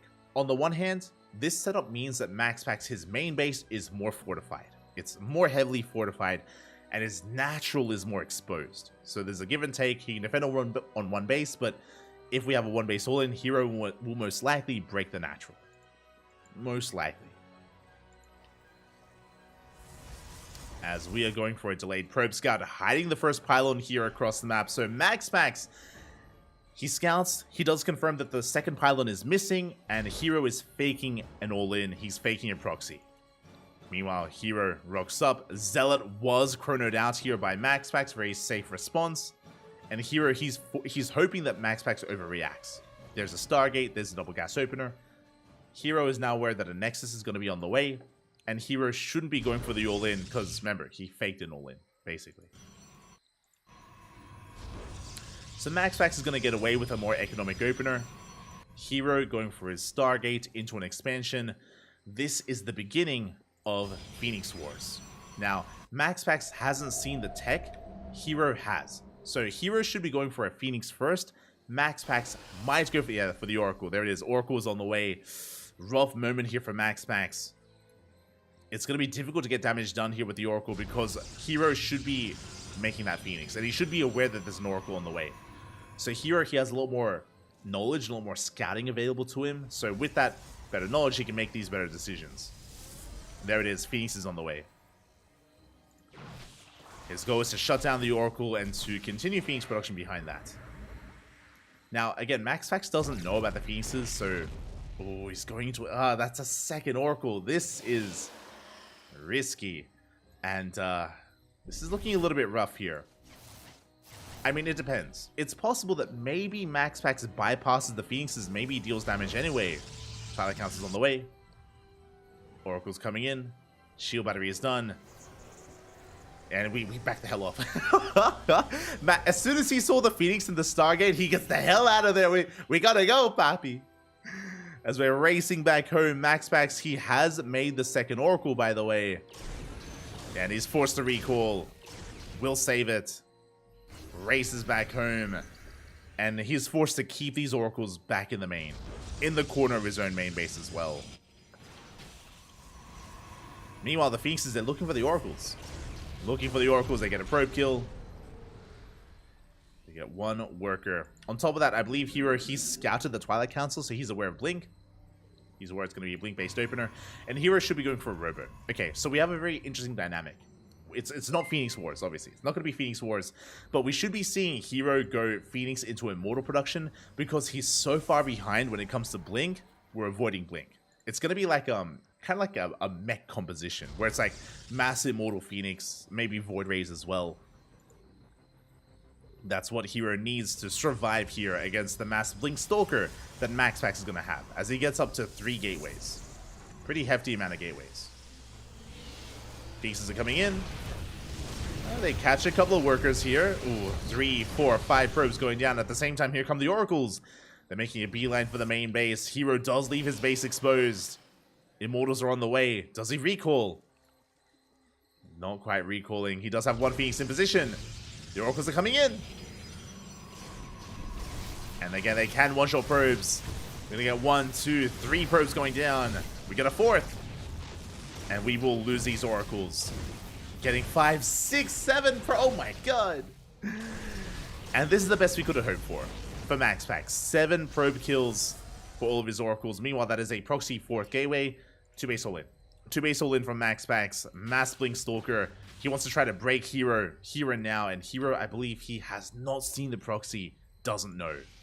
He is building up Immortals, but if he was aware of the all-in, we'd be seeing a 2nd, maybe a 3rd shield battery here at the natural. He's not ready. 1 shield battery is good.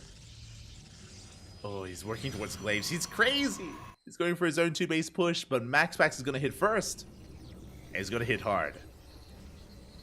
Yeah, the Stalkers, they have arrived.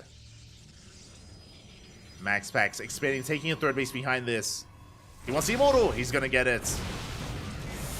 Yeah, the Immortal does go down. 2nd Immortal does arrive. Shield battery gets targeted. Boys are being pulled. We're barely going to force this back, but MaxPax, he smells blood in the water. Dives on the next Immortal. And this may just be too much. This may just be game. Phoenixes, they were out of position. They just now get back home. Hero still has a worker lead. Still does maintain it. But MaxPax is going to make up for that with that 3rd base. And he's still working on a massive amount of Stalkers. He reset the Immortal counts down to 1. Soon to be 1. And overall, I do enjoy MaxPax's position more here. Again, he's down in workers for now, but that's soon about to change. These Phoenixes have a lot of work to do. They have a lot of work to do, and I'm not sure if they can. Like, MaxPax, all he has to do is defend. He has a group of Stalkers in the main, group of Stalkers here at the natural. The 3rd base is exposed, but there's nothing to protect at the 3rd. Phoenixes are looking to dive in. They're looking, waiting for the opportunity. So the way Glaives works here is that Glaive Adepts, they tank a lot of hits. They take actually quite a lot of Stalker and Immortal hits to actually bring down. So Glaive Adepts are surprisingly tanky. On top of that, if they get into a mineral line, they can eviscerate the workers. They can just annihilate that mineral line without too much issue. Yeah, Hero throws down 2 more gateways. He's all in. Hero, he sustained far too much damage here. And Hero is hoping that maybe MaxPax is too greedy. Maybe MaxPax goes like double Forge, throws down a Robo, throws down a Bay, you know, focusing on workers and gets caught with his pants down. Again, that's what Hero is hoping for at least. As we're going for a big warping of Adepts. And here we go. It's all or nothing. Oh no, he gets scouted! The probe scout from MaxPax, he sees the move out. Big moment there from MaxPax. He knows what's going on. Shield batteries are on the way. We have 1 shield battery here at the 3rd base. Stalkers are amassing as well. Hero does have the supply lead. But MaxPax, he has the defender's advantage. Yeah, more shield batteries on the way. Another pylon at depths. They do threaten a shade. We don't commit. We go for the third. We blink on forward. We focus down those immortals and the prism as well. Prism goes down. No juggling here for Hero. No reinforcements either. The adepts, they're breaking through though. The 2-base all in. Has it done enough? And can it break through? As we take control of the third base. But we need more than that. We need the natural. Oh, you can see how quickly those workers fall. Another immortal gets caught out. But we're getting in some of the stalkers. We do get a surround here. Stalkers forced to blink away. And it looks like Hero, he may barely have enough. He does. Hero forced into the 2-base all in. He had a very rough start to this game after losing all of his workers, after losing his immortals. But GG gets called. MaxPax is caught with his pants down. And Hero takes game number 1. GG. MaxPax, he saw the move out, but he was caught between the bases, didn't have the best defensive position there.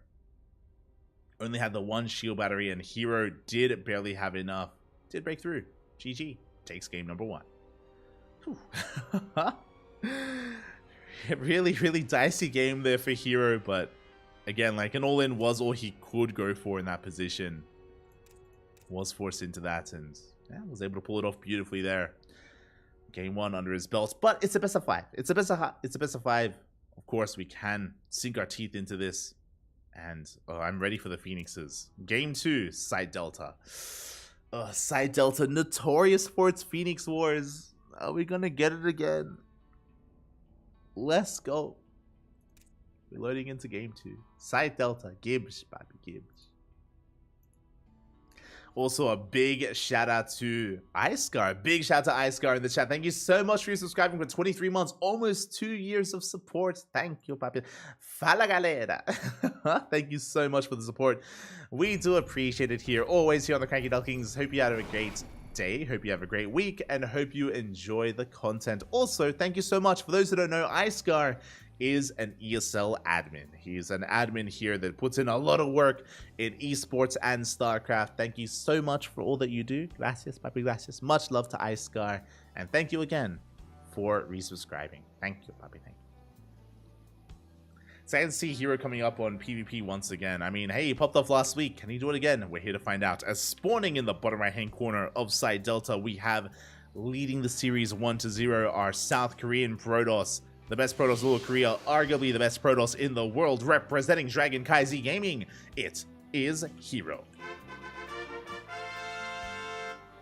And spawning in the top left-hand corner, we have as opponent, we have the Danish Protoss, the best Protoss in all of Europa, in all of Europe. Representing Sidestorm Gaming, down in this series, looking to fight back. It is MaxPax. Less than 3, Icecar, less than 3. Here we go. Okay, so to explain myself, I spoke about how, like, oh, we're gonna enter Phoenix Wars again. The reason why Phoenix Wars are common on Side Delta in PvP, as we do have a single gas, oh, there we go, second gas on the way, is because of the ramp. The ramp leads into a very interesting dynamic where it's very common for Protoss players to go for a Gate Cyber into a Stargate, into an expansion, into these more economic openers. There's no 2-gate aggression whatsoever, so both players are kind of leaning into Stargate openers already, and both players should be scouting each other with their probes. So once we confirm the Stargates are thrown down, Phoenixes have to be made. Phoenixes have to be made, and then we're locked in. We're locked into Phoenix Wars then and there, and that should be the direction we're going in. Both players opened up double gas for Hero, double gas for MaxPax. That means Stargate first, typically. Okay, we go for the Nexus here. Hero being a little bit greedy. There's the Stargate from MaxPax, as we mentioned. It should have been a Stargate from Hero. Hero chooses to be inefficient. Hero, he has 200 gas. He has a lot of gas to work with. It would have been spent on a Stargate. Now we see the delayed Stargate. So again, a little bit inefficient from Hero, but a little bit greedy at the same time. It does mean that he has wasted gas, but again, he wants the faster base. And here we go. We throw down some shield batteries. Let's go. MaxPax, he finishes that pylon, throws down some shield batteries. He wants to punish the greed here of Hero. And he's sending everything across the map. Here we go. Phoenix Wars, that may be something we do not enter here. As we're already popping off. First shield battery gets cancelled. Second shield battery gets cancelled as well. Zella chipping away at that pylon. First Phoenix in production here for MaxPax. And MaxPax will have a lead in Phoenixes. As we do end up killing that pylon. There we go. Phoenix now on the way for Hero. So we are entering Phoenix Wars. It was a chaotic start. It was a chaotic way into this phase of the game. But we're getting there. As one probe goes down. And again, MaxPax has a little bit more momentum on his side. MaxPax, he's up in Workers. He's up in Phoenixes. And that means that Hero's going to be stuck at home. He's going to be stuck here at home. So doesn't have a shield battery. Adept is shading in. Adept threatening a shade into the main. MaxPax can't quite dive in. There are some Stalkers to support. Oh, he wants to keep the production. Oh! He wants that Phoenix. Won't get it. Ooh. Again, close moves there from Hero. Able to escape the clutches of that Phoenix. And Hero, he's going for a Twilight Council. This is risky. This is very risky. So, MaxPax, he's doubling down on Phoenix production. He's going for a second Stargate for Mass Phoenix. Hero is trying to deviate away. Very difficult thing to do here in PvP. Looks like he wants to go into Blink Stalkers. And you can get away with it if your opponent is passive, but Hero's already moving out. He has to be very careful here as he does push in. Again, he's down in Phoenixes, but he has a couple of Stalkers. Boys are being pulled to support. Hero, he dips forward. He confirms that Phoenix production is continuing, and he will back up. Twilight Council is done. I was gonna say, I imagine this is Blink. We could even go into a Dark Shrine. We could try to go into DTs. Stalkers have arrived. MaxPax has the Phoenix advantage. Oh, we dive on the army, and Hero is going to lose everything. He's going to lose every single Phoenix here. And we'll see if Hero can recover from this. He's going into DTs again. Just a really cavalier move from Hero moving out like this. He will lose everything. And now MaxPax, he can camp the production. Like MaxPax, he's got 5 Phoenixes to the 1 of Hero. MaxPax, he has map control. He's going to chase this all down. And yeah, Hero, he was just far too aggressive here, losing everything, losing control. Now MaxPax is zooming out across the map. And what does Hero have at home to defend? He has 1 Phoenix. He has a shield battery on the way. He has DTs on the horizon. Again, Hero in a lot of trouble. And he will never catch up in Phoenixes. In a mirror matchup like this, there's no way that Hero ever catches up. He's just perpetually behind. It's all on the Dark Shrine. Yeah, we just came to the production. Like, the overcharge, it doesn't matter. There's too much DPS. The overcharge does nothing. The shield battery does nothing. And this may just be game. I mean, there is a proxy across the map for the Dark Shrine, for the DTs. But this is going to be too much damage dealt. Back at home, we have a full wall, by the way. Shield batteries, Oracle in production as well. We scout, we confirm the Dark Shrine. It's not going to do enough. DTs are coming in. And MaxPax is in position. He's racing back home. This is why, like, usually in PvP in this kind of game, like, once you start Phoenixes, you need to continue Phoenixes. Otherwise, this happens, where you take a massive lead in Phoenixes, then you just snowball out of control. Like, that's just it.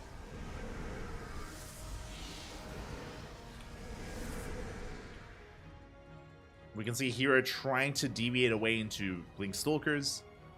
We'll see if he can. Before that can happen, Phoenixes are moving out. We only have 3 Stalkers here to defend. And MaxPax can pick all of them up. And this first Stalker goes down. Phoenix backs off. Good control here out of MaxPax. Yeah, he just camps the production, camps the Stalkers. Oracle's going to be popping off. Going ham in the Mineral Lion. We head into the main base. And we just kill as many workers as we want.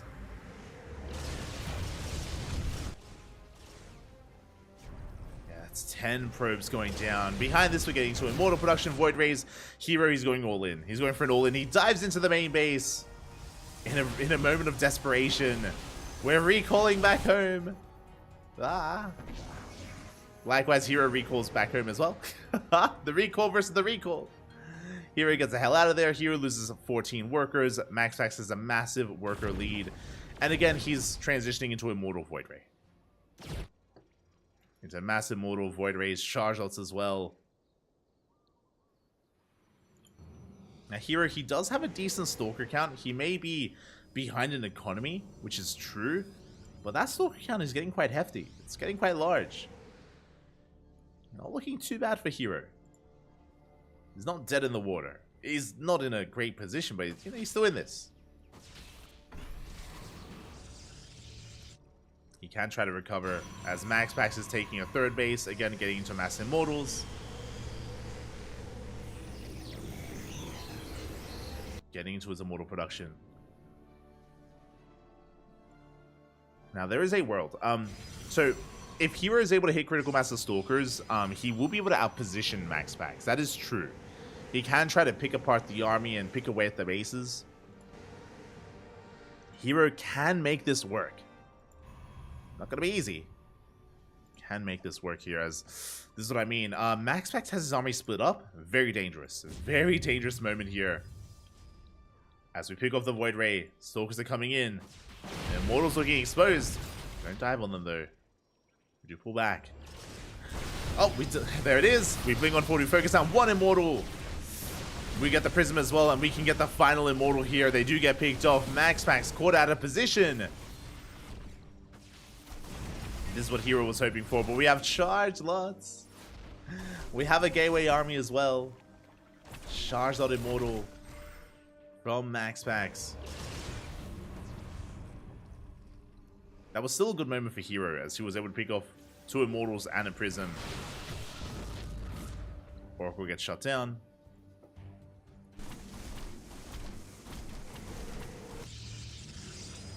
Oracle does get shut down.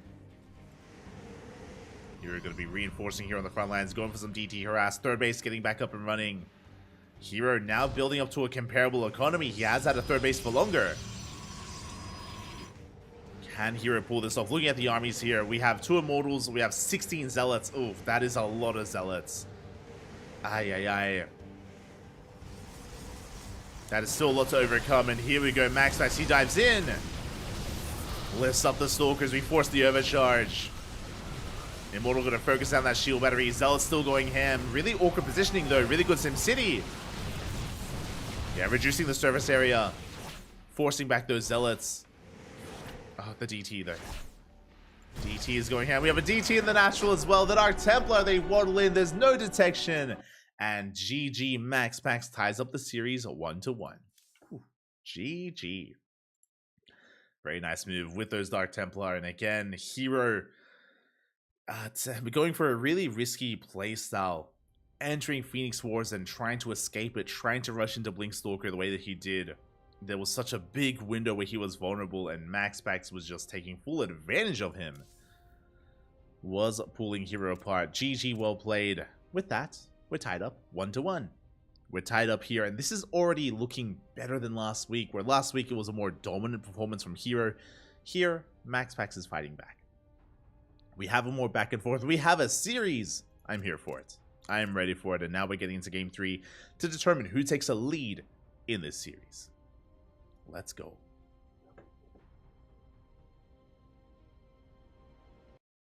Oh, llorando, papi. Oh, cuídate. ¿Qué tal? ¿Cómo estás, Malver? ¿Qué tal? As we're getting into game number 3 and spawning in the bottom right hand corner of Oceanborn, we have our South Korean Protoss player, the blue Protoss representing CranKy Z Gaming. DKZ, it is Hero. And spawning in the top left hand corner, we have his opponent, we have the red Protoss representing Sidestorm Gaming, tying the series up 1-1. Who will take a lead there? Can he keep this going? Representing Sidestorm, it is MaxPax. The Danish Protoss himself. Oh, baby, that's still... Whoever made that is amazing, I bet. Probably the best ever content creator to ever exist. Oh, you're an animal, Nish. You're an animal. Aye, true. Upper Tree Zelda made that screenshot, by the way, for those who didn't know. Kappa.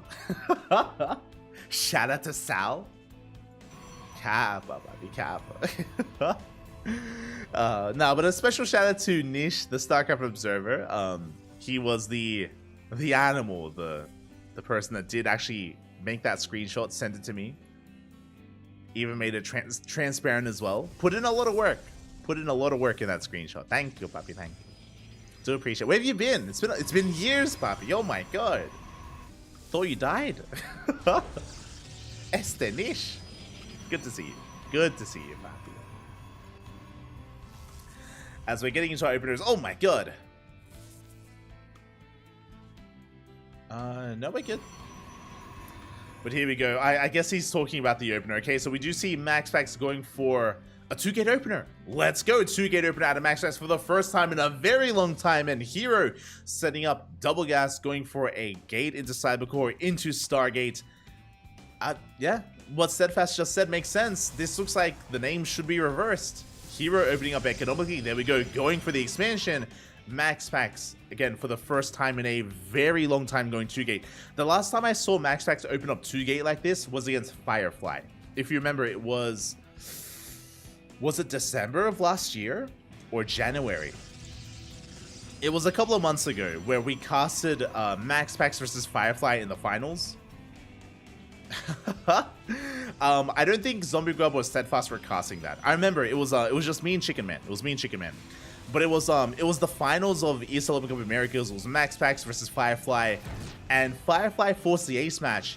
And Firefly was so crazy that he forced MaxPax to start opening up 2-gate. It was wild. And yeah, it's for the build order. Maybe they switch PC. But yeah, that was the last time I saw MaxPax whip it out. Whip out the 2-gate against Firefly. And here we go. I mean, MaxPax, he can one-base all in. He can set up a one-base all in. Yeah, the pylon has been thrown down.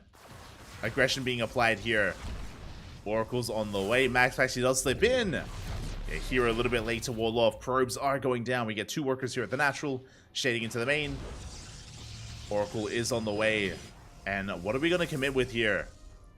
As we have Blink in production, we should throw down a proxy gateway.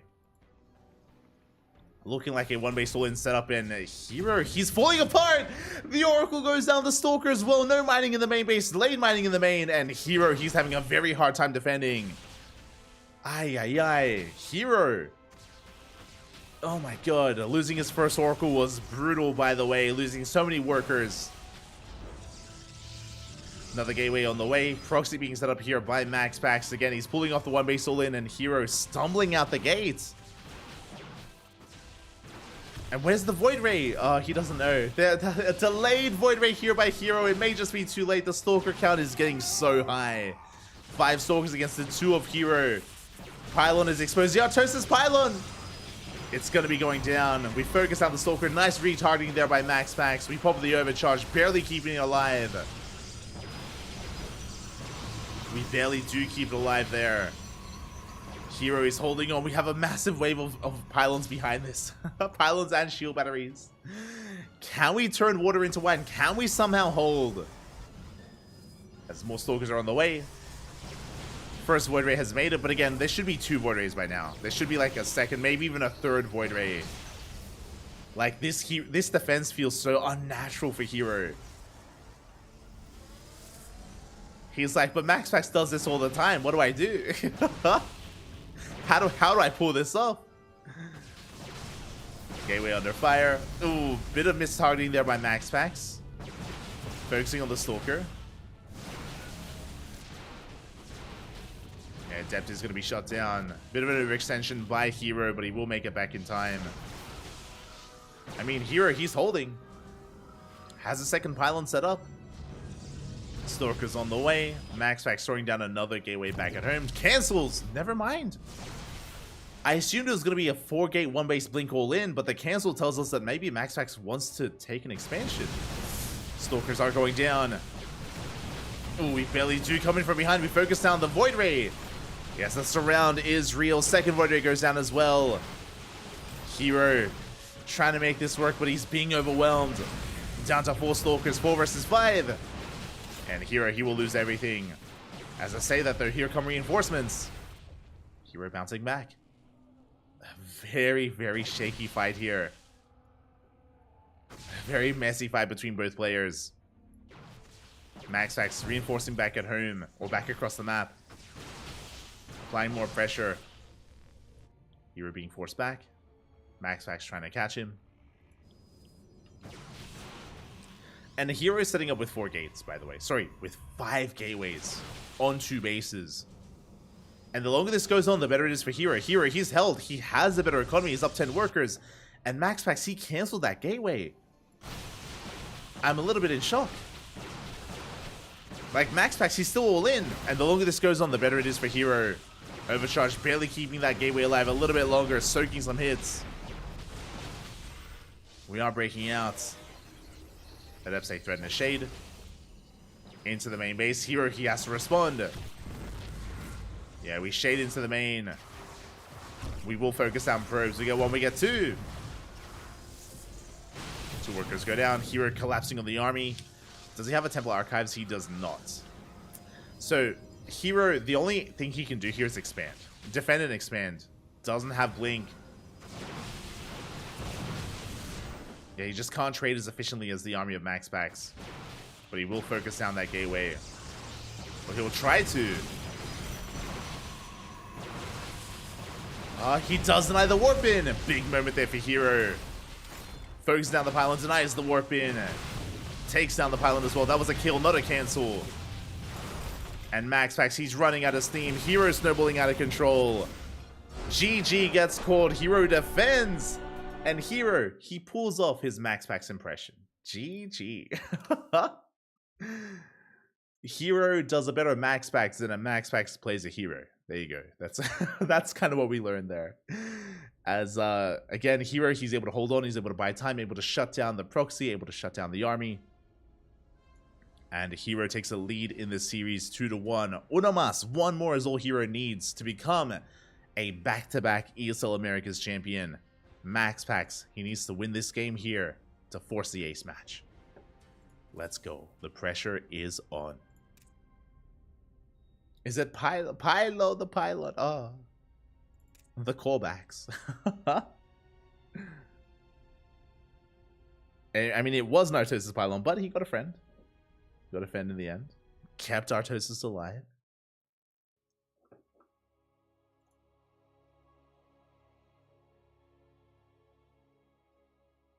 Hope Chicken Man will resume the Cock of the Walk tournament. Was good times. If only, if only. One day, one day. One day, papi, one day. We'll have the Cock Walk again. Don't you worry. One day. As spawning in the bottom right hand corner of Golden Aura, we have our South Korean Protoss player. The blue Protoss representing Dragon Kai Z Gaming. Leading the series 2-1. Oromas, 1 more is all he needs to become our champion this week. Can he pull it off? It is Hero.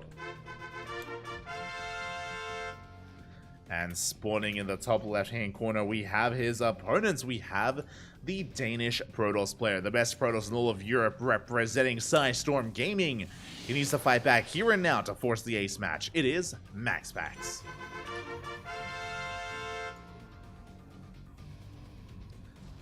As MaxPax going back to what he does best, going for the gateway on the low ground, so is Hero meeting him with the same initial build. But will that be enough?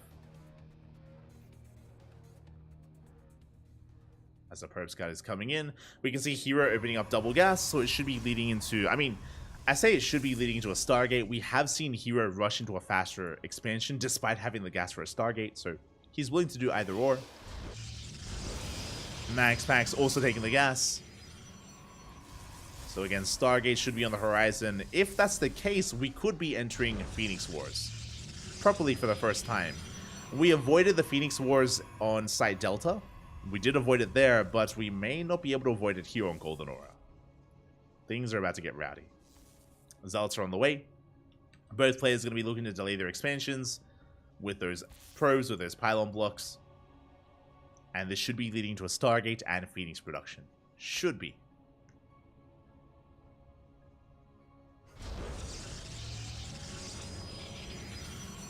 Should be heading in that direction. There it is, the expansion here thrown down for Hero. Delays his Stargate, goes for the faster Nexus. Meanwhile, we have the faster Stargate from MaxPax into a delayed Nexus instead. Okay. And Phoenix production is soon to commence. We saw here that Hero, he actually delayed his Adept for a slightly faster Stargate so we can catch up. So he has a comparable Stargate timing with MaxPax. Again, there's the expansion on the way. And the Phoenix Wars, they have begun. I believe this time. Like, remember, we avoided it on Side Delta. Can we avoid it again?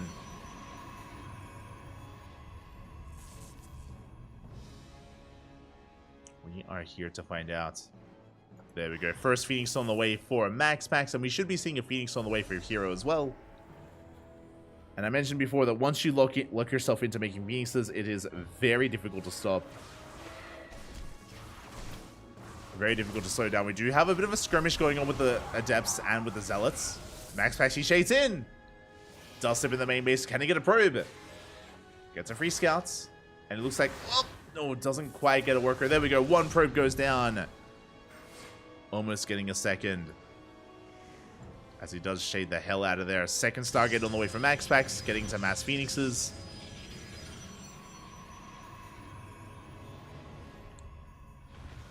And again, Hero should be looking to do the same.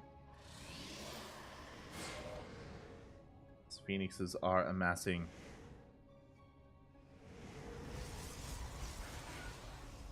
For the time being, they're staying on one Stargate for now. Phoenix is moving out across the map. Again, Hero shouldn't be too far behind with his own Stargate production as well. I hope that does get thrown down. There it is. Stargate is on the way for Hero.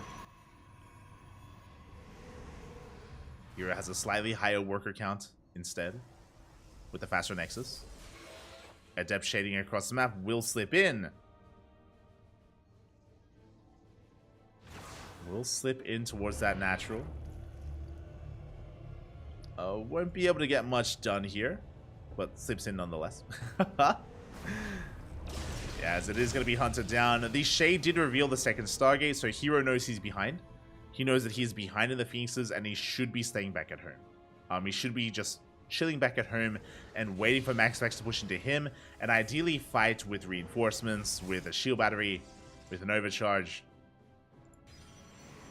It's going to be a very, very close moment here for Hero. As MaxPax pushes forward. Again, MaxPax, he's up one Phoenix. Oh! You have to be very careful with lifting up that Adept. It is a bait. It is a bait from MaxPax. Basically, if you lift up an Adept and a fight occurs, you have one Phoenix that isn't attacking, which is huge. Up! As we engage. Phoenixes are stacking. Oh my god. As we weren't quite able to do any damage to that Adept. Fun fact, we lifted the Adept, we got a shot off, but the Adept was let go and dropped before the shots actually connected. So, the Adept didn't take any damage. Again, it's just on a knife's edge here between our players. Phoenix counts evening up. We can see that MaxPax, he actually delays a couple of warp-in cycles. He delays a couple of Phoenix cycles here in favor of a Fleet Beacon for Phoenix range. Risky move here out of MaxPax, but he is going for Phoenix range. It is going to be faster than that of Heroes, as Heroes is a little bit more delayed. Again, Heroes got a third base on the way. Hero, he's had a slightly better economy for longer. That's why he can afford all of this. So, faster third base and later Phoenix range for Hero. Hero is working on his own.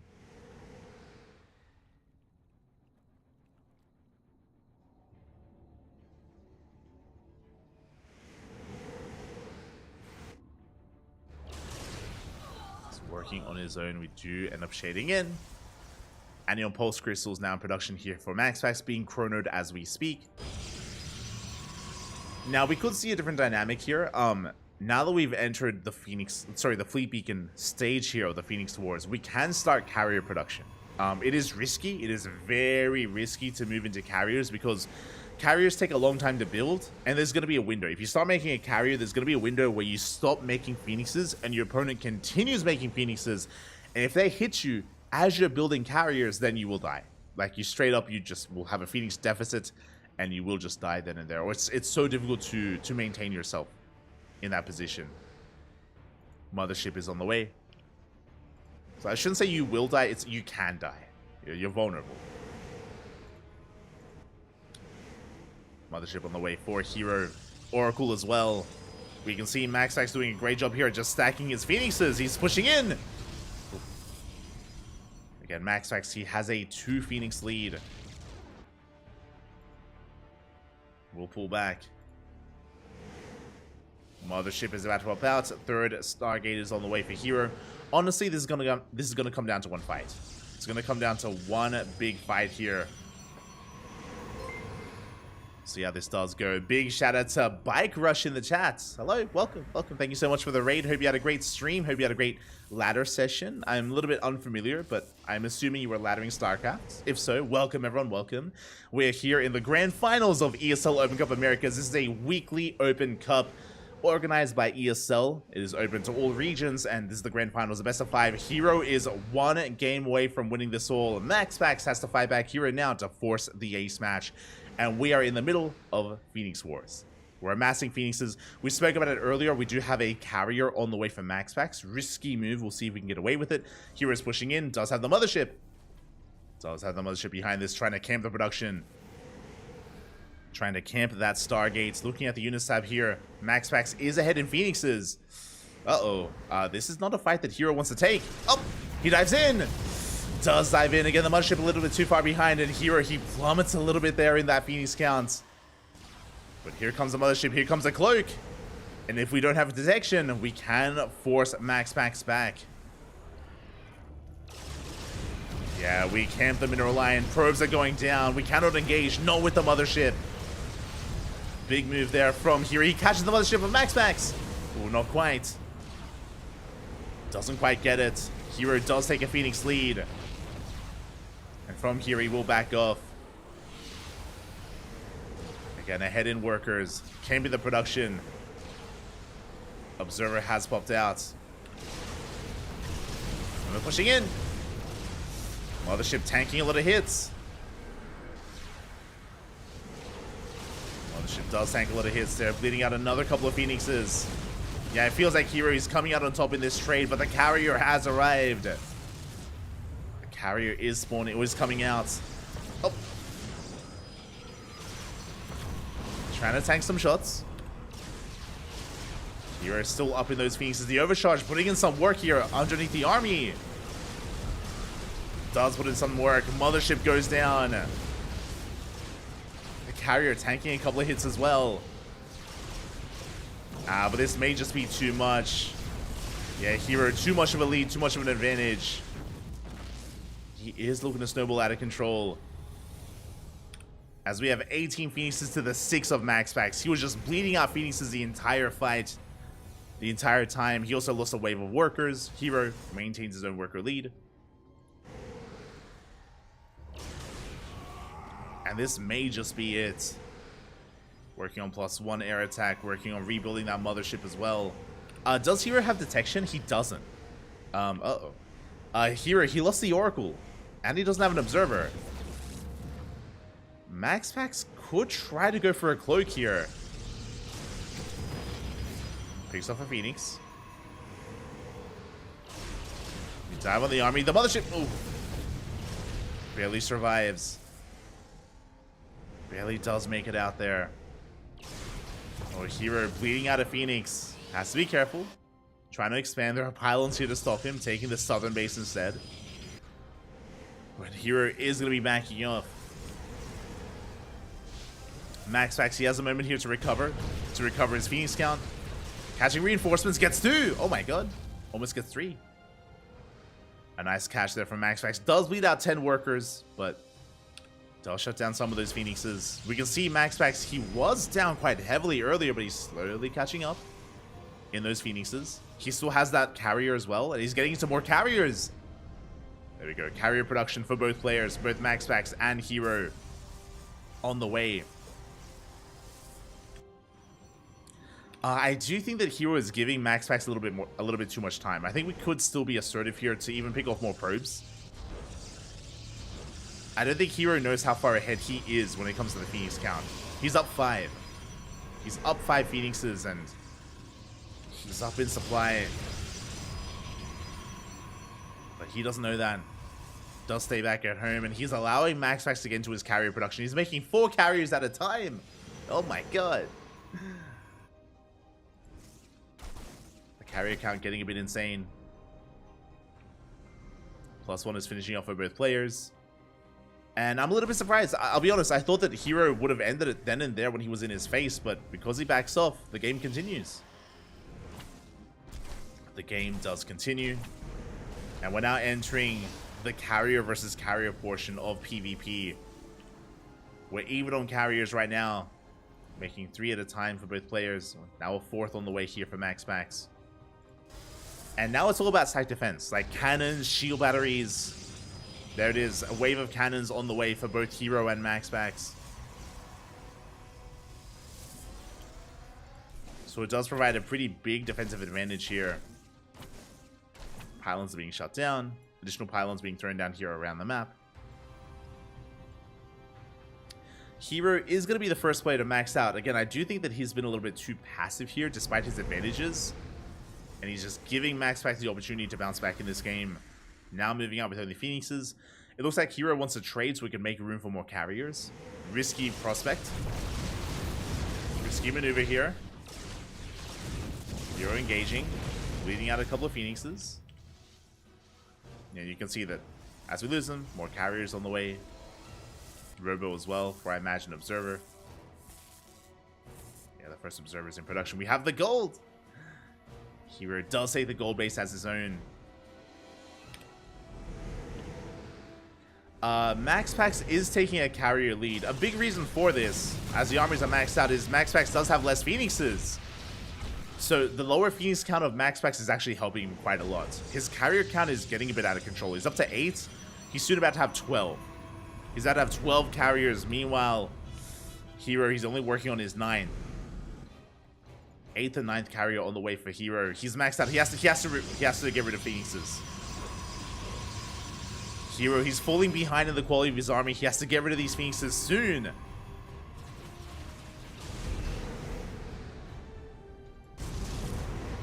Because they will not help.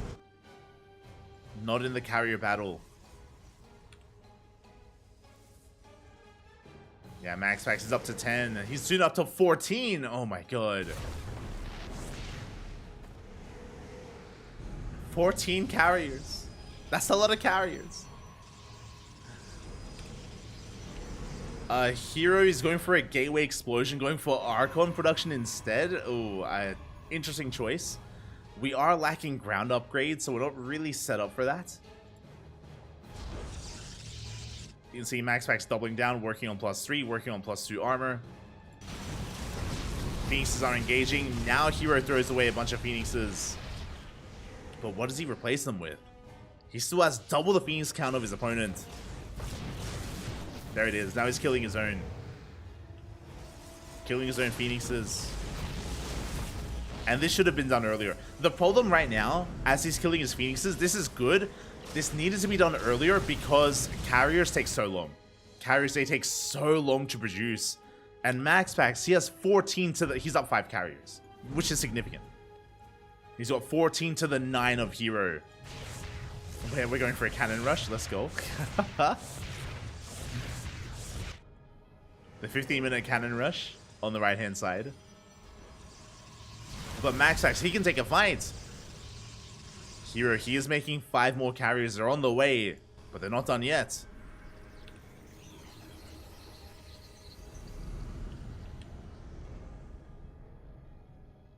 They're not done yet.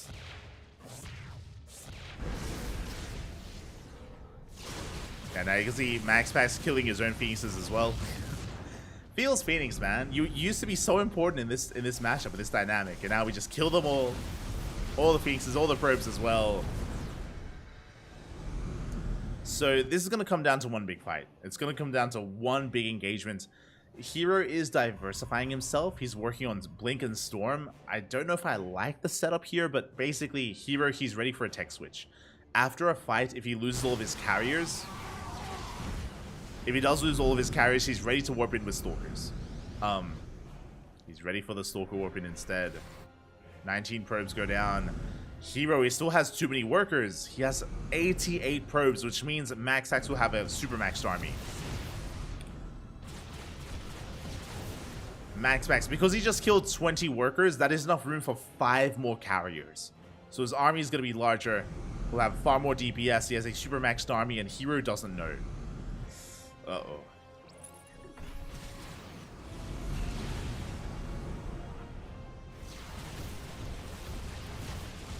You're not fully aware. On top of that, the upgrades are better and superior for MaxX. He has 3-2 upgrades against the 2-1, so he's up 2 upgrades. Hero needs time. He needs time for that to really kick in. He has storms. I don't know how useful they're really going to be, though. Yeah, we dive on the army. Big storms here on the carriers. But it may not matter. Oh my god, the frames are dropping. The frames are dropping just like the carriers of Hero, and MaxX, he takes a massive fight. He cleans up every single carrier. The storms were not worth it. Stalkers are coming in, but they're being focused down. The Archons as well. The mass carrier is just superior. And again, MaxX, he had a 5 carrier lead. It was insane. And you can see how dominant the fight was. He had 5 more carriers. He had the better upgrades. He had the better army. And just like that, Hero, he plummets in supply. And what does Hero have? Stalkers. He reinforces with Stalkers instead, which is a more mobile army. He's got 5 Void Rays in production. MaxX has 5 Void Rays in production to keep up. Flux Veins as well. Now Hero, he's basically going for a Hail Mary play. He's getting across the map, trying to pull apart his opponent, trying to drag him back home. Buying time for Hero to rebuild his carriers from scratch. But MaxX doesn't care. I like this. He doesn't care. This base may go down, doesn't matter. We're going for the kill move. We're camping the production. We're moving out across the map. Top right may go down, but MaxX, he should go for the important bases here of Hero. For the production, for the infrastructure. Collapses on the 4th. Top right is going to go down. And now we're pushing towards that natural. Yeah, Stargates are going down. We got 1, we're going to get 2, we're going to get 3. Mothership has arrived, which will help. You can see that, again, Hero, he's trying to get back into his carriers. But he has a lot of supply in these Stalkers. Again, just not the best army to work with. As we're getting into the main base. +1 isn't even done. There's 0-0 Stalkers. Give us 10 seconds. It's not going to finish. It gets depowered. We recall back home. And Hero, he may kill a base. He may depower one of the Stargates, but MaxX, the carriers have arrived. MaxX has arrived. And he should be able to take this fight. He also left a couple of Void Rays across the map, finding another base. That's a kill, not a cancel. 400 minerals down the drain. Both players are heavily supply blocked, but again, one player has a pretty efficient army. The other, not so much.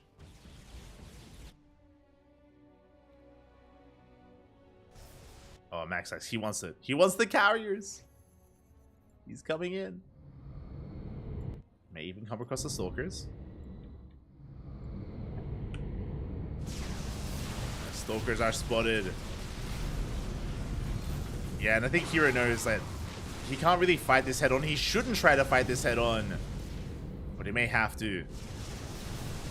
The carriers, yeah, they're going down one after the other. Hero, he bleeds out his Sky Toss.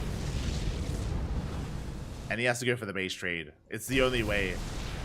The only way for Hero. Carriers going down one after the other. And you can see MaxX almost maxed out. Hero may have the gold, he may have a pretty large bank, but Hero can't spend his money. Cannot spend his money, not anymore. Hero, he will kill the Nexus. Does get a base. Looking at the units here, 23 Stalkers for Hero. But MaxPax, he's just cutting his way through all these bases. Being led towards the goal base. There's a lot of cannons. There's some High Templar for Storm, I guess. No, Storm is okay. It's okay, Bappy. It's okay. Void Razor going ham. Storms are the splits, Bappy. Yeah, we just ignore the. We just pull back. Ignore the base. Stalkers, they're pushing in. MaxPax is losing a lot of his economy. But there's a slow zone. Yeah, the carriers, they go ham.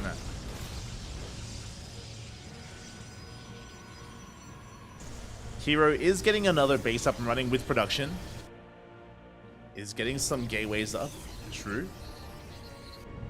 It's just such an uphill battle here for Hero.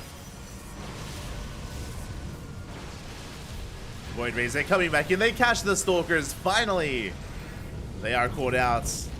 And a good half of them get knocked down. Carriers here, they flank the army as well. And everything falls. Again, Hero, he almost took this game as well. GG gets called. MaxPax, he ties it up 2-2. We're going to the ace match. GG. Oh my god, Hero, he had...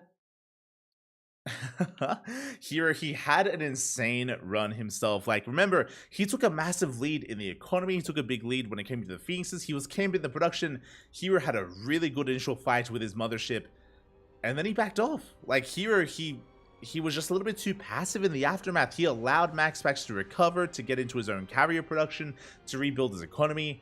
And MaxPax, he was able to recover and survive and get into that maxed out carrier versus carrier. And in that position, MaxPax had the better army, or had the larger army, and had the better upgrades as well. Remember, he had 3-2 upgrades against the 2-1 of Hero. MaxPax also had an extra 5 carriers compared to Hero because Hero had too many probes, just too many workers eating up too much supply. So MaxPax had a super maxed army. And yeah, in that late game, Hero just did end up getting picked apart. And now we find ourselves in the ace match. It all ends here. It all ends in game 5 on Alcyone. Let's go.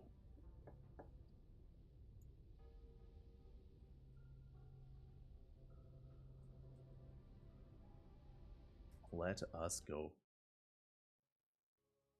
Is this live? The cast is live, but we are casting replays. Again, we aren't able to currently cast ESL Americas live because it's just at a really bad time slot for us.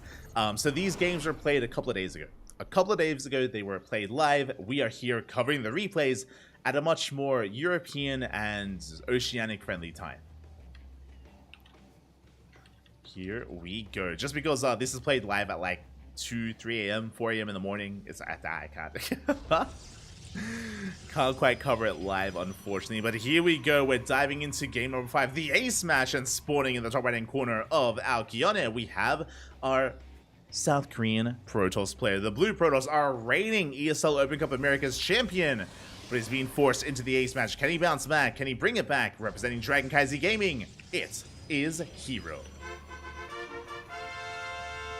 And spawning in the bottom left-hand corner, we have his opponent. We have the Danish Protoss. The Danish Protoss player. The Red Protoss representing Storm Gaming, fighting his way back into this, forcing the ace match. Can he go all the way? Can he get his revenge? It is MaxPax. Here we go.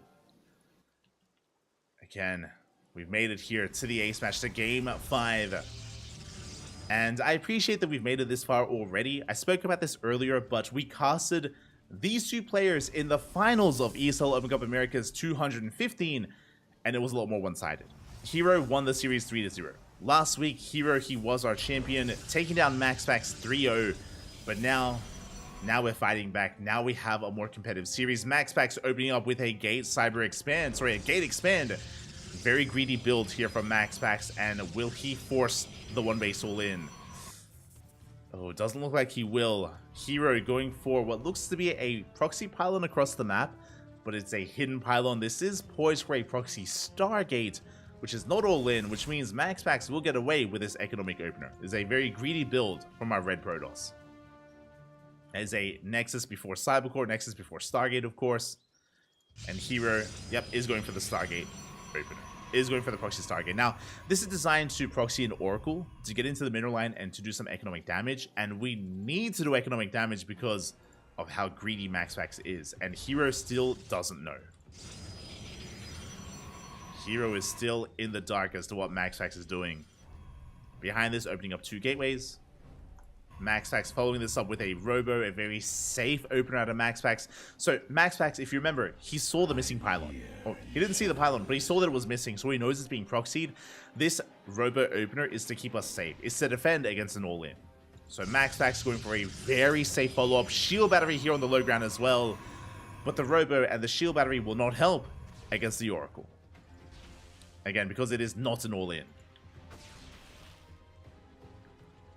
So MaxPax misreading the game state a little bit here. And Hero, he has a lot of potential here to bounce back. No shield battery in the main base. It's quite exposed. No stalkers either. Robo is done. First Immortal is on the way. Again, so if it was a Robo all-in or like a 1-base 4-gate Blink all-in, then MaxPax would be safe against it. I do appreciate that he is maneuvering his stalkers to the main. So he will have some anti-air. Behind this, here is expanding. Is expanding behind this. The Oracle does get in. We get 1, 2, 3, 4 probe kills. We get a 5th probe as well, but we lose the Oracle. Was this worth it? It was an okay trade. It does give Hero an economic lead. But ideally, you do want to preserve that Oracle. Behind this, Phoenix production has commenced. We have our first Phoenix already out. And Phoenixes are a good way to just gain map control. They shut down War Prism harass. They were able to harass mineral lines themselves. And more importantly, against a Robo opener, they can shut down Immortals. Immortals are quite hefty. Like MaxPax, he's going for a counterattack. He's going for a War Prism. He now realizes that he's been duped. He realizes that, you know, maybe he overcommitted to his defense. So now time to turn the defense into an offense. But this army is going to be vulnerable here to those Phoenixes. A lot of micro potential for Hero. Proxy Stargate has been found. Hero preparing back at home with a shield battery. Getting into his gateways. Getting into his 2-base setup. As MaxPax is going to be pushing. There we go. We have another gateway on the way. Twilight Council on the way, so it looks like we may not move out. I'm curious. I'm curious to see how hard MaxPax commits. The Twilight Council tells us that we're working on upgrades. That we're working on a longer game. Phoenix is a threat to the main base. They scout everything, by the way. We confirm the Twilight Council on the gateway. We get 4 more probe kills. And the Sentry. Big pickups. As Hero, he just has his way with this army. And yeah, MaxPax, he can't move out. If he tries to, the Prism is going to be focused down. Oh god! As the Prism does take a couple of hits. Yeah, Phoenix is barely going to survive. And Hero, he's chilling back at home, getting into his own Robo to defend against potentially a 2-base all-in from MaxPax. Should be working towards his own Immortal production.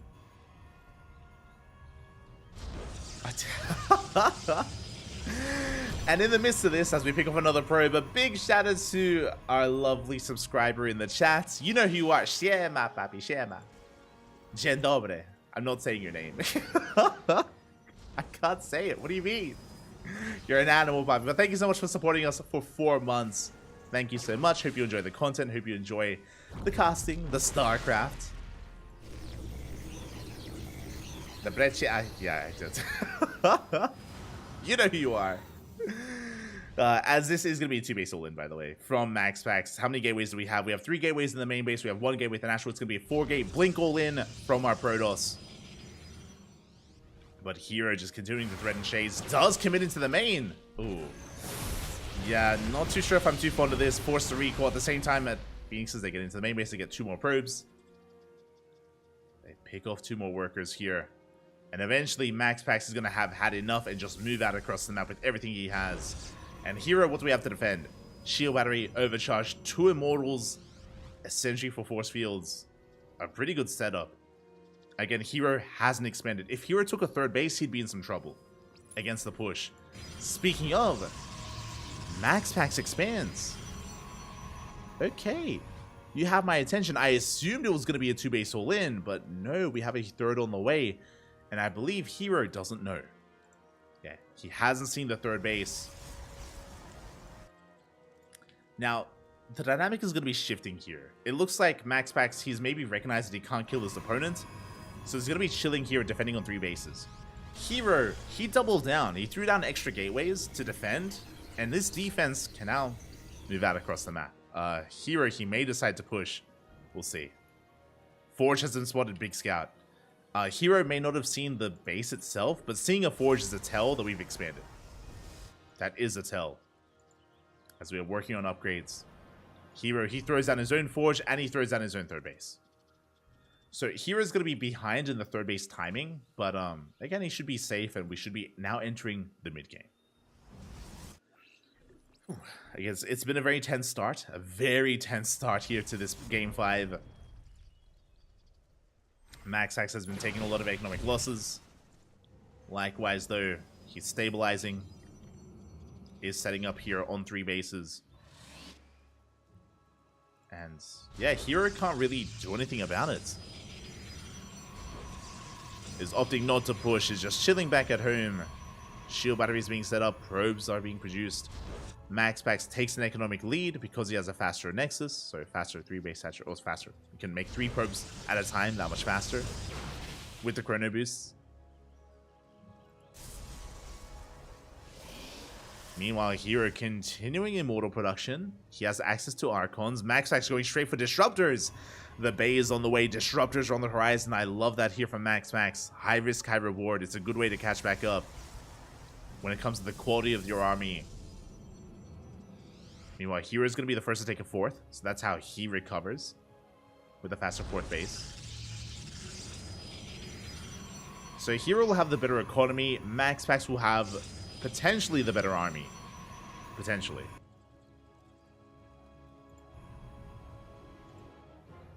As Disruptors are very hit and miss. They can make or break a fight for you. We can have the best Novas in the world, or we could whiff, and that could be game. That could be Hero taking it. Yeah, the Bay is now on the way for Hero. Again, 1 step behind when it comes to the tech. Pinks as they come in, they get another couple of workers. They get eyes on the Bay. Big Scout there for Hero, so now he knows he's behind in the Disruptor production. He should be behind. I say should because MaxPax hasn't made a Disruptor. What? Oh, we supply block. Oh, God. Oh, God. Unfortunately, is a little bit supply block. He's going for a... Is this a... Okay, we're not going into Disruptors. Colossus. Skillless, is that you? Bold move here. Okay, MaxPax. Avoiding the Disruptors. Now, Colossus are okay in this map. They have their place. As you can imagine, they do a lot of splash damage. They can do quite well against Zealots and a Gateway army. That is true. They struggle against Disruptors. They struggle against a Disruptor-based army, which is what Hero's working on. And here we go. He does move out across the map. Yeah, it does pounce on top of the 4th base, going for the Nexus. He does outposition MaxPax, trying to push down a ramp into a concave, but it looks like he will force back Hero. Zealots are on the way. Hero unable to commit. The Colossus is revealed. And MaxPax holds. In a very messy fight from Hero. Wasn't able to really engage with the army or with the base. Very Zealot heavy. Meanwhile, we have MaxPax with a much more Stalker heavy composition, a lot more mobile. I think I want to favor MaxPax's army. Not gonna lie, he has a little bit more efficiency here, but we'll see. As the end, the Colossus are gonna help so much against a Zealot heavy army. Immortal's going ham. The first Immortal gonna be going down. Does survive. Nova goes off, zoning back MaxPax, building up towards a 3rd Colossus. Meanwhile, we can see a third Robo on the way for Hero, getting into triple Disruptor production. And he should be transitioning into Blink Stalkers. And there it is. Blink is on the way. Like, Zealots, they're not going to help here. Like, they get annihilated by the Archons and the Colossus.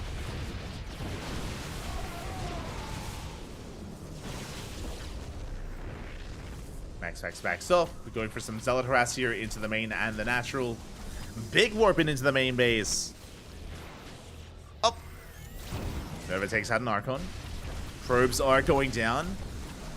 Ooh, we denied that Arc Shrine as well. Big pig off the Prism. Can we escape? We can.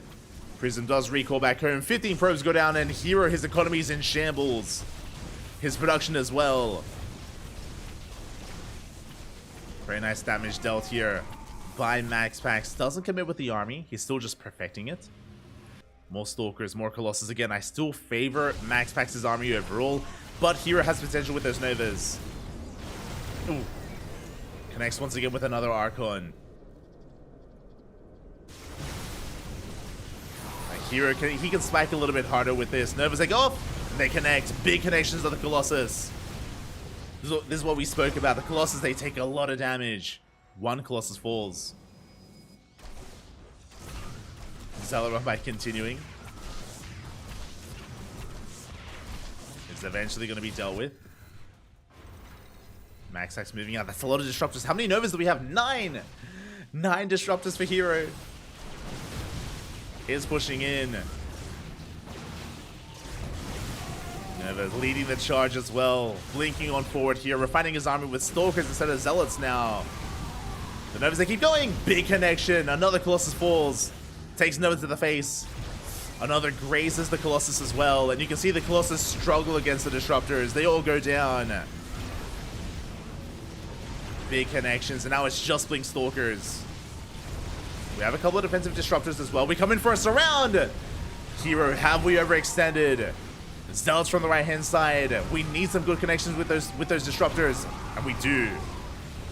We do get some good connections. MaxPax being forced back in. Hero, it looks like he has done it. He breaks through. Breaks through the army. Breaks this Nexus as well. MaxPax going for a counterattack, but there's plenty to defend back at home. He's got so many balls. They're huge. And MaxPax, he cannot engage. Third base is broken. We're going for the fourth. Stalkers are trying to come in, but they're just going to be zoned away. Here come the Zealots, though. We're going in. The Nova. Good connection. A good connection there from MaxPax. But Stalkers, they reinforce here from behind. MaxPax getting surrounded. We'll take down the Disruptor. But this is getting too chaotic. MaxPax also bleeding out his own Disruptor as well. Being forced back. And that's going to be a kill on this base. And 16 probes. And MaxPax is being chased down. GG gets called. It's just too much to handle. And Hero will take the series 3-2, becoming our back-to-back ESL Open Cup Americas champion. GG. GG, well played. Congratulations here to Hero for winning it all once again. But a shout out to MaxPax, because I mentioned this before. In last week's finals, MaxPax got 3-0'd. It was a much more dominant showing from Hero. Here, it was more back and forth, which I'm happy for. I'm happy to see MaxPax, having a more competitive series against Hero. Did fall in the end, but I mean, it could have gone either way. And again, we had some really impressive games from MaxPax earlier. A lot of diverse play, willing to shake it up here against Hero. And even in this game, it was very unorthodox. I'll be honest, I wasn't sold on the Colossus. As we saw, Colossus, they have their place against gateway units, but I guess I should put a little bit more emphasis on the scouting of Hero. Remember, Hero, he was very quick to scout and confirm the Forge, which led him to take the third, and Hero was also very quick to scout and confirm the Bay, which led into Disruptor production. He didn't know it was going to be Colossus, but it was, per chance, it happened to be Colossus instead of Disruptor, and we saw that the Colossus-based army of MaxPax did struggle a lot more. We saw that it's just so difficult to micro against those Disruptors, against those Purification Novas, and the Colossus, they died almost instantly. They were the first things to fall when it came to the big fight. So it wasn't really worth it for MaxPax. I'm sure he was hoping he could hit with Colossus before Disruptors arrived, but Hero, he was not too far behind when it came to his own tech, and had better tech as a result. GG. GG, well played. Again, a very tense final game here. There was a lot of back and forth, right? It all started with the proxy Stargate, where MaxPax thought it was an all-in, over-defended, led into a 2-base all-in, but he lost too many workers, so he just expanded instead. Like, there was a lot of back and forth, a lot happening in that game. It was beautiful. GG.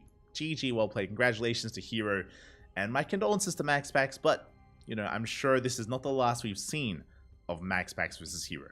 I'm sure we're going to see them week after week in ESL Americas. I'm sure we will. I'm sure we will. Are you sightseeing a bit while you're in Polonia? A little bit. Not too much, just because we're still casting on a daily basis. Like, I'm still casting every day, so I can't really go out too much. Like, Poland is a pretty big country. There's, like, a lot to sightsee if I was a tourist. Yeah, like this is still, you know, my full-time commitment is still casting StarCraft, so I don't want to deviate away too much from it. I've already taken like a day off this week, which is more than I usually do in like 3 months, so or like 6 months. So yeah, just a little bit of sightseeing in Poland, just a little bit. But regardless, GG, well played. Congratulations to Hero. Big shout out to MaxPax for making it here to the finals. Once again, 2 weeks in a row, and we'll see what happens next week. Again, for those who don't know, ESL Open Cup is a weekly tournament, ESL Open Cup Americas. The Americas weekly is, you know, typically dominated by Koreans and by some of the Europeans that stay up, specifically MaxPax and Clem.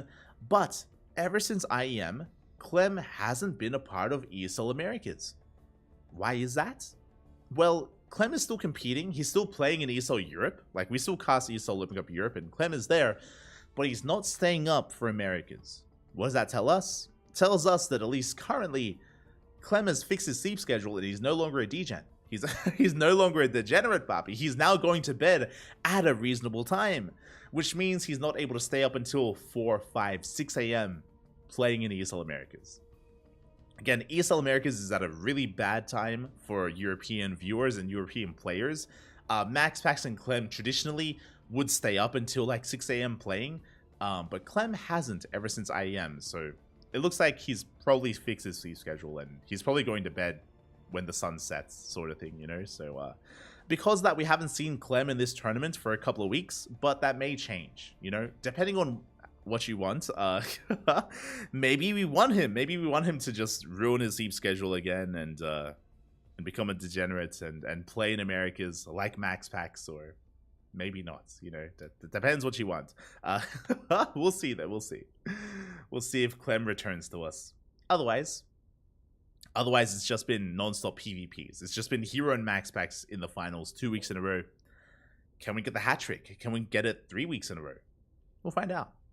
Again, consider following us on the CranKy Ducklings here on Twitch or on YouTube. We do stream on a daily basis, and ESL Open Cup Americas is something that we stream on a weekly basis, alongside ESL Open Cup Asia, ESL Open Cup Europe. We also cast many other events like World Team League, Sparkling Tuna Cup, and many others. Kung Fu Cup as well. The Stars War event has been announced, and we will be casting the qualifiers this month. It's going to be a month full of qualifiers, so yeah, stay tuned for that. That's going to be a very intense period for us casting here on the CranKy Ducklings. And we're also returning with our own amateur events, Sea Duckling Open and Master Swan Open as well. Again, we're live on a daily basis. I mentioned before that we did take a day off a couple of days ago, you know, just to rest and recover and catch up. But for the most part, we're live here on a daily basis. Our next broadcast is going to be tomorrow, in 24 hours. Fun fact, in just under 24 hours time, we're going to be live with the Korean StarCraft League. So if you are unsatiated, if you want some more Korean on Korean action, players like Kyor, Byun, Hero, Dark, Solar, Shin, DRG, Classic, Nightmare, Creator, the players I just mentioned, basically all the Koreans except for Maru. Maru doesn't usually compete in KSL, but all the other Koreans, they do compete in the Korean StarCraft League. So again, in less than 24 hours, we're going to be live with that event here on this channel. Tomorrow, we have quite a stacked day of StarCraft. It's going to be the KSL straight into Hatchery Cup. Hatchery Cup is going to be in 24 hours, fun fact, followed by the Infolet 2024 Monthly Cup as well, which is a Polish tournament. Hatchery Cup is a European event, so we get more European-centric and focused players, and Infolet is a Polish event, so more Polish-friendly players, Polish-centric players. So yeah, we got 3 events back to back to back. I'm gonna be so hungry. I'm gonna be starving tomorrow. I'm gonna be starving, so that's gonna be a lot of fun. So yeah, stay tuned for tomorrow. A lot of StarCraft going on. It's gonna be like an 8-hour broadcast or something. So enjoy. Then we have Sparkling Tuning Cup on Sunday. We have the ESL Open Cups on Monday. We have the Club NV X Duckling Showdown on Tuesday. And next Wednesday, on the 6th of March, is the beginning of the Stars War qualifiers. It's very awkward to say. It's not Star Wars, it's Stars War. It feels so like my brain just is telling me that it's wrong. And it is wrong. But it's an event. It's a big offline Chinese event that is going to be held. And the Korean qualifier is next Wednesday. So we'll be all over that. Be sure to tune in. Otherwise, thank you so much for watching. Thanks so much for watching. Thanks so much for the support. We'll see you guys tomorrow for a full day of StarCraft. Until then, thank you, everyone. We're going to be giving another StarCraft streamer a raid. Not too sure who. We will find someone to raid. Who's streaming right now? Who is streaming? I know Senor Sadsack is streaming, so we may give him some love. We typically raid Mr. Sadsack. Who else is live? Mia Mike is playing Stormgate. Mousy is doing a replay cast of last week's KSL. What else do we have going on?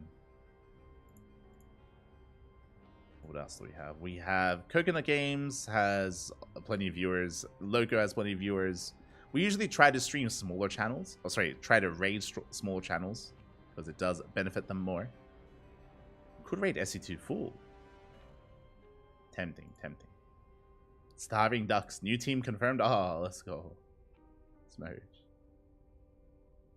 You gotta rest at least once a week. No, papi, no. I'll try. But thank you for watching, everyone. Thank you for the support. Again, you can follow us !socials in the chat. We have a Twitter, Facebook, Instagram, YouTube, and Discord. We are also co-streaming on YouTube. So I do see a couple of people there. Like I see Hado, Felipe, Finn, Sunrise. Welcome everyone over on the YouTube channel. Again, so we do stream on Twitch and YouTube at the same time. And our VODs are uploaded to YouTube immediately. So if you missed out on some of the games, check them out on YouTube under the Live tab, where all of our streams are cataloged. They're all saved there on the YouTube and on Twitch as well, to be fair, and on Twitch. But otherwise, thanks for watching. Thanks for the support. We'll see you guys tomorrow. Until then, hasta luego. Ciao, papi, ciao. Hasta luego.